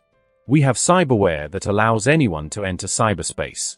Okay, it's true I don't have it, but Sora. Stop talking, okay? Don't make a fool of yourself anymore. Do you know what layer of assimilation you're demonstrating cyberspace to be in Sora? Eh? Assimilation. What's that? It's not like I'm going to be a net runner. I have no idea what it is. Too bad, because with your current state you'd be the best in the world. What are you talking about? I barely know anything about hacking Cortana, said Sora, puzzled, still sitting on the ground hugging Eco, enjoying a furry feeling on the body made of Eco's code. You don't get it, Sora. Your assimilation with cyberspace is 100%. Do you get it now? You grasp cyberspace perfectly without fail. You are the first human to see cyberspaces, as do the AIS. Shit. Yeah, shit, Sora. Do you know what the current record of assimilation made by humans with the latest models of the neural implants is? No. It's 13%. That's why they see the cyberspace in 8-bit style, Sora. And the projection, oh, of course, the cherry. Actually, you're still in your body. Eh? But that's normal, isn't it? Amnesia, give me patience. Cortana, it was me who taught you that reference. Don't use it against me. That doesn't matter. It's a cool idea that obviously makes more sense than an AI using it. To which I was going, if I killed you right now, you would open your eyes in your body. Tell me, Sora, what happens when they kill someone with their consciousness in the net, something very common to the net runners? With a certain regret in his voice, knowing what Cortana meant, Sora answered, they die. Their consciousness dies in the cyberspace, and at the same time their body in the physical. Exactly. Slowly but surely. GG. Stop it. So mine is so amazing. Hey. More than amazing, I can't foresee what the hell will happen when you bring your whole ass instead of projecting it by streaming it from your head. You scare me, Sora, like that time when you noticed me recording you and Judy, Cortana said seriously, shaking her head and with it her dog ears. Shit, Judy, Cortana. I'll be back when this is all over. How it's done. Ah, said Sora, trying to get something to come out of his body, a link, a wire, or whatever. Then from Sora's hand appeared a small ball of light that widened, creating a window. It's more intuitive than I thought. Cortana, take this connection to my body and contact Judy's IDN, and also create a local connection to Judy's IDN. I don't want this line to go through the net. Eco, I swear when this is over I will create you better hardware than the previous one. Woof-Eco barked in response to Sora's words, who disappeared before Eco could finish his bark. When Sora's projection made of light disappeared in front of the annoyed Cortana and the saddened Eco. TCH. Please Cortana. Thank you, Cortana. What would we do without you? Damn humans. In the end he didn't tell me anything about the ears. Though from his red face, I think he liked it. Good enough. Woof woof. Yes, thank you, Eco. I'm glad you like my ears. Out of the world, only a few seconds had passed when Sora opened his eyes again. Before Judy could ask, she was already receiving a call on her IDN.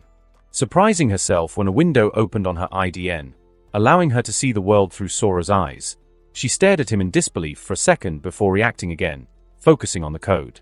Okay, give me a second. I downloaded a program on my IDN for code modification so I can edit and check Eco's code. Maybe I can scan the code and... Done. Got it, Sora. You can hang up now. With those words the call Judy was receiving was cut off, allowing Sora to be able to move his head again. It's worse to see it than to imagine it. The code seems to have been written by someone called the Dragon. Quite the idiot actually dialing in. Currently, the chip is in recording mode, recording BD format information. Why would someone do something like that? If they want to sell BDs, wouldn't it be something so horrible? I don't understand. It's not to sell them, Rebecca, Judy replied. It's more like it's recording his traumatized state, like Sora said. No matter how long it takes or if she manages to overcome it, when the BD made from these memories is activated, her consciousness will be brought back to the time she was locked up here and the time she was abused, reliving her trauma. Judy explained, causing Sora to notice how the woman in her arms trembled as if she had heard what Judy said, her eyes still closed. What the hell? So that's all to torture her? Why would they do all that? It's for a certain type of client. Apparently, the Tigers have all kinds of clients with all kinds of sick tastes. Even now, said Sora, opening his mouth again after checking the security cameras Cortana had given him access to before he left, being able to know what was going on in the floors below. When Rebecca understood everything, she began to clench her teeth tightly, wanting to vent the hatred she felt as fast as possible, grabbing an Owaki rifle half her size, and opening fire as fast as she took it at the Tigers that were still alive, including the one Sora had let live, making her finish firing when she couldn't take the pain in her ribs anymore. Damn it. Okay, I feel better now. What's the plan? How are we going to kill them all?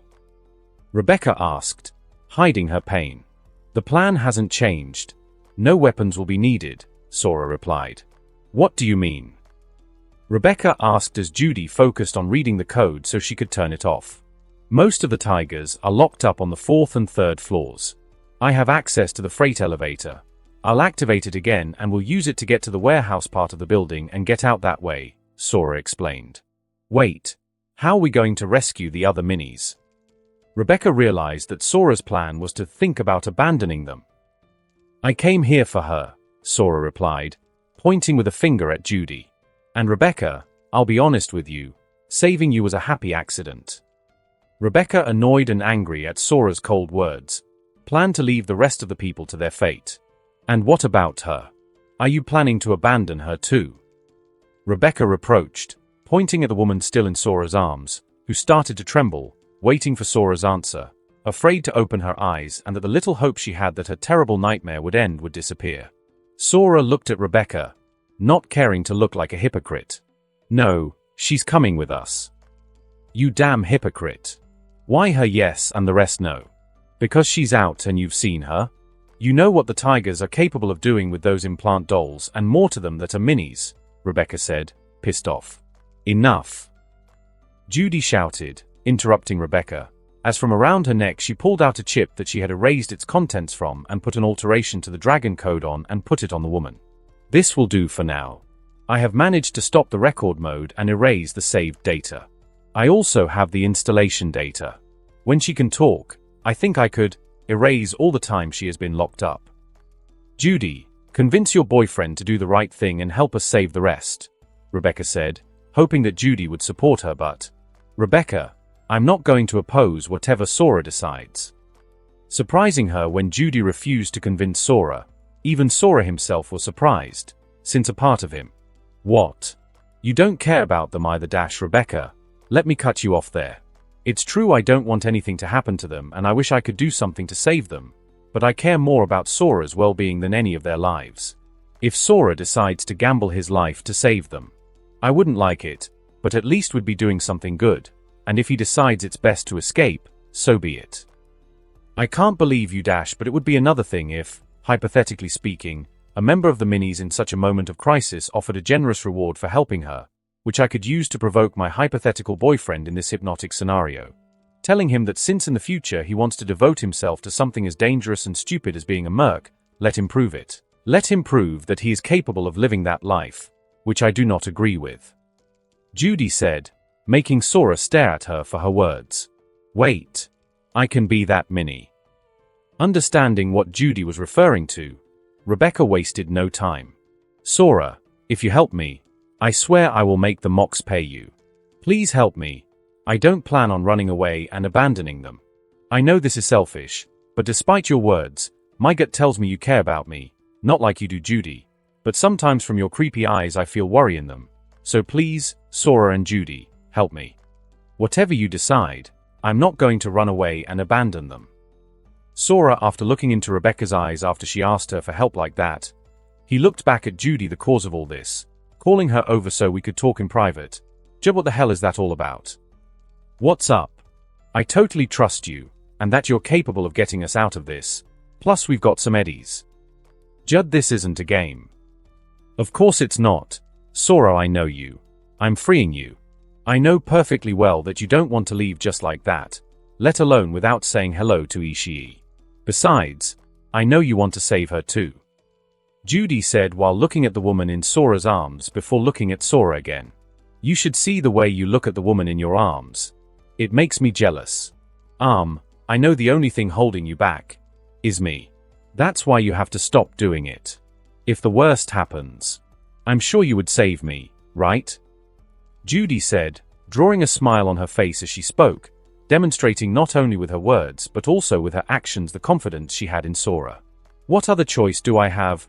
What a troublesome girlfriend, Sora replied, being infected by Judy's smile, making him grow one too. Remember, added Judy, and Sora replied, a phrase she had used, not giving it much thought, but it was becoming special to them. Okay, Rebecca, I accept your proposal, but with one change, I don't want a reward for rescuing the Minis. Eh? Sure, it's better if you don't want us to pay you. This way I won't have to convince the Mox. I'm not sure they would listen to me. You misunderstood me. I want my reward to be for killing the Tigers, said Sora, growing a wild grin on his face, feeling relieved of the doubts he felt with his plan to escape the base without a fight. Hi, okay. Rebecca, I'm not kidding about the eddies. I really take your word for it. I hope the Mox pays me. I'm going to need the help of those two and also yours, Rebecca. Don't worry. I know you have 2 broken ribs. Judy, you are going to stay in the freight elevator. We are going to get all the girls in there from this floor and we will block it off between floors. Once this area is secured, we will call you. Okay, so this is the plan. A few minutes later, on the 4th and 5th floors that make up the private bar of the Tigers' clandestine base. Both floors are joined together, creating a large space with a bar, dance floor, laser and holographic projectors, as well as smoke machines, with stairs leading from the bar to the VIP booths, without leaving the bar area. The only light sources in the bar are the purple neon lights, which create a modern ambience, which had nothing to envy to any crowded people nightclubs of Night City. Actually, inside the bar, it was not only the tigers who were locked up but also their customers, whom we could differentiate into 3 different groups. The first were some normal people who used the basic services of the bar, paying for company with the chip doll, without eccentric tastes, like any other brothel in NC, scattered all over the bar, some at the bar counter, others on the armchairs. Then there were the 14 tigers who were guarding, most of them from the bar level and 4 of them from the upper level where the VIP booths were located. And lastly, 8 men in expensive clothes of different styles, some in black corporate suits and others in flashier outfits, sitting all together in armchairs near the stairs to the VIP booths. They were the best customers with the most eccentric tastes of this ex-Tigers branch, who had been personally invited by leader Shigeo to enjoy the new merchandise they had gotten, but when the Tigers were preparing the last details for their guests, the base was attacked and they lost control of the building, locking them inside with all the doors locked. What the hell is going on? Why are we still locked in? Where is your boss? I want to see Shigeo right now. Exactly. You know who I am. This is certainly going to be the last time I lower myself to come to such a dive. Who were starting to get nervous, from the sounds of fighting and shouting they heard from upstairs. Gentlemen, don't worry, we are having some problems, but I assure you that you have nothing to fear. We have been able to communicate with Wakagashira and a group of tigers are manually opening the doors to release us as we speak. When they arrive shortly, we will evacuate you from the building unharmed, I assure you. Most of the guests were pleased and reassured when the tigers informed them, but one of them didn't seem so. Wait, I don't want to leave. I want what I have been promised. Your leader, Shigeo, promised us a night of debauchery with an underage girl. No rules, no breaks, and no control. And you want me to leave just like that? Tell your Wakachiara or whatever you call him, I want MY night of debauchery. Do you hear me? With those frantic words from one of the guests, most of the people stared at him, not noticing how from the level above it seemed that all the tigers watching had disappeared, until they could hear a calm and cold voice answer him. I hear you, and don't worry, you'll get it, causing everyone to look up, seeing a stranger wearing a mask with red jaws smiling at them, as he threw a body at them from above, landing right on the table in the middle of all the guests, smashing the glasses, crushing everyone sitting on the couches with alcohol and blood, and shocking them when they saw one of the tigers who were watching from above, now dead in front of them with his neck slit. As they looked up again, trying to comprehend the situation, the stranger spoke again. Starting now. Cortana turned off all the lights, making those present only able to see from the darkness the illuminated mask smiling at them. While everything else was turned on, the speakers blaring music, the laser projectors, the smoke machines, and even the dance floor lights, was turned on, causing the tiger, who was informing the guests, "We have an enemy," to be interrupted by himself, with a grunt of pain, as he was trying to warn the rest of the tigers. When he was impaled by the stranger's sword when he jumped down from the second bar level, with his sword pointed down to him as he fell, "It hurts to get nailed, doesn't it? Don't worry, I'm going to do the same to your sick buddies too. You're something the world would be better off without all of YA in it," said the stranger. "Don't, Blake," said the tiger, who had fallen to the ground as he clutched the sword stuck in his chest, desperately slashing his hands, trying to pull it out, while unable to say anything, without vomiting blood. Sure, easy, said the stranger, almost comforting the tigers he was impaling. When grabbing his sword in reverse, he pulled it out of the tiger's chest, making a quick swing with it, cutting off his head as he looked up, resting his gaze on all the shocked witnesses in the bar who had stood still watching. Not unlike the rest of the tigers, who had stood still for a second watching as they cut off the head of one of their companions, reacting again the next instant by aiming at the attacker, who quickly took cover behind the couches where the important and degenerate guests were. The tigers did not dare to open fire until, with shouts and pointing their guns and gesticulating with them, they got the guests to move, allowing them to open fire. But when they were pulling the trigger, almost reaching the firing point, the holographic projectors that had not been activated until now did, creating in the environment, filled with smoke from the machines that generated it, hundreds of Ecos in combat form with their hair up next to their ears, with different colors in their fur and eyes, appearing everywhere in the bar, from the bar to the tables and sofas. Even some smaller versions of Eco appeared on stools and small surfaces in the bar, baring their teeth and snarling at everyone present, blaring over the loudspeakers interrupting the tigers and causing some of them, the more nervous ones, to shoot at the approaching eco-projections, while most were fully aware that they were simply projections. "Don't be pussies. They are simple projections," said one of them to calm his unnerved companions, letting himself be passed through by one of the ecos that had jumped towards his neck to calm his companions, making the brave tiger, who had volunteered, regret it.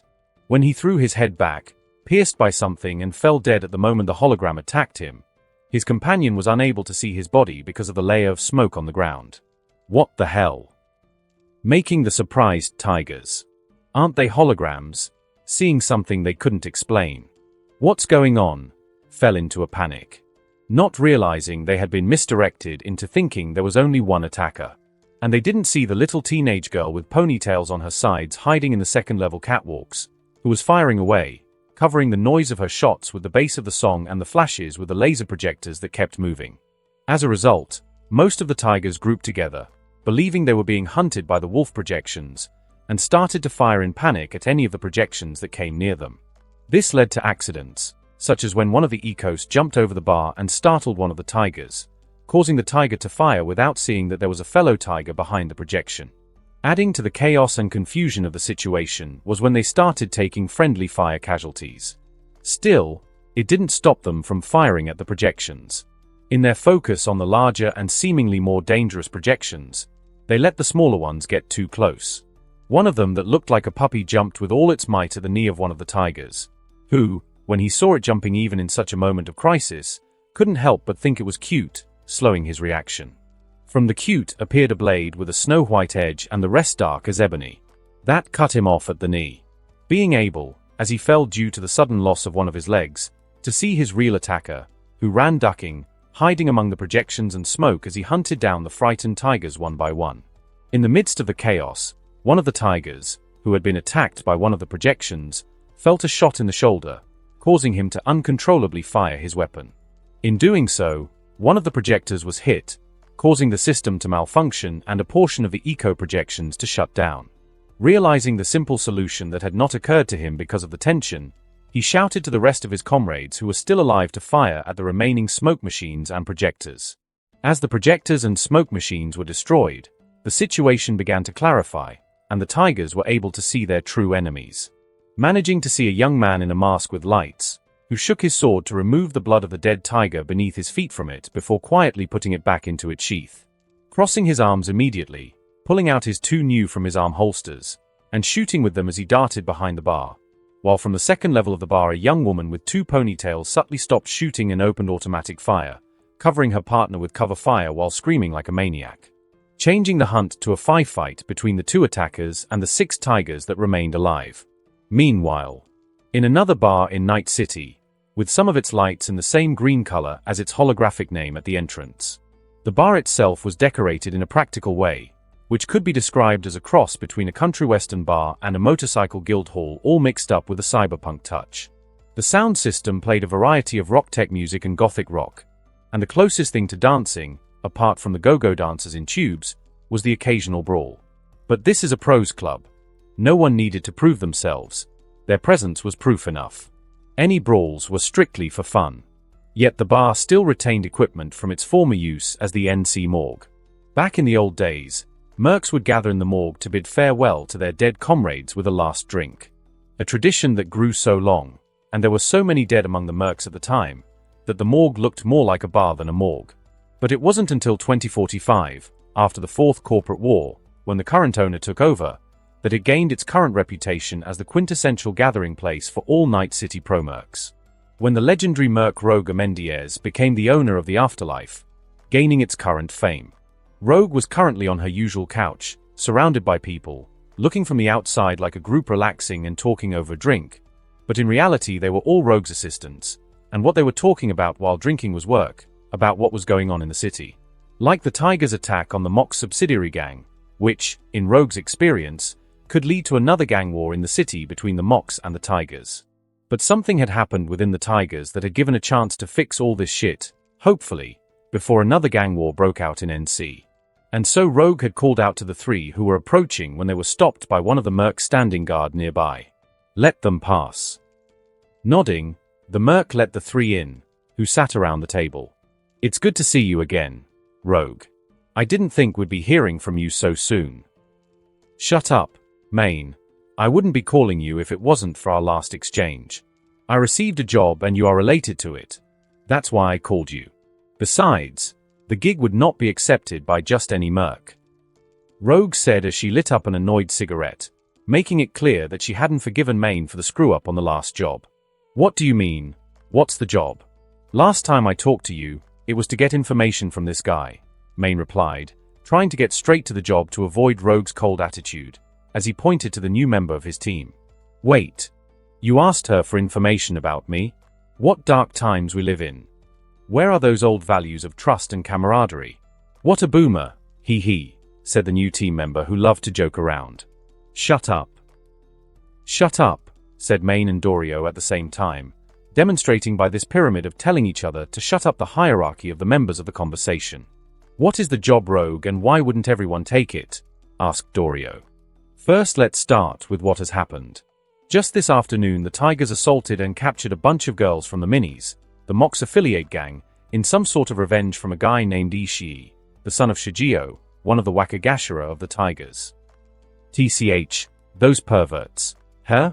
Maine and I know Shigeo, that mantis-crazed bastard. So the job is on the Mox's side? To go into Tigers' territory to rescue them? Are they crazy? If they want to die, why don't they go? Asked Dorio, annoyed by the job she was imagining. If they did, they wouldn't be able to take advantage of the situation and start a war with the rest of the Tigers. I don't know exactly why, but apparently Shigeo's branch has been cut off. I contacted Wakako's old hag and she herself has confirmed it. The job is to raid the base of the Tigers branch that has been cut off and rescue the captured girls.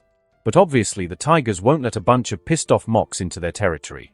That's where you guys come in, which, from what I know and the reason I called you in, is because you're related or at least one of you is. Rogue said as she stared at the third and newest member of the main team. Making you guys the ideal mercs for this shitty job that would leave you stuck in the middle of the Tigers and Mox feuds. Making Maine and Dorio also understood what Rogue was referring to when they too stared at the new member of their team, Pilar. Having read all the information, which they paid Rogue to get in their last exchange, to check Pilar's background before letting him join the team. Which included all kinds of information about Pilar's life in Anchorage, including his only family, a younger sister in high school who had joined the Minis. From the way Rogue was talking, she was also one of the captured Minis. Pilar, not being the brightest, didn't understand what was going on as they all stared at him, as he would never have guessed that his crazy sister was one of the weaklings who had allowed themselves to be captured. Wait. Don't tell me you're all looking at me because Rebecca has been captured too. Rogue tossed a pad on the table toward Pilar and said, "Here's a list of the girls who have been captured, according to the Mox and the witnesses who were seriously injured." When Pilar read the list with his Kiroshi implant model monovision in place of his eyes, he jumped up, trying to call out to his sister's IDN, but without success. "That freaking wimp!" he screamed, gritting his teeth and clenching his cyberware hands in anger and rage at learning that his sister had been captured by the degenerate Tigers. "She told me she joined the Minis so she wouldn't be bored until she finished high school." "Calm down, Pilar," said Maine and Dorio, seeing how Pilar's shouting caught the attention of all the mercenaries near them. "Yes, this is not the place to act like this. Calm down." Realizing how he was drawing attention, and not how he liked it, Pilar sat back down again and Maine Dorio, "I'm sorry. This is something you guys aren't related to. Rebecca is a pain in the ass, but she is my little sister. I can't leave her alone. Thanks for giving me a chance to join your team. I don't want to drag you guys into something like this. I hope I can see you guys again." Pilar said without waiting for an answer when he got up and left with those last words. "Ahem. That idiot. You're just going to let him go?" Rogue asked in a disinterested way as she took a puff on her cigarette, but she wanted to know if Maine had stooped so low as to abandon his crew member, even if he had just joined. Of course not. At the end of the day, it's a job and we don't have the luxury to be picky about jobs. Besides, that idiot, he's part of our crew now, so his shit isn't just his own, right, Dorio? "Yeah. Whatever, not that I care. You take the gig, don't you?" "Yes, we accept the gig, Rogue. Send us the pay details along with the base address. Let's go find that idiot. He should have realized by now that he doesn't have the tiger's base address, idiot. In the alley outside the afterlife full of customized and armored cars of the different mercs that were in the bar, Pilar was pacing nervously as he talked to himself. You freaking idiots. If you don't know where to go, shit. But after that cool goodbye, I can't go back to ask where it is. I'd look like an idiot. Well, at least you know better, idiot, answered a familiar voice coming out of the afterlife. TCH. Look at you leaving without waiting for a response from us. Where are the old values of trust and camaraderie? Along with the not at all feminine voice of her companion. Come on, stop wasting time, idiot. We have a tiger's base to raid. Maine. Dorio. Thank you.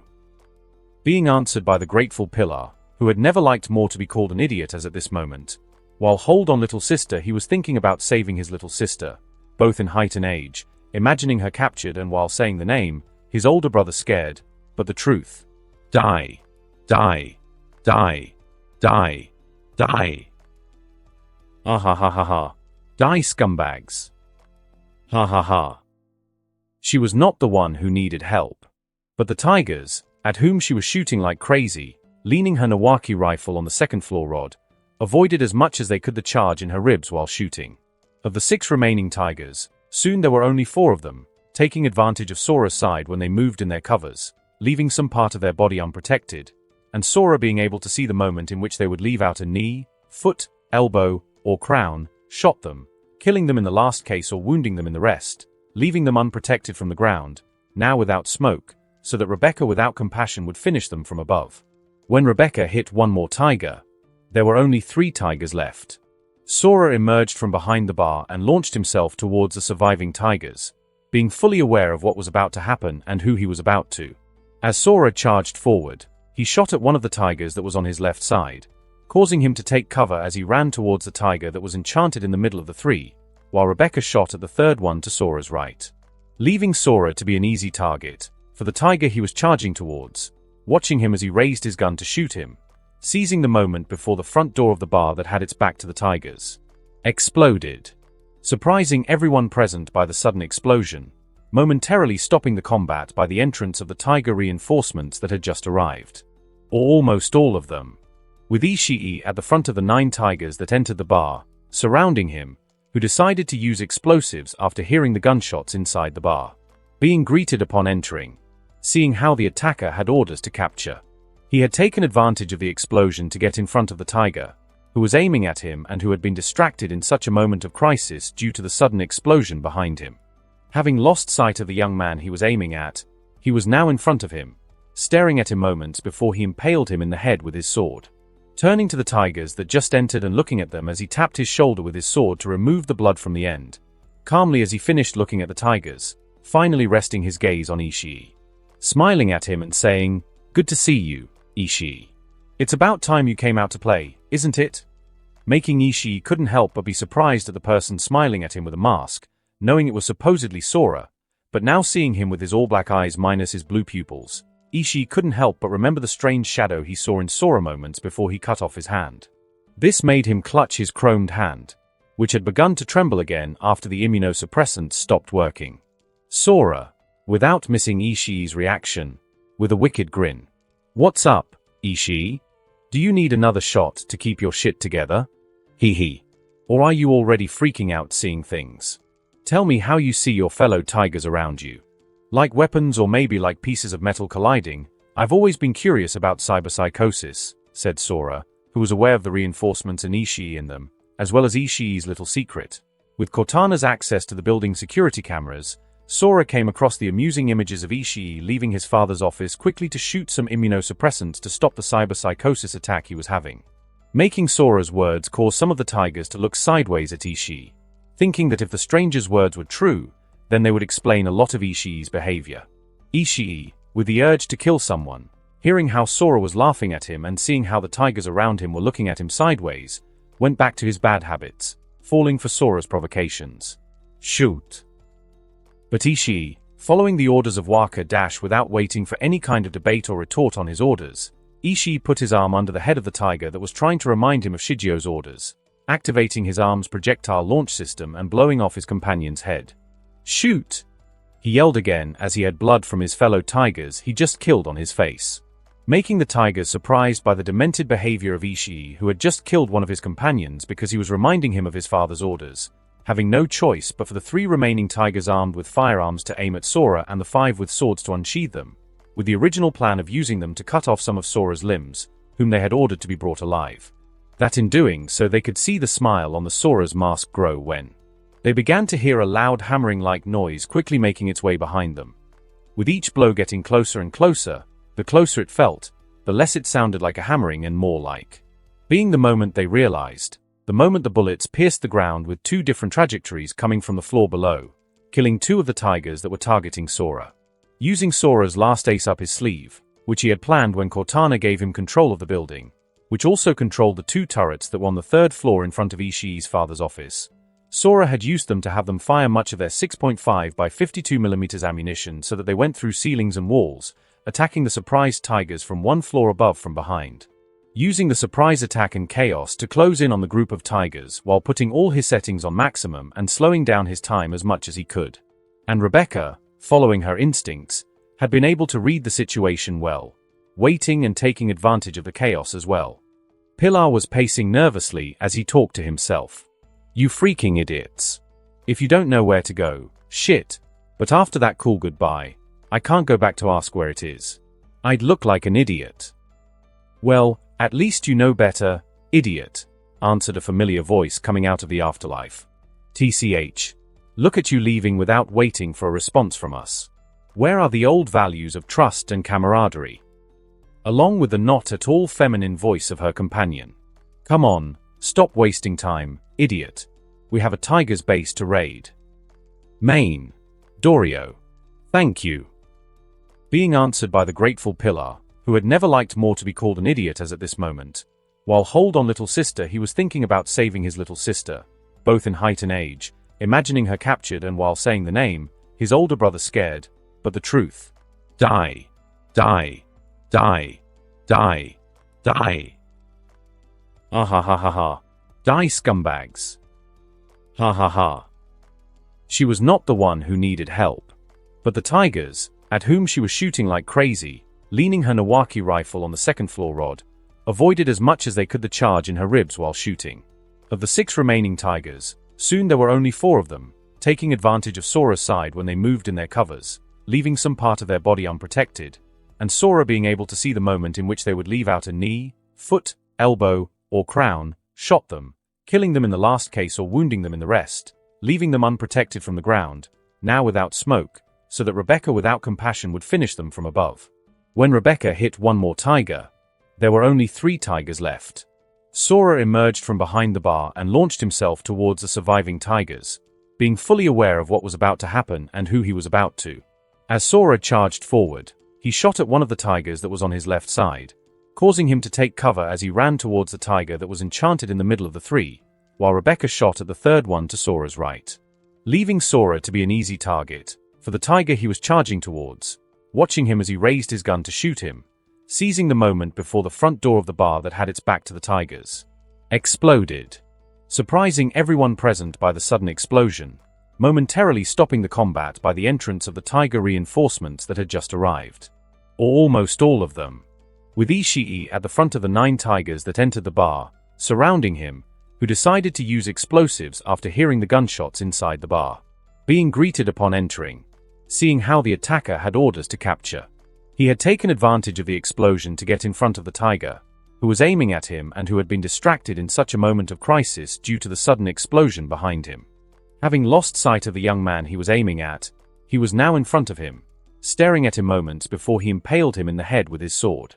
Turning to the tigers that just entered and looking at them as he tapped his shoulder with his sword to remove the blood from the end, calmly as he finished looking at the tigers, finally resting his gaze on Ishii, smiling at him and saying, "Good to see you, Ishii. It's about time you came out to play, isn't it?"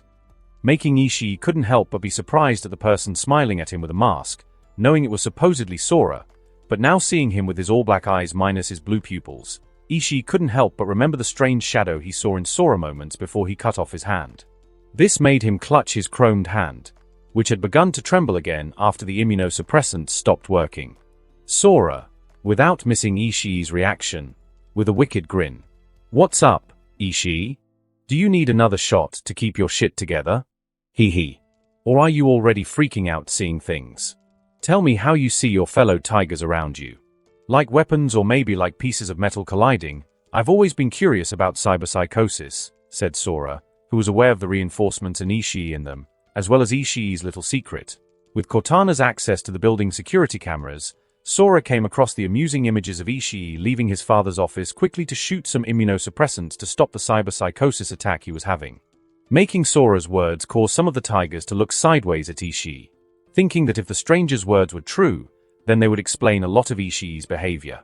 Ishii, with the urge to kill someone, hearing how Sora was laughing at him and seeing how the tigers around him were looking at him sideways, went back to his bad habits, falling for Sora's provocations.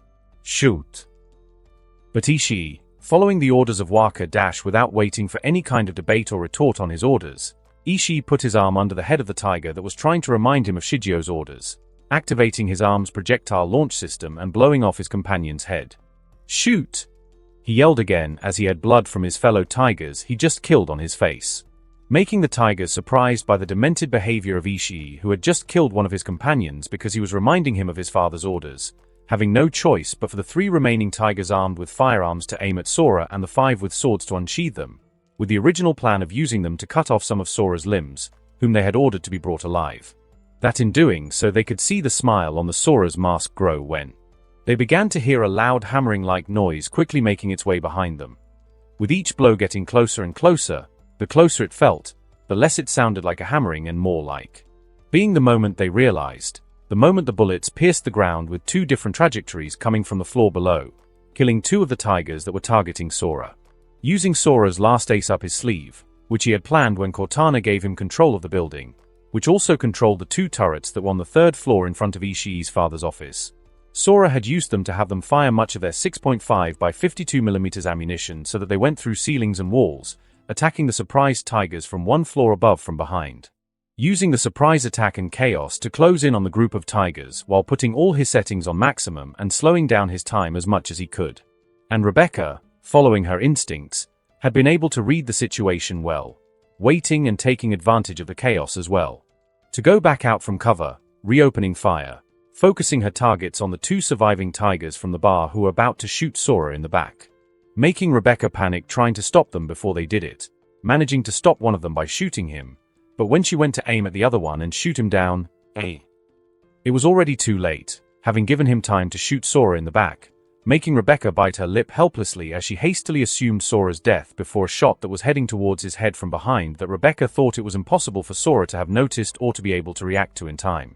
Leaving her speechless, Sora simply tilted his head to the side to dodge the shot that Rebecca thought was going to kill him, even using it to stop the sword attack of the tiger in front of him, when he was the one who was shot in his shoulder. Sora used that instant to slash his throat with his arm and his sword, becoming a blur for anyone who saw it, and threw himself towards the next tiger. Using his newly created CQC, using his slowed down time so as not to make unnecessary movement, creating a combination of fast and fluid movements. Sora began to take down his opponents one by one while dodging and countering the tiger's attacks, using Getsuga in his hand, his knives, and the new in his holster as if they had a life of their own, exchanging them as if he was juggling between the 3 of them. Releasing Getsuga in the instant in which he felt some resistance in pulling it out after attacking, he pulled out his knife with a fluid motion and attacked the next tigers with it, while with the other hand he used his new to interrupt and deflect tigers' attacks by shooting or even using his frame to parry some of the sword attacks. Releasing his knife and stabbing it into the tiger in front of him, only to extend his hand back, Sora retrieves Getsuga without turning his gaze as the tiger that had Getsuga stuck in it falls, creating a shocking image for everyone who saw it because of the synchronization of Sora's movements while killing all the tigers in front of him. Making Rebecca open her mouth as she watched Sora fight. She knew about the existence of martial arts mixed with firearms and knives, but the CQC that Sora was doing was on another level. To Rebecca, the way Sora was fighting could only be described as a true work of art in motion, with a martial art unknown to her, where there wasn't a single moment wasted, all full of experience and grace in the way they came together, creating a combination of speed and efficiency as he took down his enemies one by one. Attacking with everything he had around him, not only with his weapons but also with the ones the enemy carried in his hands. that Sora used by hitting the knee of one of the armed tigers, destabilizing them, and grabbed him by the neck as he spun him around, stabbing him with a knife to make him shoot unintentionally towards his companions. And to do it at that level, it was as if Sora saw everything, being able to not only react by dodging attacks but also to use them to counterattack, and if he couldn't, at least to initiate an attack, using his enemies as shields against his teammates as he advanced towards them. It was hard for Rebecca to believe what she was seeing. And Rebecca was not the only one. Ishii was the most surprised and worried, seeing how every time Sora killed one of the tigers, looked at him for an instant, as if with each tiger he took down Sora was closer to his prey reward. When Sora killed the last tiger nearby and there were only 2 more left standing by Ishii's side, recognizing one of them, Sora stared at them, growing a rather terrified smile at his current state covered in the blood of the dead tigers behind him as his eyes shone brightly. Approaching step by step towards Ishii, making the 3 tigers more nervous with each step he took. Having witnessed first the acts of the person who was approaching them, Sora was not doing it to torture them but because of the recoil he was feeling right now in his body as his nanobotic activity was at its peak to be able to perform the killing he had just done, especially in his brain, feeling as if it were melting. Still, when Sora was close enough to attack Ishii. So he did, being aware of the tigers at his sides but lunging towards Ishii anyway. Performing a quick swing towards Ishii's face with Getsuga, Ishii had time to react thanks to his synaptic accelerator by grabbing one of his tigers at his side and pushing him into Sora's attack with the intention of using his projectile launch system and firing through his teammate at Sora. Sora, who had launched his attack, was unable to stop it from being received by the tiger that Ishii had used as a shield. He could see how Ishii smiled at him while shooting his PLS from his arm, going through his partner towards Sora, but Ishii noticed that something was wrong in his slowed world when Sora's smile didn't disappear but grew when Ishii fired. Seizing the moment, Sora, with all his senses sharpened and being able to see Ishii firing, moved Getsuga in a circular arc inside the tiger's body, intercepting Ishii's shot with a clink as he did so, deflecting it towards the ceiling, and splitting the tiger almost in half because of all that had happened inside him. Releasing one of his hands from Getsuga in the next instant and grabbing his new, aiming it at Ishii's face. And without hesitation, firing. Ishii, with his synaptic accelerator still active, was able to see with horror not only that his attack was useless but also that Sora shot him with satisfaction in his eyes as he did so, making Ishii move his head desperately trying to move away from the trajectory of the bullet, almost succeeding. Almost. Not moving fast enough, causing Sora's shot to blow off his ear, making him scream in pain and fall to the ground. Making Sora annoyed that his last bullet he was saving failed to kill Ishii. Holding his current state before he had to turn it off because of the recoil he was feeling, lifted Getsuga to finish once and for all with Ishii, who had fallen to the ground, making Sora have a deja vu with the moment when he cut his hand and failed to finish the job, but now, he intended to. When Getsuga fell toward Ishii, it was stopped by the last tiger alive. The one that Sora had recognized. The tiger, who had fought Iko and whom Sora never grew to hate during his time in high school before he graduated. Brookahane stopped Getsuga with his gorilla arms, giving Ishii time to run away, out the door he had entered through, while all of Sora's nanobotic activity automatically shut down. Making Sora could only watch impotent and annoyed as Ishii ran away, unable to get rid of Brock quickly enough to pursue him, having to pay the price of using his nanobots that way, feeling the recoil all over his body. Damn it. YARC. I just needed a few more seconds and... As Sora screamed inside his head, in his vision of his IDN, the outline of a human was shown, and at the top of his head, it expanded, showing that his brain was 116 degrees Fahrenheit, 48 degrees Celsius. If it had continued for a few more seconds, he could have suffered brain damage. Sora, breathing heavily since he couldn't get even with Ark, turned to Brock with an annoyed expression on his face and... How proud. You must feel great, saving that piece of shit, aren't you? TCH. The only thing you've accomplished is to let that shit live a few more minutes. Brock. He said with an upset tone in his voice and irony in his words. Which, upon hearing it, Brock was surprised. You really are. Being able to see now, by the way he was talking to him, the boy he knew in high school, being unable to believe until now that the cause of all this death was actually that same boy. Brock paused before saying Sora's name out loud, seeing how the customers were listening to them. And even though they were on opposite sides and would possibly kill him, still not wanting to give away Sora's identity, which is stinging with his mask. Deciding to use an alternate name, noticing the mask he wore to hide his identity, in the shape of a maw, which reminded him of the ones that almost killed him that afternoon. Choosing one, when he realized that Sora, the owner of the Okami.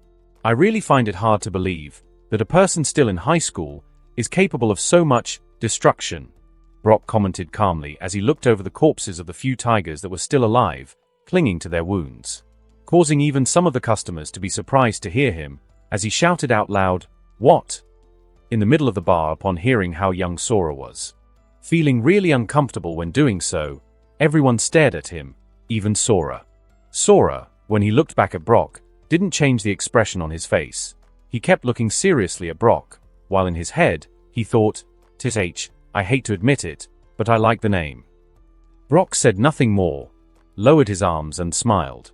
At least he had bought some time for Ishii to escape. As much as it disgusted him to be around him, Ishii was the son of Shigeo, the man who took him in after his mother died of an overdose. And by saving his son's life as he had just done, for Brock he had paid his debt. Sora stared in bewilderment at Brock's actions, dropping his hands as if surrendering and smiling as if accepting his fate. "What are you doing?" "I surrender." "You expect to save your life by lowering your arms?"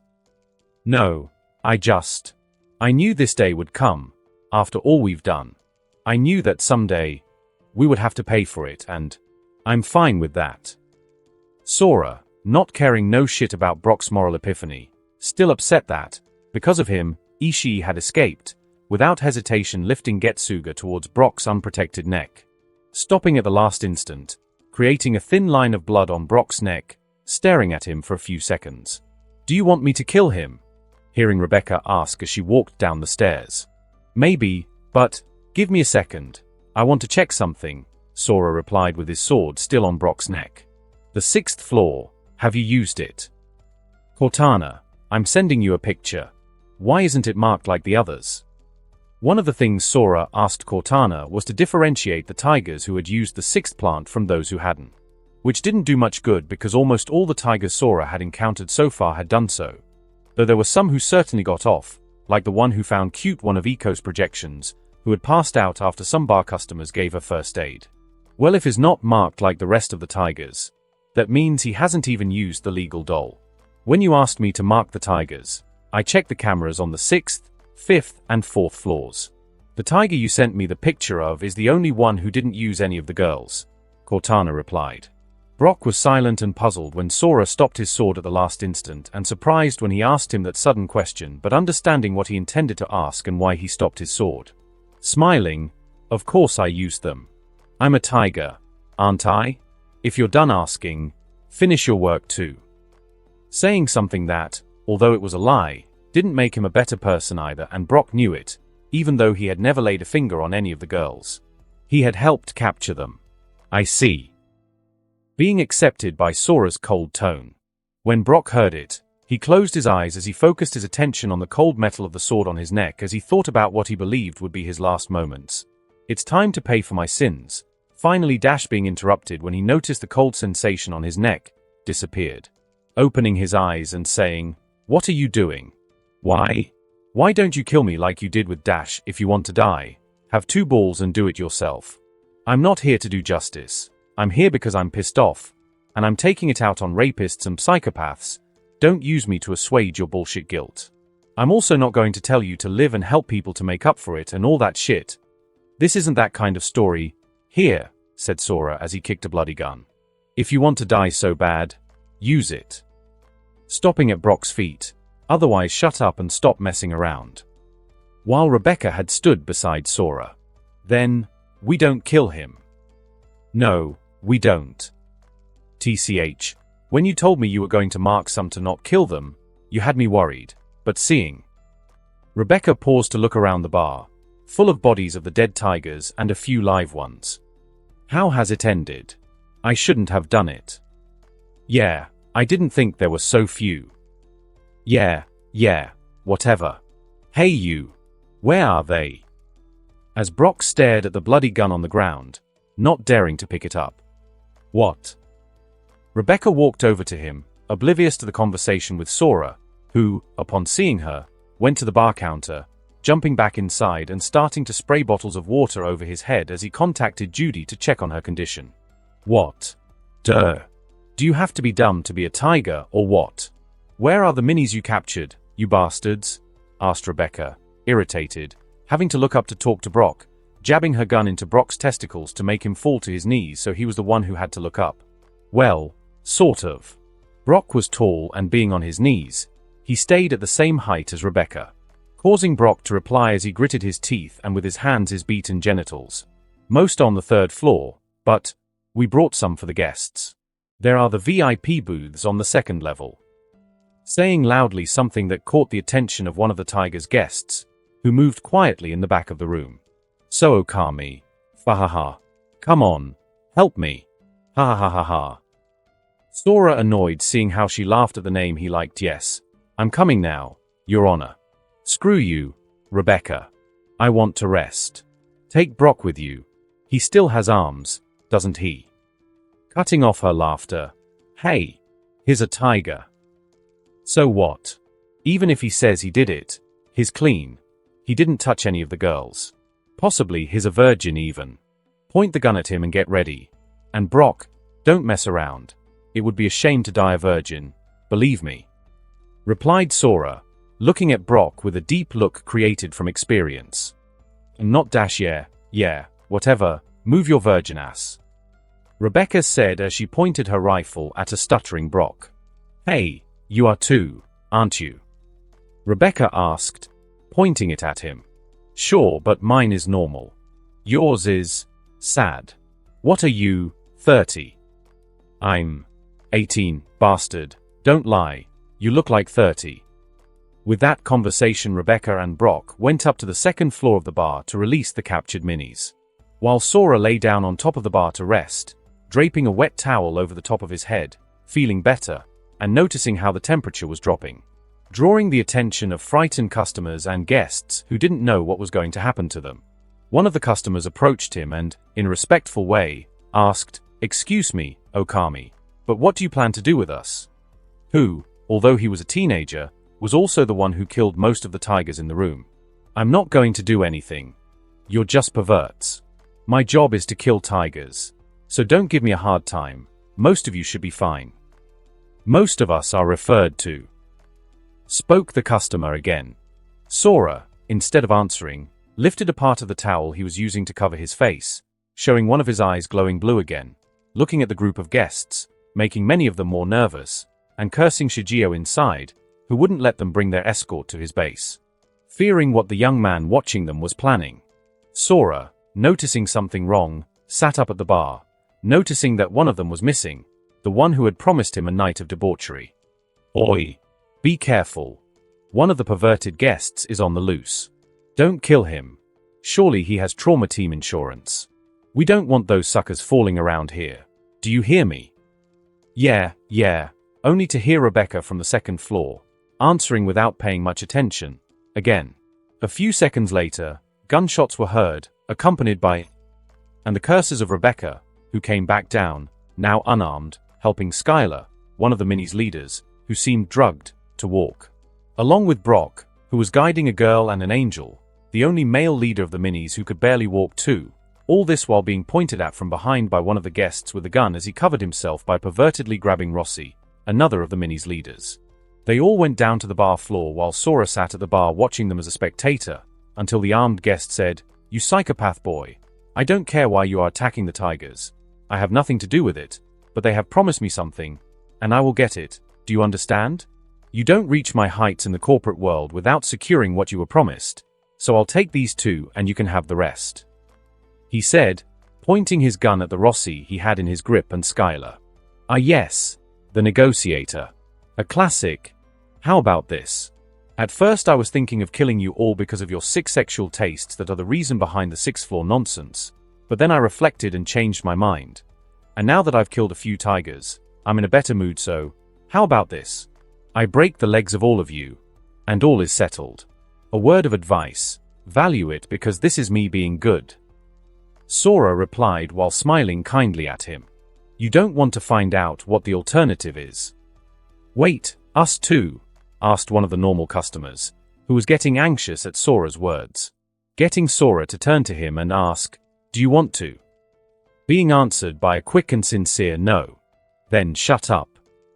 Clapping his hands and jumping off the bar. "Well, who's first?" said Sora, looking at the easily recognizable group of Tiger's guests, all wearing fancy or really flashy clothes, who were scared out of their wits at what Sora intended, unable to appreciate the opportunity Sora was giving them, but they would, soon. "Boy, do you know who you're threatening?" said the armed guest, who pointed his gun at Sora while still covering himself with the drugged Rossi, annoyed at how Sora seemed to have forgotten about him. "Do you know what would happen if you touch a hair on our heads? The trauma team you're worried about? They're nothing compared to being hunted by a corporation.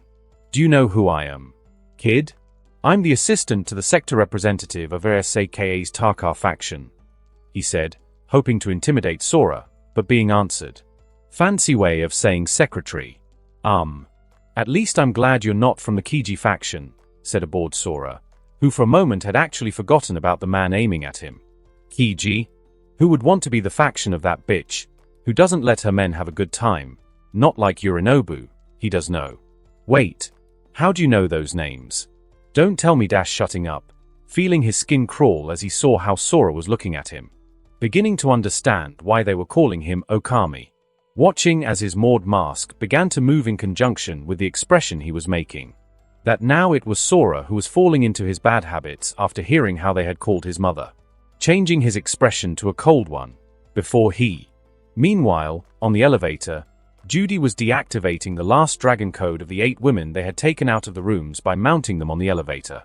She had taken the chips from the dead tigers, erased them and used them to put the modified code in them to stop the dolls' chips in the women's heads. Sora had contacted her and told her about the situation, starting the forklift again and lowering it slowly in case there was any damage after the fight, which had shaken the forklift several times. Being able to hear how a voice asked, "Where are we? You can talk. We're getting you out of here." So it wasn't a dream. It's really happening. "Who are you?" "I'm Judy. We're in the elevator still, inside the tiger's base, but don't worry, Sora is taking care of them." "Sora? He's the mask boy." "Yes." "Why? Why did he save me? Why didn't he just shoot?" asked the woman, clenching her hands tightly around the jacket Sora had put on her, struggling with the memories that assailed her, even now that she was happy that they were over. I don't know. I've known Sora since I was 7, but I still don't know him completely. But I think when he saw you, he recognized the look you had. I think at some point in his life, he had a similar look, making him want to help you," Judy said distractedly, blurting out what she had deciphered from Sora's behavior. Which, though she said she didn't know him, she did, having been able to correctly deduce Sora's motives, though she couldn't understand why Sora would have a look like that. The woman, after hearing the reasons for her release and watching Judy sink into her thoughts trying to decipher more of Sora's behavior, made a small smile, the first one he could remember, and, "Natasha," she said, introducing herself to Judy. "Nice to meet you, Natasha." Who smiled at her, just as the elevator door opened, being able to hear screams as they opened, helping Natasha up to check what was going on. Having ended up in what looked like the back of the bar, entering the bar through some metal doors that, when opened, they were able to see a number of well-dressed men kneeling around Sora as they yelled, "I accept. Break my legs. Don't listen to him. Break mine. You want money. I'll make you a transfer. Just break mine and that's it. Yes. Break our legs, anything but what you did to him, please." Who were yelling at Sora in a desperate way to get their legs broken, some even offering money. What the hell is going on? Ending with Judy screaming at the sight of this surreal scene. "Oh Judy, you've arrived," being answered by Rebecca, who is sitting calmly on one of the bar stools, watching the show, accompanied by Skylar, Angel, Rossi and a Minnie who was already feeling a little better. "Rebecca, what's going on?" Well, you'll see. A few seconds earlier. A few seconds before. What are you doing? Don't take another step. If you do, I'll kill her. Kill her. What? That you kill her, I don't care. But when you do, oh, dude, what's in store for you? I swear you'll ask me to finish you off, Sora said as he unsheathed Getsuga from behind his hip, You know why I'm worried about the trauma team. Because they would be the first to interrupt what I'm about to do to you. He added as with his free hand he tightly gripped Getsuga's blade, cutting himself, dyeing Getsuga's blade red with his blood and surprising not only the armed guest but also Rossi, who was weak from the drug the tigers had injected her with. Her heart was beating like crazy, fully aware of everything that was going on. Almost stopping, her heart, when she heard the maniac that was approaching with his blade red from his blood insisting to the man who held and touched her in a perverted way to kill her, demonstrating what little or no value she had to him to use her as a hostage. Being able to see both Rossi and the man who grabbed her, how with every step Sora took, his eyes changed from a bright blue circle around his iris to turning totally black, and his iris turning totally blue, and he started to move his eyes as if he was looking for something. The armed guest, believing Sora's words, in panic, opened fire as fast as he changed the target of his weapon from Rossi to Sora, who did nothing, just kept walking, without changing his serious expression or the speed of his steps. Simply making small movements before being shot, dodging the bullets without stopping walking. Making it so that between the shots the only thing that could be heard was the steps of Sora with a slow but constant rhythm. Approaching the guest, the closer he got, the more his panic grew, seeing how his shots were useless, not even slowing down the sound of steps. The moment when the guest ran out of ammunition and saw that Sora was in front of him swinging his sword, he closed his eyes in fear of the pain to come. In that moment he realized his mistake, underestimating Sora for being so young.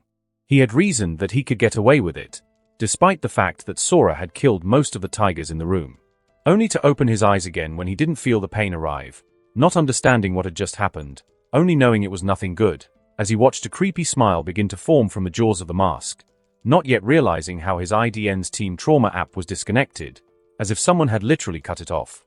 Only Sora was able to perceive it when a faint electromagnetic impulse was generated from the blood on Getsuga during his swing.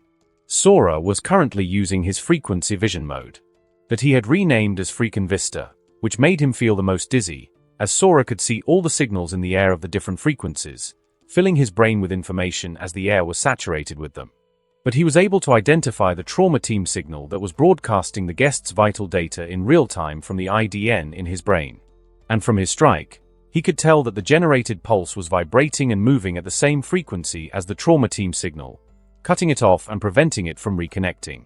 The guest realized that his signal had been cut off right when he saw Sora's blooded hand heading towards his head. He let go of Rossi as he tried to protect himself unsuccessfully.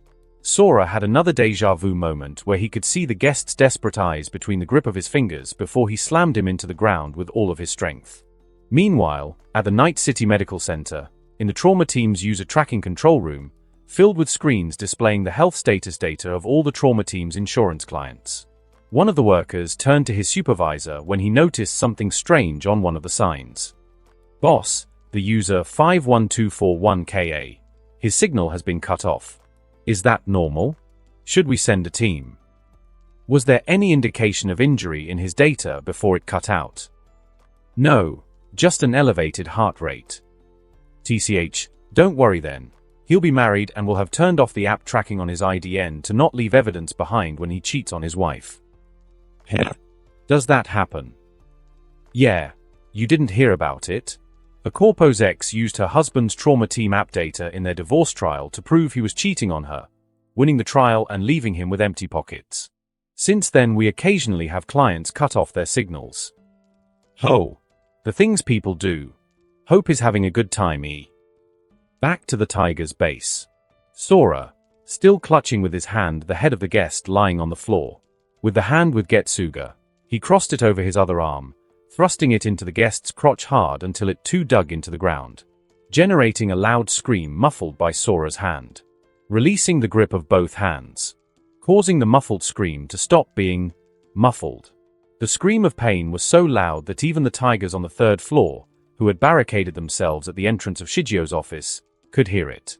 Sora turned around and without saying anything or looking at anyone, jumped back behind the bar, looking for something for a few seconds, to come out with some metal chopsticks, which were used to hold the cocktail decorations together. Returning with them, the guest stuck to the floor with Getsuga, making him scream every time Sora forcefully nailed him with each stick, ending up with 3 sticks in each thigh and 2 in each shoulder. He grabbed Getsuga again when he was done, generating another loud scream as Sora slowly pulled it out on purpose. How about your nights of debauchery? Like you wanted, right? With an underage. The guest, seeing what was coming, shouted, "No, wait!" Shouted in desperation before. "Hum!" He growled, gritting his teeth with all his strength as Sora cut off one of his arms. And he didn't stop there. For with every sentence Sora said, "No rules." Even if he begged him to stop. "No. Please, please, I beg Dash." Sora kept reciting the same words that the guest had said shortly before. No restraint. As he cut off each limb. AF. Not caring about the screams. No control. Only to ask after 4 cuts. So again. How was your night? I'm true to my word, right? Stop it. No more, please. What's the matter? You don't like it so much when you're on the other side, do you? Didn't the girls you were using tell you that too? You think I don't know how you liked it when they screamed, begging you to stop? You could hear their pleading. From the freaking cameras outside. Sora said, his voice so full of hate that it made him shout the end of his sentence to kill me. What was left of the guest was limbless, barely bleeding in comparison to his crotch. No, my friend, I have no more time to waste with you, but your night is not over. That's why I've taken the trouble to puncture your veins. I don't want you to die too quickly. Without changing his gaze, which, like his voice, was filled with hatred, Sora turned to the rest of the guests, who had frozen. Well, who's next? And that's what happened. That idiot. Judy said, holding a hand to her face, showing her disbelief at her boyfriend's actions. Haha. Natasha laughed after being wide-eyed with surprise at finding the pitiful state of the guest she recognized, from the first few days after she was captured, with all that implies. Catching Sora's attention at the sudden laughter, he discovered Judy looking at him angrily and Natasha still staring at the body with its bleeding crotch. While staring at Judy and smiling, Sora said, "You know what? I'm not going to break anything." He had another use for the guests in mind. He decided to play a little game by giving them false hope, as any good Bolton would do. But, what? The guests exclaimed. It didn't go the way Sora thought it would when. "Don't kill us. Please, I have a wife and children," said one of them. "Don't lie. You've never mentioned that you have a family," another reproached. "What do you know? I certainly wouldn't name them to a bunch of degenerates. I really do. I swear." Sora looked at him with an expression that had "Are you kidding me?" written all over it. That seeing it and seeing that his sad plan didn't work out. If you spare my life, I swear I'll testify against the others. I'll turn myself in and tell everything I know to the NCPD. Causing all the guests to stare at him, creating a moment of silence before the chaos began. "What? You want me to count the things you've done, you bastard? You want me to open my mouth, too? You wouldn't dare. If you did, I'd do the same. Do you think we don't know how you like young girls? Was her name Molly? For goodness sake, it was even on the news." The rest of the guests began ratting on each other. First on the same person, but it didn't take long for all of them to start doing it to each other as well, creating a somewhat peculiar scene of 7 men, well-dressed, ratting on each other, revealing their twisted sexual tastes to everyone, while some were grappling each other up, all this, on his knees. Sora was puzzled by what was going on. He stood watching until he noticed an unpleasant feeling, turning back to the source among the normal bar customers and seeing a man in the background staring at the spectacle of the guests. Sora took a step back away from the area being recorded, the same area where they were arguing, drawing everyone's attention, covering him as he moved discreetly around the back of the bar. As the guests continued to argue, giving each other away, Sora stepped behind the man recording everything and, "What are you doing?" Freezing and startled the man by the sudden voice he recognized behind him, who, like most of the people in the bar, hadn't realized he had moved. "Shit. What are you doing here?" said the man who was recording, stopping talking when his face collided with the hilt of Getsuga, which Sora was gripping from the end of the scabbard, as if it were a stick, preventing him from turning his head towards Sora with his eyes still recording. Why are you recording? I don't know what you're talking about. He lied, the man of 25 years with short, dark brown hair, clearly nervous as he did so. Keep going like that and I'll throw you in that group, Sora said, gesticulating with Getsuga, his words faintly tapping the man's head and pointing with it at the group who were kneeling down arguing with each other. Okay. My name is Eddie Brockton, said Eddie at the same time Sora said, Your name is Eddie Brockton. Sora had scanned Eddie's IDN, making him laugh inside at the resemblance of the name. That I know.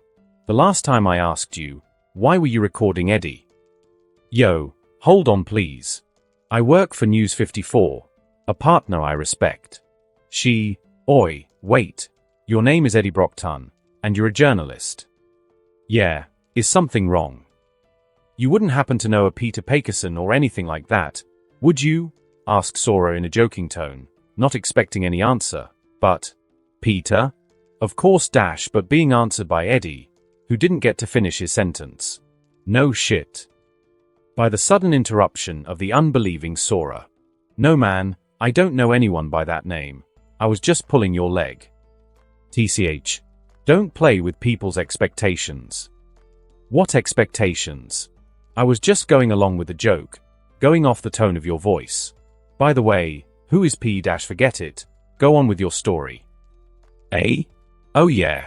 I have a co-worker, a real journalist, that I respect. She told me about a story she was working on, wanting to uncover the Tiger's sex trafficking and prostitution ring. When she got an invitation to the private bar, she asked me to help her get footage of the inside. The Tigers know her and it wouldn't end well. I swear I didn't record anything you did. But when they started arguing, I couldn't hold it in. No offense, but unveiling an illegal prostitution ring used by corpos while they rat each other out is much better news than the massacre of another one of the gangs in Night City. What's your co-worker's name? I don't think you know her. She's a journalist who usually works on news about corrupt politicians or the dirty laundry of corporations. That's why she hardly ever goes on the air. Well, except when they degrade her. Sorry, I'm digressing. Her name is Biz Isis. Heh. Humoring Sora upon hearing that name, do whatever you want, just don't record me or those near me. Also, here. Sora reached under his mask to pull from his neck one of the empty chips Judy had taken from the corpses above. Inside there are several videos from the security cameras of corpos and wealthy people entering the booths. In some of them you can even hear what they go through inside. There are also recordings of the 6th floor. Warning, they are not pleasant. Eddie, without moving his head, watched as Sora's outstretched hand with a chip on it came into his field of vision, taking the chip without hesitation and putting it at the entrance of his neck. Shit. Being surprised by the images he was seeing, Okami, why are you giving this to me? If you sold this to any news channel, they would take it off your hands, Eddie said, referring to Sora with the only name he could think of after hearing it before. I don't care about that. I mean, it's always nice to win Eddies, but I don't want to win them by trafficking this, even if it's to expose it to the public. When you get out of here, call Biz and give it to her so at least someone can tell the story. Also, there is more inside the Tiger's server, I imagine, where they keep their blackmail material as insurance to keep their clients' mouths shut. Well, until now. Sora looked at the group of guests who were starting to run out of things to give themselves away with. But it can only be accessed face to face, so I have no idea what's inside. What are you going to do with that information? Because I imagine you're going to go get it, aren't you?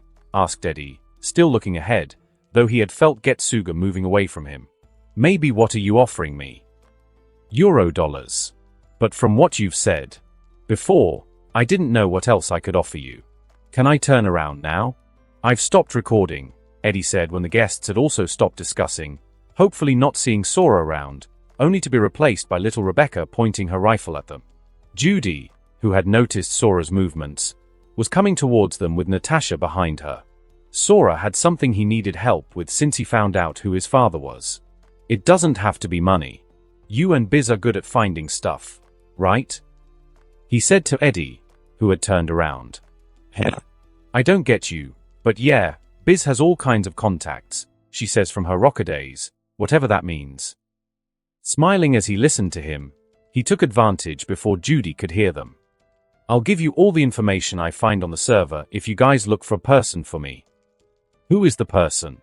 No, wait. Why are you looking for him? No, not that. Are you planning to kill them? Asked Eddie without finishing a question before asking another one. Seeing Sora's face, he said, sorry, journalist mind. One question is never enough.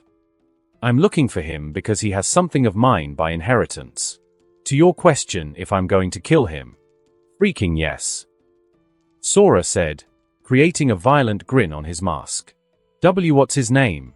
Stuttered Eddie, seeing the expression Sora was making. Jeremiah Grayson. Meanwhile, in an old section of stairs in the building that was not connected to the building server or had cameras in it, Ishii struggled to descend the stairs while clinging to the wall with one hand. Since losing his ear in the previous confrontation, he had been experiencing dizziness and other symptoms of cyberpsychosis, and due to this latest incident where he had to flee from Sora once again, he couldn't understand how, after all that he had sacrificed of his body, he was still the one who ended up screaming and bleeding every time he faced Sora. Coming to the dangerous conclusion that he needed more metal and less flesh, Ishii was convinced that Sora had some unknown cyberware within him. Perhaps a Sandevistan or maybe a Kerenzikov, Ishii thought. He wasn't sure which one it was, but he was determined to discover it when he ripped him and his girlfriend's bitch apart. Obsessed with that thought, Ishii headed towards his father's last resort in critical moments. Ishii had already managed to steal the startup and boot code of something that Shigeo had to sell Arasaka information for, with all the implications that entailed, just to have the chance to buy it, spending most of the Tiger's branch funds at the time.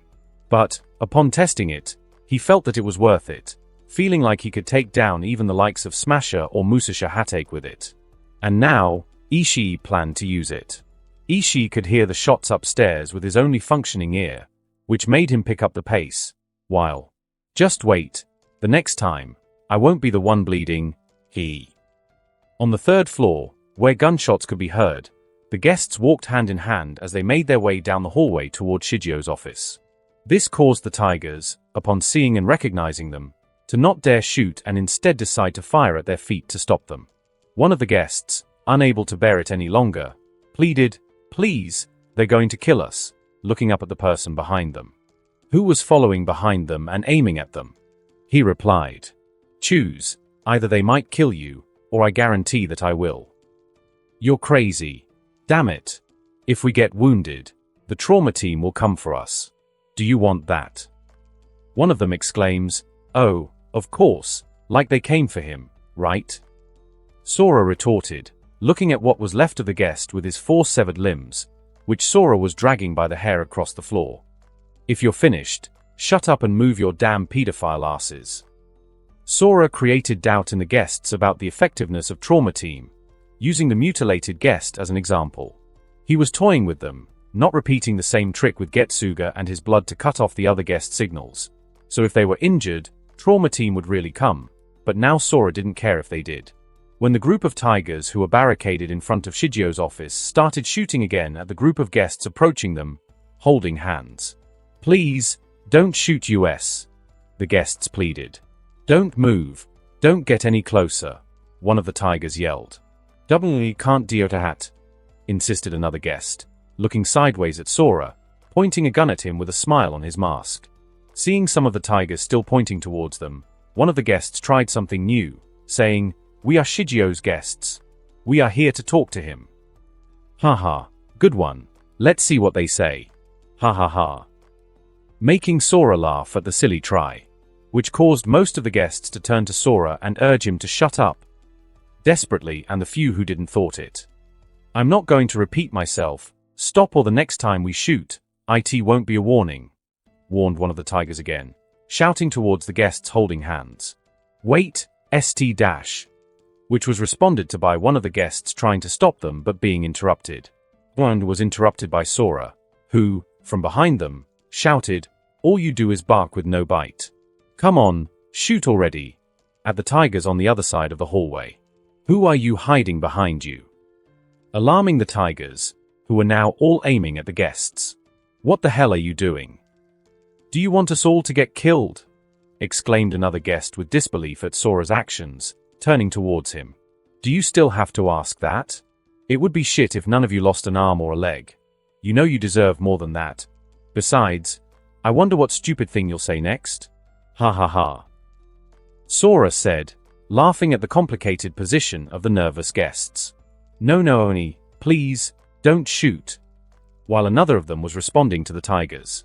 Of course, I am someone. How rude. Sora kept talking, getting on the nerves of the guests in this moment of crisis. Until, shut up. Unable to hold back any longer, they turned back to Sora and yelled at him, breaking their act and any hope they had of not being discovered by the tigers. Upon seeing them, the leader of the tigers group ordered one of the guests to be shot in the thigh to stop them and the person behind them. As they did so, amidst the screams of pain from the guest, Sora emerged from the hole he had created in the wall of perverts that covered him, and, finally, what a shitty shot. My turn. Sora mocked the tiger, who had only injured the guest and not blown off one of his limbs as he wanted, while shooting back at the tiger, blowing off his knee and causing him to scream in pain as well. The guests, seeing what was coming, were practically crying, "No, don't shoot. Please, we're hostages."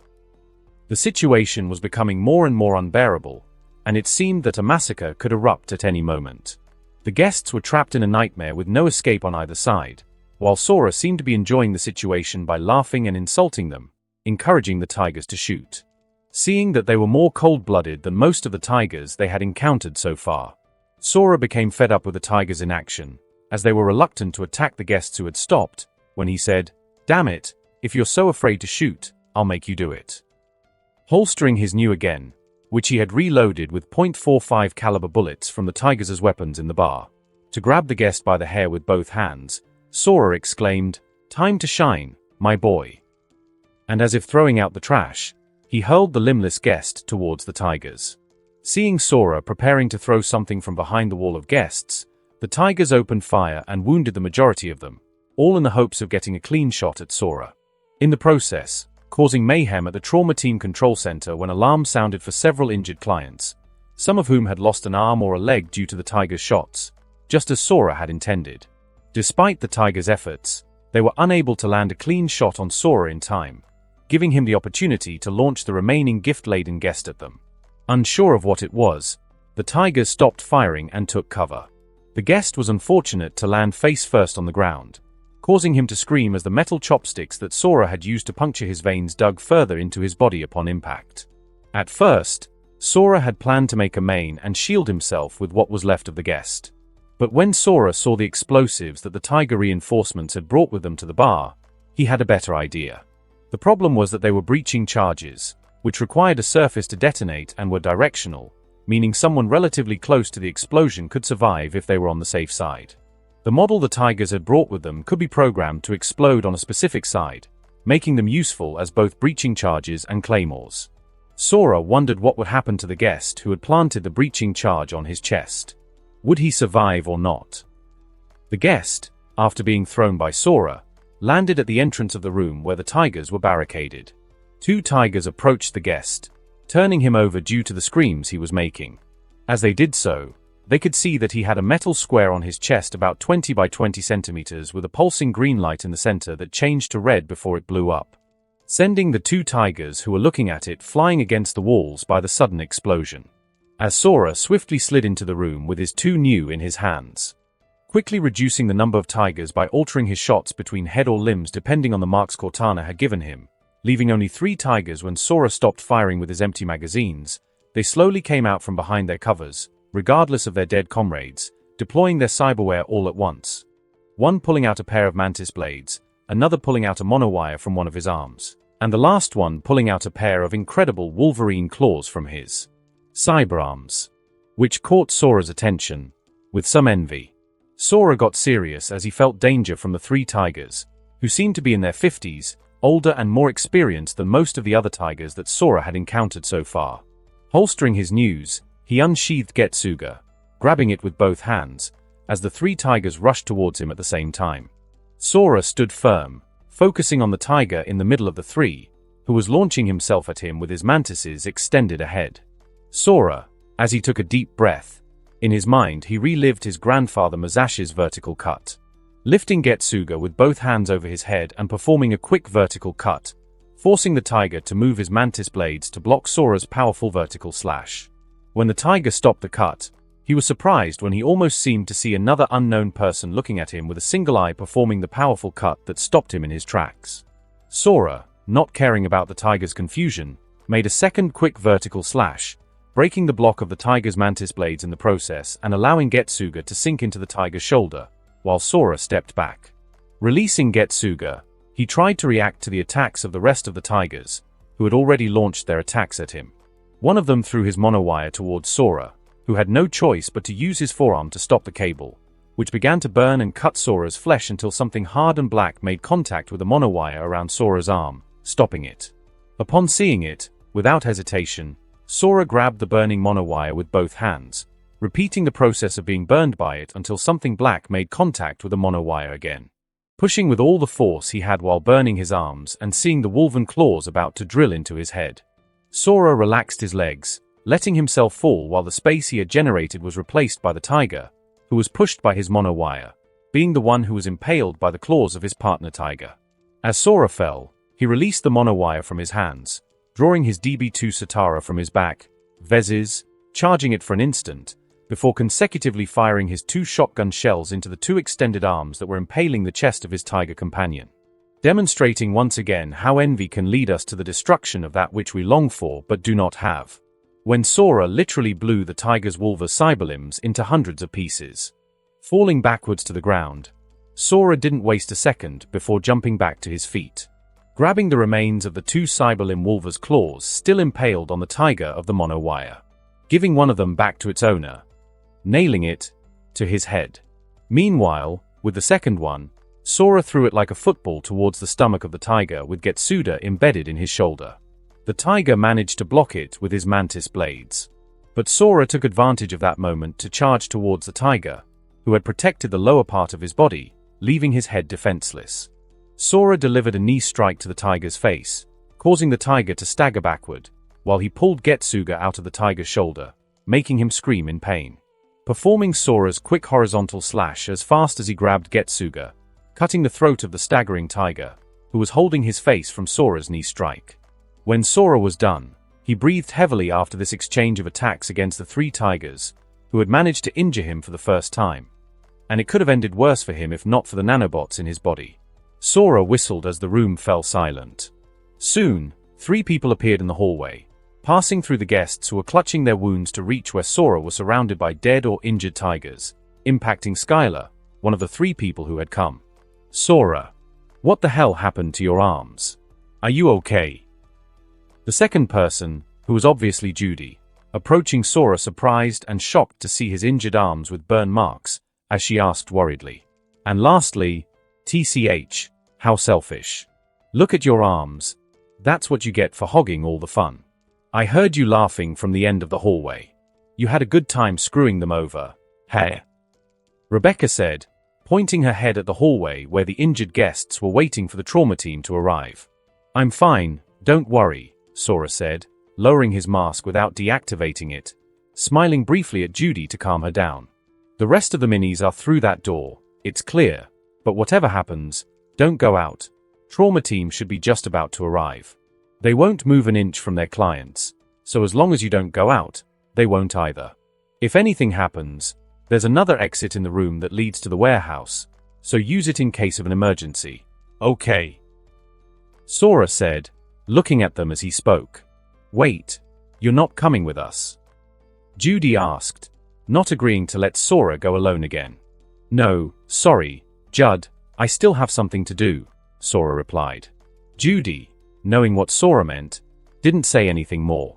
However, ever since she saw the wounds on Sora's arms, she had been feeling pressure in her chest, a reality check of how dangerous what they were doing was, especially Sora. She felt guilty for being the one who had encouraged him to continue. Say hi to the boss of these assholes and his son for me, Rebecca said. Are we really leaving him alone? Skylar asked. You should be worried about us or the people in that room, Rebecca said, looking at the double golden door with 2 tigers engraved on it. Not about so dash. Okami haha. Let's go. Judy, still looking at the wounds on Sora's arms, reluctant to leave him alone again, said, "Sora, let me go." She didn't finish before being interrupted by a sincere "No" from Sora, who didn't need to hear the rest to know Judy's intentions. Seeing that he had scared Judy with his sudden outburst, making her jump a little like a frightened animal, "Sorry. I didn't mean to scare you. But no, Judy, I don't want you to come. Until now, I've been able to fight without holding back because I knew you were safe," Sora said, being interrupted by, "How true. You almost got Rossi killed, insisting to her captor to kill her. What's your problem?" "The poor girl was still trembling when we left the bar," said Rebecca, who had joined the conversation uninvited, making Sora curse Rebecca in his head while saying, "Haha, I don't know what she's talking about." He scratched the back of his head, avoiding Judy's gaze. Being aware of the change in her expression and how she was staring at him, she finally said, "Sorry." To a Judy that Sora really dashed she couldn't finish speaking when she was interrupted as well. Tell that to Rossi by Rebecca, who kept interrupting a conversation that no one wanted in it. "Rebecca, stop messing around," causing both Sora and Judy to tell the annoying Rebecca, "TCH, don't get mad at me. If it bothers you so much, stop replying to me." I'll go with them, but be careful. Also, here," Judy said, pulling something out of her bag. "My jacket," which made Sora happy to see it. "Yes, I barely managed to switch it with Natasha, who was holding on to it, for a long coat that I grabbed from the bar," said Judy. "Samurai, huh? You like that old band? My dad liked them too. One of the few good memories I have of him." "Well, it's better than something trendy like Jackie," said Rebecca. "Hey, what's wrong with Jackie? He's awesome." Judy's inner fangirl responded quickly to Rebecca's denigrating comment about Jackie. "You're crazy. Control your inner fangirl in front of your boyfriend. We don't want a jealous Sora running around the city. Just thinking about it makes my hair stand on end." Rebecca joked, hugging herself before continuing, "I'm not saying it's bad. I like the song Sora chose to enter the base. It's become one of my favorites, but I like heavy, and Jackie doesn't have many in his repertoire." Sora seemed amused by the conversation they were having. "I assure you, Rebecca, that he knows some heavy songs. Maybe you'll be surprised in the future, but let's stop wasting time."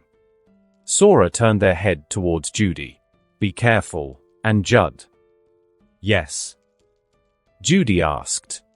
"Thanks for the jacket," Sora said, smiling at Judy. "No, it's nothing," she replied, somewhat embarrassed but still smiling. "For God's sake, go to a freaking hotel. You're making me want to vomit," exclaimed Rebecca and Skylar as they saw the sweet couple together. Yes, I have to admit that Rebecca is right for once. It's kind of impolite to get in that mood in front of us, especially in an environment like this, Skylar added, looking around the room with the dead tigers and bloodstains everywhere. "Hair, jealous bitches. Be careful, Sora," Judy responded, heading towards Rebecca and Skylar, who were in front of the door that Sora had mentioned, as she said goodbye to him while smiling. Sora nodded and waited for the three to leave. When the three girls disappeared, Sora rolled down the sleeves of his jacket, trying to hide most of their burn wounds on their arms. Despite the sensation of stiffness and the pain that made it difficult to move them, they noticed that they were much milder than when they got them, noticing a significant difference after the short conversation with the girls. Sora stood in front of the imposing double golden doors with a relief of two tigers in profile on each side, jumping, one towards the other, as if they were about to collide in the gap where the door opening was located. Pushing with both hands, Sora slowly opened the heavy doors, revealing an elegant office with dark wooden furniture and illuminated by an indirect light that covered the entire room. As he entered the room, he found a large, imposing man in his 50s sitting behind his elegant wooden desk. With his eyes fixed on the ceiling, letting the smoke from his cigarette escape through his nose, he seemed lost in thought. He wore an impeccable garnet shirt with a subtle silky sheen over a black suit vest and matching pants. "So, you've made it here," said Shigeo slowly, lowering his gaze from the ceiling to Sora. "You really are Masashi's grandson. Your grandfather will be proud of you when he finds out. I'm sure you'll remind him of when he was young." I thought Ishii would be here, crying over his father," Sora muttered disdainfully. "No, he hasn't returned," Shigeo replied with a disgusted expression. But if he had, after failing once again, I would have killed him myself. Who? What a lovely family, Sora said sarcastically. And you, old man? How do you know, OG? Did he pay you a visit in your youth, or are you an admirer? OG. Is that what you call Musasha Hatake?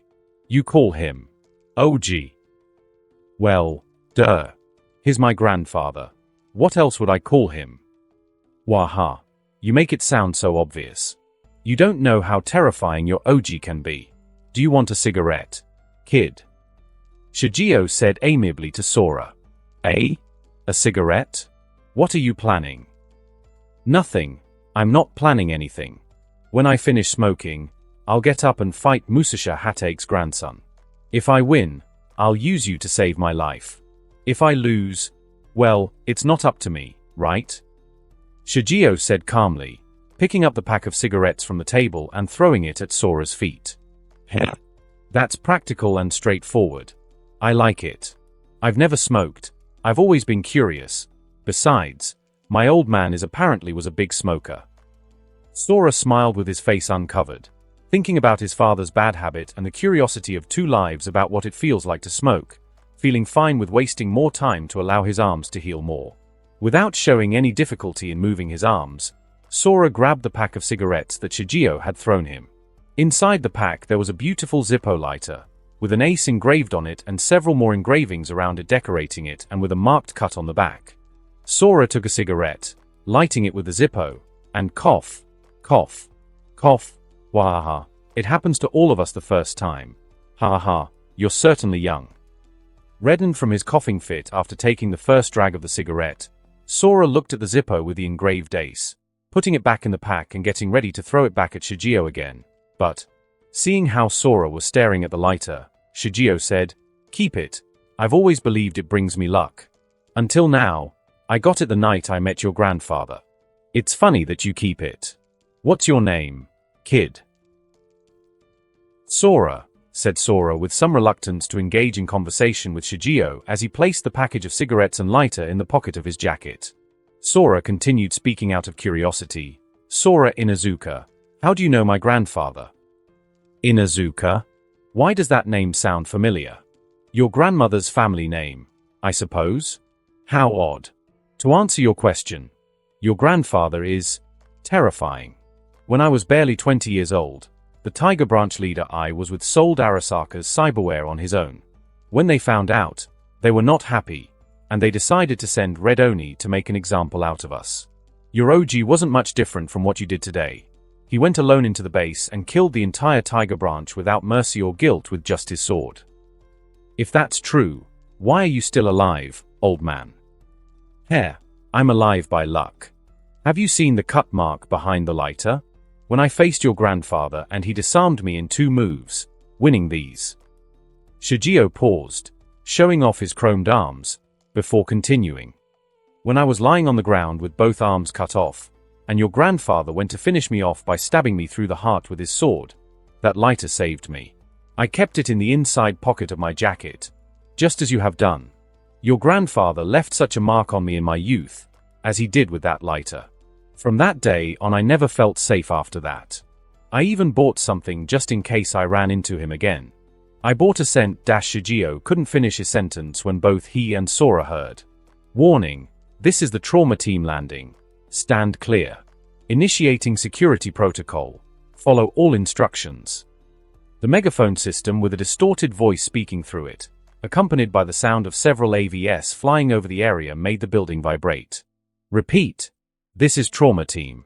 We are authorized to use lethal force to safeguard the safety and protection of our clients. Last warning. Scanning client positions. Securing the area. Clients found. Initiating rescue protocol. After those words from the Trauma Team's AV megaphone system, Alpha Team deploying breaching charges in a safe area. Sora and Shigeo could hear from the other side of the door the voice of one of the trauma soldiers, along with the sound of the AV flying parallel to the building, while one of the trauma soldiers in the AV placed a breaching charge to land directly on the 3rd floor. Breaching charges ready. Countdown in 3, 2, 1, explosion. generating a loud noise when the wall facing the exterior of the room opposite Shigio's office, where Sora had fought against the entrenched tigers, exploded. Alpha Team deployed. With those words, the 4 members of the Alpha Team jumped from their AV to the 3rd floor. Oh, crap. Control. This is more than we thought, they said, surprised with what they saw. Don't waste time and scan the clients. Control. We need the other teams from the AVS. Alpha Team isn't enough to secure all the clients. The situation is graver than we initially assumed, said the leader of the Alpha Team. This is full of corpses. There are no clients without some missing limbs. Moreover, as the initial scan from the AV has shown, the team leader was following the screen of a specialized scanner for the frequency emitted by the client's IDN, following a faint signal in the room where they had flown through the wall to enter and among the debris they had generated themselves. I found an 8th signal. I repeat, I found an 8th signal as demonstrated by the initial scan. It appears to belong to a client with a disrupted signal. Their condition is horrific. They're barely alive, and it seems they've been tortured. They're missing all their limbs, with a penetrating wound in the... Even a professional like the leader of the Alpha Trauma Team had difficulty continuing to describe the state of the 8th client to the control center as a man and as a veteran in his profession for more than 10 years. Penetrating wound in the pelvic region. More than 50% of their body is covered in 3rd and 4th degree burns, mostly concentrated on their chest. What the hell happened? I need the rest of the teams deployed ASAP. Shigio and Sora could hear everything the nervous leader of the trauma team had said. Shigio stared at the one responsible for everything, surprised to learn about the sorry state of the clients he had invited, all powerful people. Noticing Shigio's gaze, Sora continued smoking without changing his expression, beginning to enjoy his cigarette without caring about what the trauma soldier was saying or Shigio's gaze. Shigio, seeing Sora's indifferent reaction, said, "Waha, tell me, boy, don't you feel anything? From the few words we've exchanged, I don't feel remorse or guilt from you. On the contrary, from the way you looked around when you came in, searching for Ishii, if I had to put it into words, I'd say you still want more. Does that seem normal to you? That a boy your age has such instincts running inside him? Or is it because of how your OG raised you that, despite your young age, you're already accustomed to killing? What do you expect me to feel after killing someone or something that threatens someone I love? Remorse? Guilt? No, I have none of that. Just a determination to protect what's mine. If I got a kill to do it, I'll kill." As a wild grin grew on Sora's face, "Even if I got to burn it all to the ground, then I'll let it burn." Did the guests threaten her too? No, but they annoyed me. Those degenerates deserve worse, said Sora, growing his smile, while saying, "Come on, old man, let's get it over with. I still have to go find your degenerate son." When he finished speaking, Sora unsheathed Getsuga, and that was not all. He reached under his jacket, pulling out his retractable tanto, which he had fixed and sharpened since his incident with Mendez. Sora, with Getsuga in his right hand and his deployed tanto in his left hand, reversed the grip of his 2 swords. Sora had not been just plain smoking all this time. He had been scanning Shigio's cyberware and thinking about how to deal with him, and his tanto was the key without wasting any more time. Sora launched himself at Shigio, not caring that he was still seated. Sora jumped onto the desk and, with his tanto inverted, swung it horizontally at Shigio's face. Shigio responded by kicking the desk, moving away slightly while extending his arm towards Sora's strike, and deploying his mantis blades, which ripped through his elegant shirt as he did so. The 2 blades clashed with a loud metallic sound, filling the air with a sharp buzz. Sora, with his free hand holding Getsuga, spun it back into a normal grip to perform a vertical slash with it. This blow was intercepted with the same movement by Shigio, who extended his free arm and deployed his mantis blades on it. While blocking Sora's second strike, he lifted one leg and kicked powerfully towards Sora's unprotected left side, deploying a curved blade from his shin that extended upward to his knee and curved downward to his foot. Sora, aware of Shigio's raptor blades, forcefully spun his tanto downward and stuck it into the desk, using it to help him to stop the powerful kick from Shigio's raptor blades. The collision between Sora's tanto and Shigio's raptor blade made the sounds of the previous collisions pale in comparison. dragging back Sora's tanto that was pinned to the table and Sora himself that was on it by the force behind Shigio's kick. Sora, still on the desk and being pushed backward by the kick, decided to stop trying to block it and instead used it to propel himself backward with a flip, dodging and getting away from Shigio's attack. Meanwhile, Shigio deployed his other raptor sword from his other leg, but this one was different from the previous one, as the blade emerged from behind his leg, starting from his heel and going up to the middle of his calf. He raised his leg high and performed an axe kick that cut the sleek desk that stood between him and Sora in half. As Sora was about to launch himself back towards Shigio, he was interrupted by a loud mechanical sound accompanied by strong vibrations that just locked up, and by the way the vibrations shook the walls, it was definitely something big. And that wasn't all. In the next instant, all the lights in the building flickered again, just like when the server was attacked by Cortana. It wasn't a coincidence that, at the same time, Sora also lost access to all the cameras in the building that Cortana had previously given him. Sora's didn't even have time to call Cortana to ask when. Sora. He could hear her calling his name almost in desperation. The only thing Sora could hear, without interference. Storage. Careful, Ashi. You are. Run.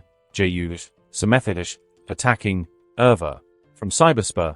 I can't. Hold. And you see. Sora. Be careful. Please. Shit. Woo! Exclaimed Cortana as she appeared in the QPC cyberspace of the apartment, exciting Iko, who had been alone until that moment, and causing him to start barking with joy. But his excitement was interrupted when he saw the state Cortana was in, changing his expression from happy to furious and sad as he saw her body, made of code, damaged and with missing parts as if something had bitten them off. What saddened Iko even more was realizing that the damage to Cortana's code wasn't just limited to her body but had also reached her core, which would inevitably lead to a system error. Despite the widespread belief that AI are difficult to kill, the reality was quite the opposite. All it takes to destroy an AI is a single error. A single error in the complex codes and algorithms that make up the core of an AI, and sooner or later it would lead to a chain failure of the system. Like gears of different sizes interlocked and working together.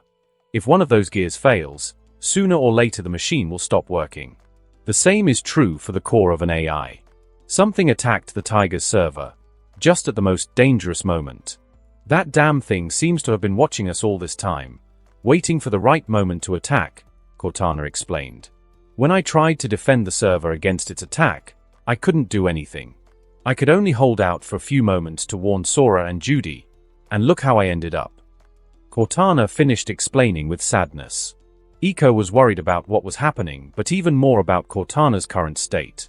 He could only let out a sharp sound as he exhaled, almost sounding like a cry. A few minutes earlier, in the room where the other kidnapped minis were being held captive, the girls cried tears of joy upon seeing Judy, Rebecca, and Skylar open the cells and free them. While freeing the rest of the girls, Judy noticed Suze's wound in one of the cells. As they began to free the minis, they heard an explosion from the entrance they had come through, signaling the arrival of the trauma team. Judy, Rebecca, and Skylar knew they would arrive at any moment, so they continued with their plan to free the minis, which they had devised before leaving.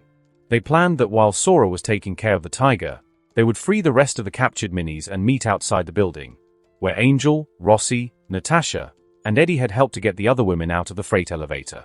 Due to Sora's actions, using the turrets to blast through ceilings and walls, he had also damaged the walls of the freight elevator shaft, making it dangerous to use and forcing them to evacuate the building using the stairs, as well as getting all the bar patrons out and calling the NCPD.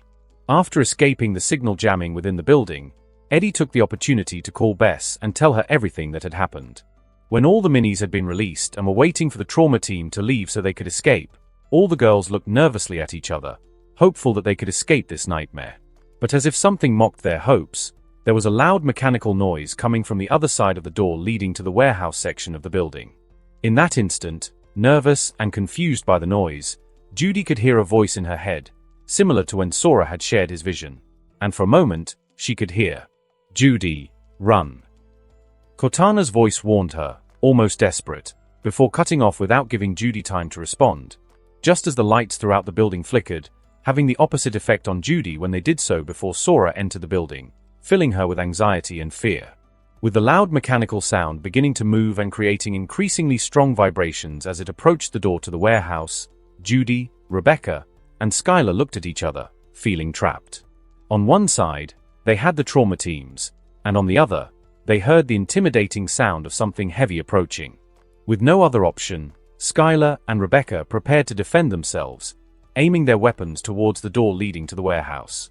It didn't take long for footsteps to stop in front of the door, causing all the minis in the room, including Judy, Rebecca, and Skylar, to hold their breath due to nerves and feel their hearts compress with fear at what was on the other side of the door. When the door to the warehouse didn't open but came crashing down, the sickening laughter of Ishii mounted on a military-grade exoskeleton filled the room along with the dust. He marched in, ignoring the shots fired by Rebecca and Skylar, using the third arm of his exoskeleton to hold up a large ballistic shield with the name Militech written across it.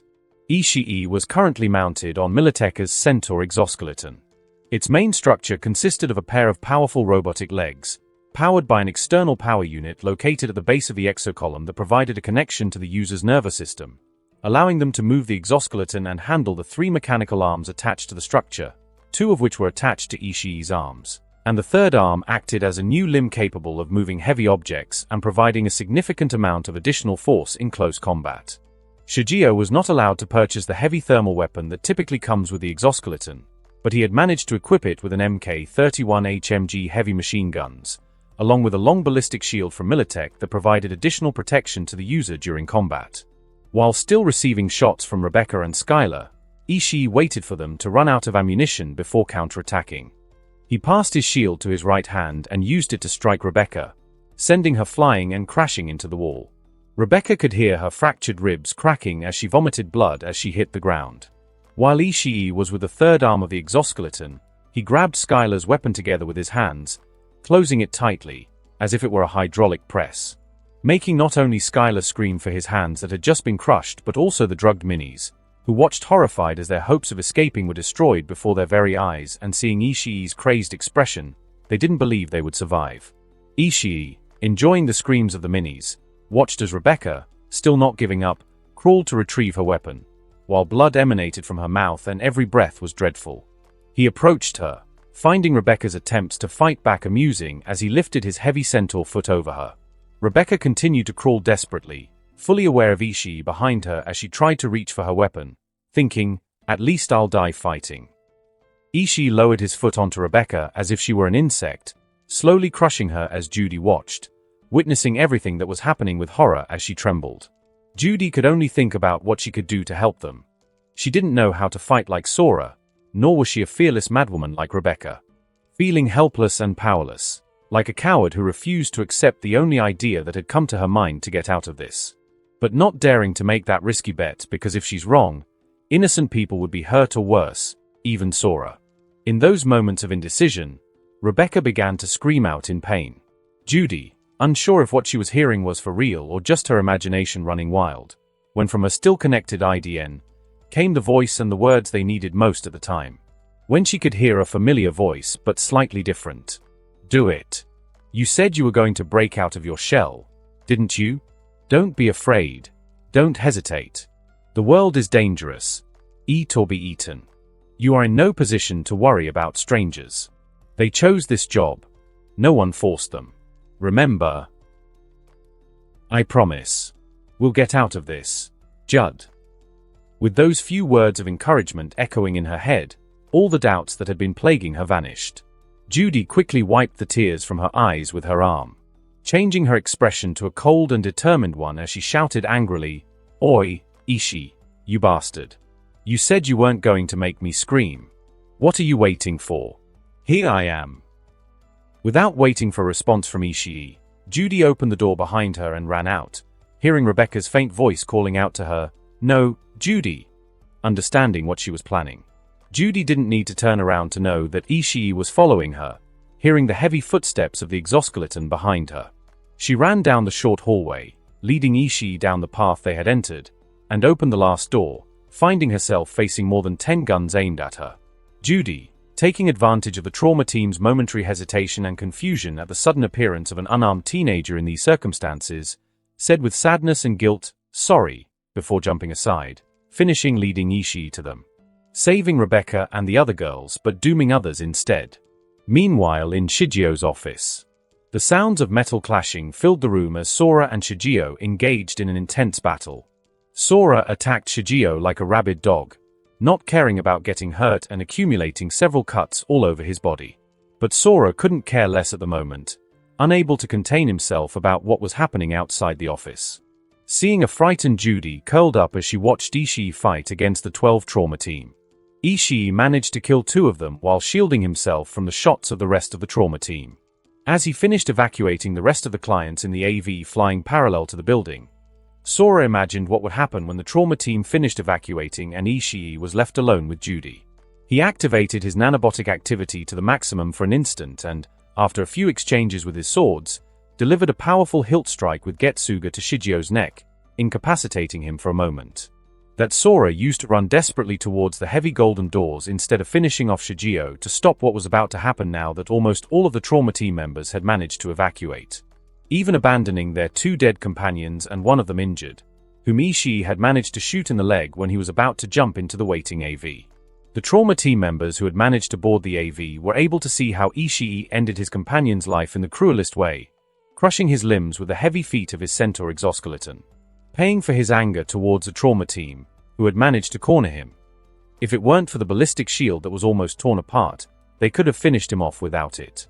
Turning around, after finishing off the injured trauma team, towards the culprit who had led him into a trap, huddled in a corner. But when Sora reached the door and began to open it, he sensed danger behind him, jumping aside to dodge the attack from behind by Shigeo, changing Sora's expression drastically, knowing that he had lost his last chance to prevent one of the worst-case scenarios he could imagine. Looking with his bright pupils contracted in anger at Shigeo, when Sora activated his nanotechnology to the maximum again, slowing down the world as he charged against Shigeo out of pure hatred, attacking quickly with his 2 swords. Shigeo was able to stop Sora's attacks with his mantis blades and activated his Korenzikov upon seeing Sora's rapid movements, not falling as easily as he did with the hilt strike earlier. But this didn't matter to Sora, who, before Shigeo lifted one of his raptor blades from his legs, moved faster and landed a strong kick in the lower rib area. Sora increased his speed again to take a step back and turn towards a slow Shigeo, who couldn't keep up with his increasing speed, delivering another strong kick to the same side, with the sound of broken ribs being generated.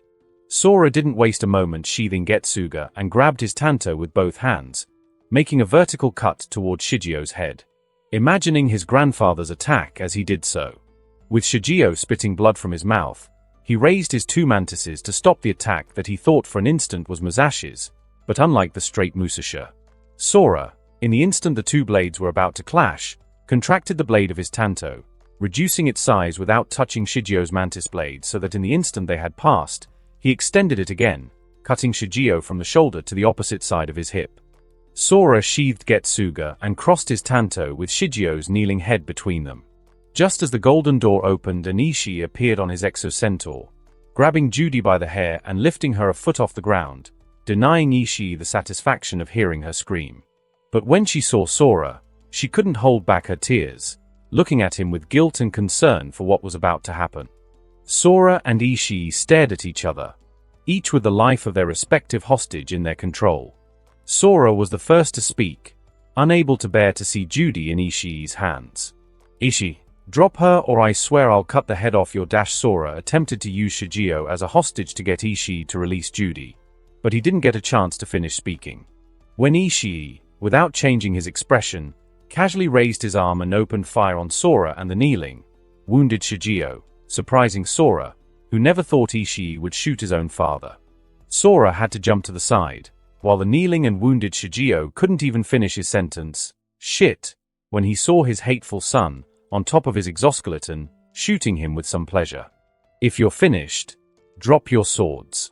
You don't want me to lose my cool, do you?"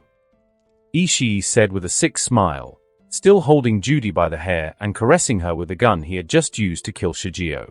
Sora stood still, holding his swords tightly, knowing that nothing good would happen once he let them go.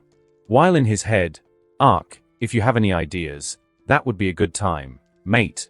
I need help, please." Sora asked, almost imploring help in these desperate moments.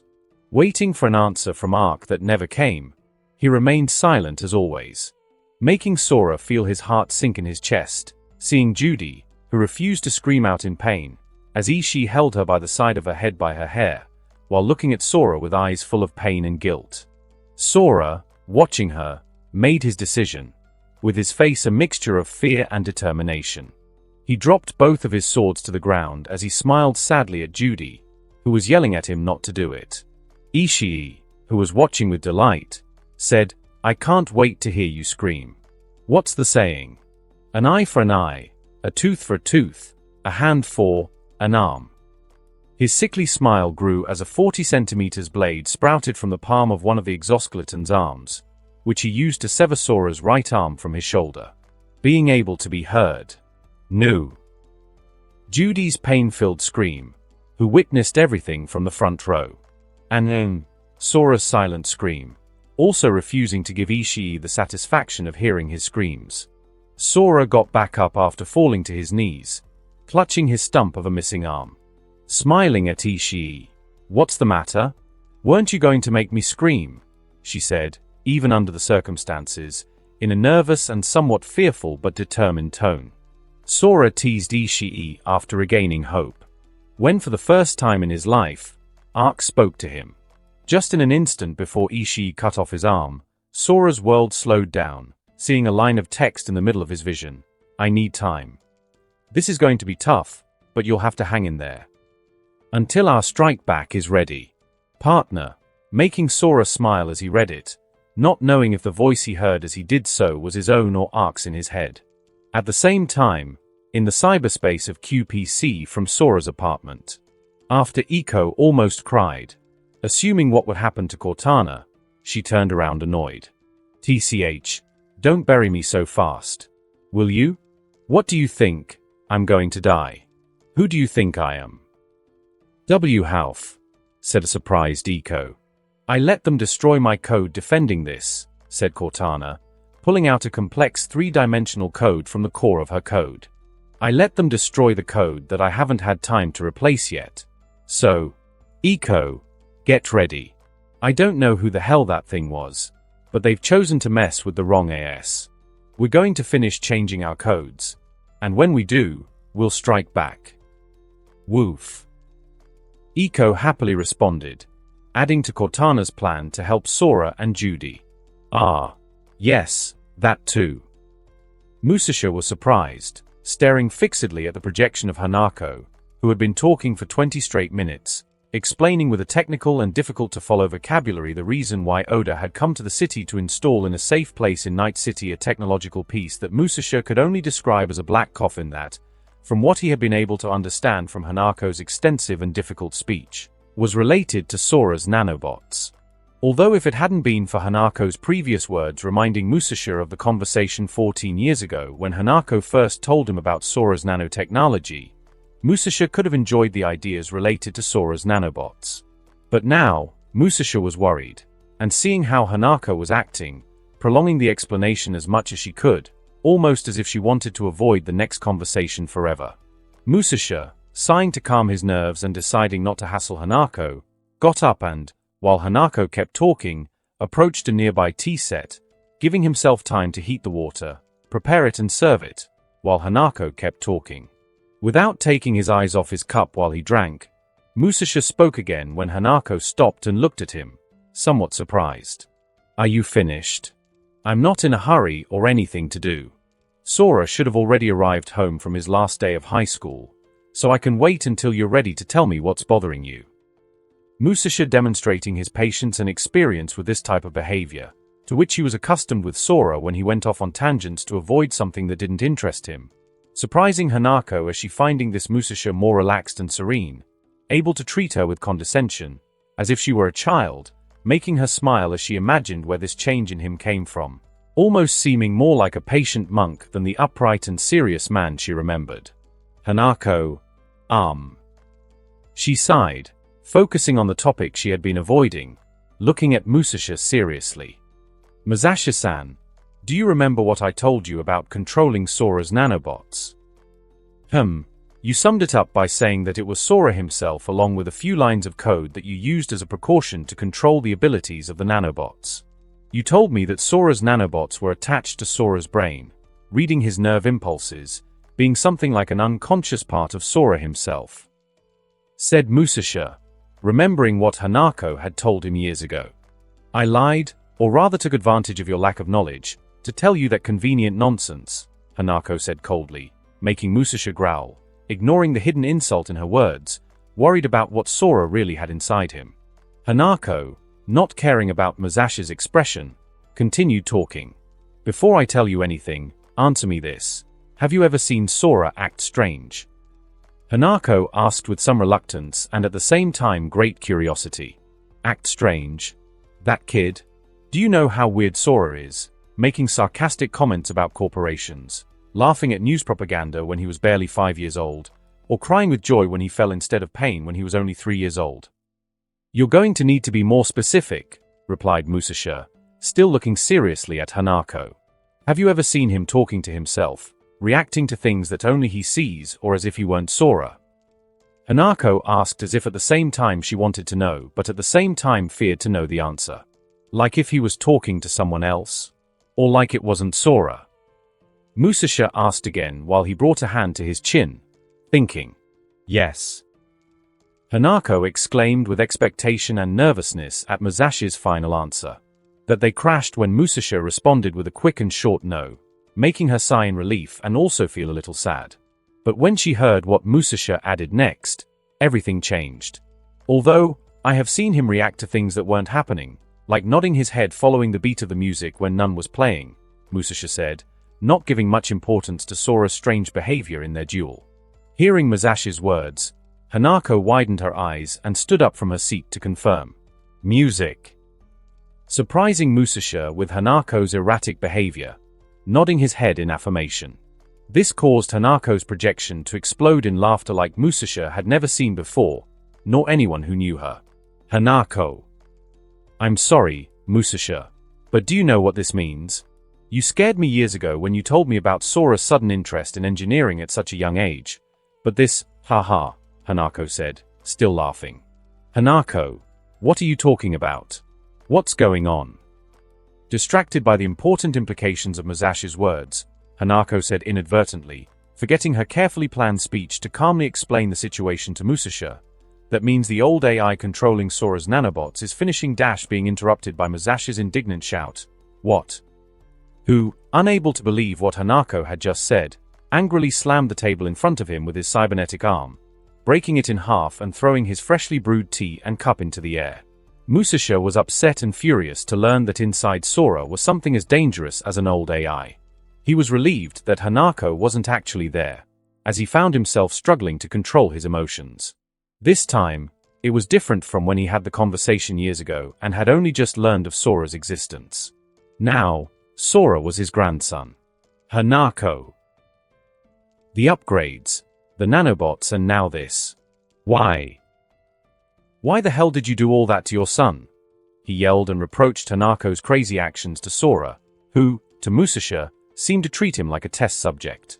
"I did it for a good reason, and let me tell you something, Musasha-san."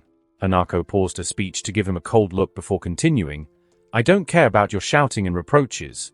What I did to Sora, I would do it again without a second thought." Musashi's emotional state was cooled down by Hanako's cold looks and words, reminding him of who he was talking to. He controlled his tone as he asked, "Why?" "Because Sora was dying." "What?" Musasha was surprised once again by Hanako's quick and cold response, which he didn't hesitate to continue. At first, when they only planned to slow down Sora's birth, when it was time for Sora to start developing, something happened to the zygote that was Sora at that time. I don't know if it was due to a failure in the cryopreservation phase or if it was the doctor who did something wrong, but the few cells that were Sora at that time had cellular damage, slowing down their cell division, as well as the half-life of Sora's cells. When I saw the results, can you imagine how I reacted, Musasha? At that time John was already dead, and everything I had fought, planned, lied, and killed for, the illusion of my life materialized in those few cells, was dying. Hanako. Musasha said, changing his tone and attitude with Hanako 180 degrees, upon learning about Sora's development problems and how difficult it must have been for Hanako to go through all of that alone while keeping it a secret. As you can imagine, I didn't react in the most sensible way, but it was also the reason why Sora is alive now, so I can't complain about the decision I made. I refused to let my child die. I became obsessed with saving him no matter what. I studied and investigated, and that's when I started buying laboratories and investing in research that could be useful in curing the cellular damage in Sora. After all that, I managed to cure and improve the damage in Sora's cell division thanks to a research project that had been abandoned due to the collapse of the old network, based on CRISPR gene editing. But all I achieved was that Sora started to develop slowly. His cells continued to die prematurely. Even with the best treatments from his birth, he would grow up as a weak and sickly baby, with health problems throughout his short life. After all that work and millions of Eurodollars spent on research, I could only see my son living a life full of misfortunes and pain, with nothing to be thankful for. That's when I started researching and studying the secret that my father loved so much, that woman soul killer. Because if I couldn't save my son's body, I thought of saving his mind. Hanako's expression even frightened Musasha, making him wonder for a moment if all the moments he spent with Sora and the Sora he and Aoi loved was really. But the more I understood that woman's program, the more disgusted I felt. If I used the soul killer on Sora, he wouldn't be Sora anymore but an AI that you've taught to act like one. I couldn't accept that and worked on something new, but with no way to execute it. So, I came up with a crazy idea. All the advancements Sora had so far came from remnants of research that was being developed by the old IS before the data crash of Rash Bartmoss. So I decided to jump into the source. Hanako, you didn't. Mwashi said, without daring to finish his sentence, what Hanako was suggesting. Yes, Musasha, as you may have guessed. I went after the Blackwall myself in search of a way to save my son. Growing a smile on her face, she said, and I found it. But I didn't enter blindly behind the Blackwall. I prepared for months, bought servers under ghost companies, and accumulated enough computational power to defend myself and increase my assimilation level with cyberspace, even if only by 1%. When all my preparations were ready, I used the back door that Arasaka has located within a part of cyberspace controlled by the corporation to cross to the other side of the wall. But there was something that neither I nor anyone else knew at that time. My biggest mistake, or perhaps my greatest fortune, since thanks to her attack I was able to meet him. Her attack? Musasha exclaimed worriedly. Seeing the nervous Musasha, Hanako smiled and said, "Don't make that face, Musasha. I'm alive and kicking in front of you, right? Although it is true that I didn't come out unscathed." Hanako continued, "I was the first in Arasaka to learn about her. Now it's something that is known within the high ranks in the corporation, and it's the reason why we no longer use the corporation's black door. Because she'll be there waiting to hunt, paying her hatred and resentment towards Arasaka by killing without mercy anyone related to the corporation, even if they are children." "Hanako, with children you are not saying that," said Musasha, bewildered by Hanako's words, as if Arasaka had been sending children behind the Blackwall. "Yes, you heard me right, Musasha. More victims of my family, who had experiences similar to mine back then, but unlike me, they were forced to cross to the other side, being hunted by her, until I sent Oda to stop them." Hanako commented briefly on the past of the Cloud team that was trained, along with Lucina, who managed to escape alone. "Please continue," said Musasha, feeling proud of Hanako, who did not tremble when it came to ending some immoral project of a member of her family, but at the same time having a bad feeling in his chest about how Hanako was naming the thing that attacked her. "As I was saying, thanks to my preparations, I could defend myself against her attack and try to escape, but I couldn't escape when the red projection of a somewhat familiar woman kept cutting off my way, whom I didn't recognize until she called me Hannah." "That name. Wasn't that the one you used when you were with that man?" asked Musasha when he heard that name again, which he had last heard 14 years ago when Hanako told him her story with Sora's father, for whom Musasha was still having problems choosing a word to refer to him. "Yes, it's the name I gave to John when I met him. Isn't it funny? The first time I come face to face with that woman, and I do it behind the Blackwall," said Hanako, growing a small smile as if she really found it amusing. Musasha discovered who Hanako was talking about by the way she referred to her as she did with the creator of the Soul Killer, That woman can't be alive unless... That's right. You've guessed correctly again, Musasha. I came face to face with Altira Cunningham's construct, or rather what it became on the other side of the wall, sharing a few words before she attacked me. One of the reasons why I hate that bitch, Hanako said while, with her legs crossed, she lifted her skirt up her slit, discomforting Musasha, as the high-quality projection of Hanako showed her right thigh naked, and on the upper part, left visible a wound like that of a hand formed by lines. Thanks to my preparations, I was able to defend myself against that bitch's attacks, but when I tried to escape, she grabbed my leg and dashed. What did she say to you? Musasha asked, interrupting Hanko. What? Puzzling her by the sudden question she did not expect from Musasha, assuming some of his exclamations or some other display of concern. Well, as you said, you're alive and kicking.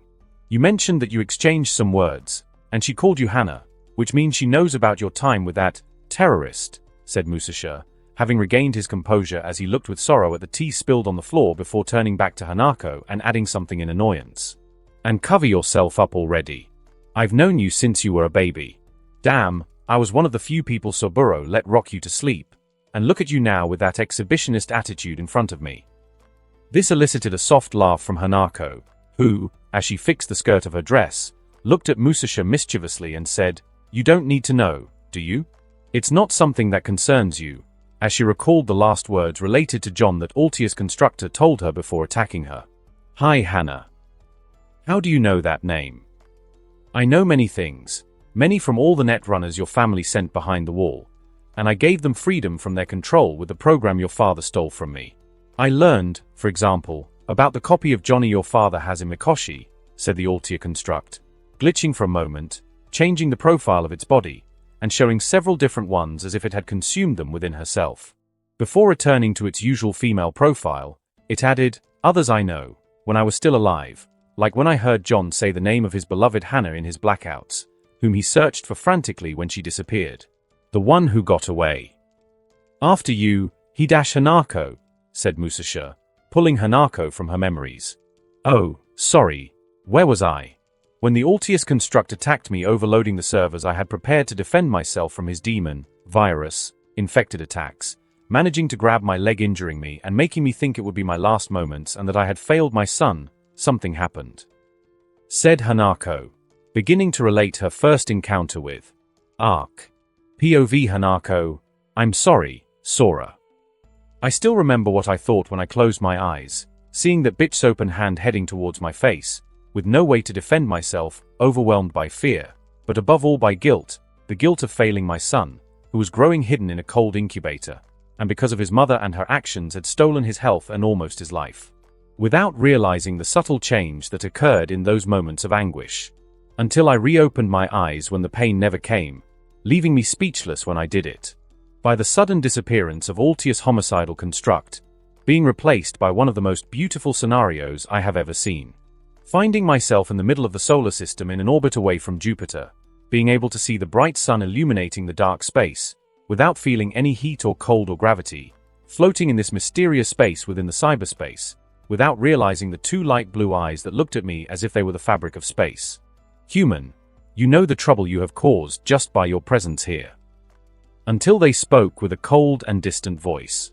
That made me freeze when I turned around and saw them. Who are you? Although I knew that this beautiful scenario in which I found myself was some kind of simulation or BD still inside the cyberspace, I couldn't help but feel like a weak ant when I saw those huge bright light blue eyes looking at me from openings created in space, giving a powerful and almost calm down, human. If I had wanted you dead, I would have left you with them. As for who I am, you can call me Ark. Them. Do you mean Alt's construct? I replied, trying to make sense of Ark's words, whom I had just met, thinking that he was referring to Altius' construct when he glitched for a second, showing as if he had assimilated the constructs of the victims he had created before killing them with his soul killer. No, I don't mean that thing, neither human nor AI, and what it has become, the failed product of a half-baked technology in its stay behind the wall consuming others like her. I mean the others that were observing, added Ark, gesturing with his eyes to his words. Other AIS? I didn't. Surprised to learn that I was being watched but could not tell due to the low assimilation of humans with cyberspace, I asked. Why did you save me? I thought all the AIS on the other side of the wall hated humans and wanted them all dead. And yet, you still go behind the wall. Human, I didn't save you because you matter to me. I did it because it would be a nuisance if you ended up under their control. Hanako Arasaka. Do you know who I am? I asked, confused, how an AI from the other side gave importance to my family, not understanding what he meant when he said, under control. I am aware, and the reason why I saved you. Because I'm an Arasaka. I asked, confused. You have no value on your own for them. Your body and your identity as Arasaka do. If I had not intervened, you would now be dead, and something that is not you would be answering to the name of Hanako Arasaka in your body in the material world, Ark said distantly without giving much importance to what he had just said, unlike me at that moment. That can't. What are you planning? Who couldn't believe what I had just heard, feeling afraid of what the AIS on the other side of the wall were planning. Planning? Me nothing. I have my own problems and promises. The other AIS, something you humans won't like. Now that you understand the danger you're in, get out of here, human. Stop bothering me. Because of you, I don't think it will be long before they come looking for you here. What a nuisance, Ark said, his eyes constricted in annoyance. I can't leave yet, I replied, refusing to give up on finding a cure for Sora. Human, I think you misunderstood my action of saving your life. If you thought that human lives mattered to me, let me make something clear, Ark said, his giant eyes glowing as he approached me. As underneath them, jaws began to form, moving in sync with his words. I saved you merely so that they, my hateful brothers, wouldn't have another pawn for their stupid plans that I couldn't care less about. Yet here I am, intervening, preventing them from getting a powerful new pawn for their game. And human, don't overestimate yourself. I'd get the same result if I killed you here and now. Even so, even if you were to kill me, I can't just walk away. I have to find a way to save, and why son? I shouted as my legs trembled, seeing how the jaws stopped in front of my face. But not allowing myself to miss an opportunity like this, remembering Sora in that cold incubator, determined to find a cure even though I was risking my life in this bet, when I decompressed the file with all of Sora's data, from possible ways to cure him to my theoretical work on the improvements to that woman's program. The Soul Killer. And that concludes this episode. If you enjoyed it, I'd seriously love it if you guys could leave a like on the video, as it genuinely helps out so much, and it keeps me going, plus it takes only 1 second. That said, have a wonderful day. See you in the next one.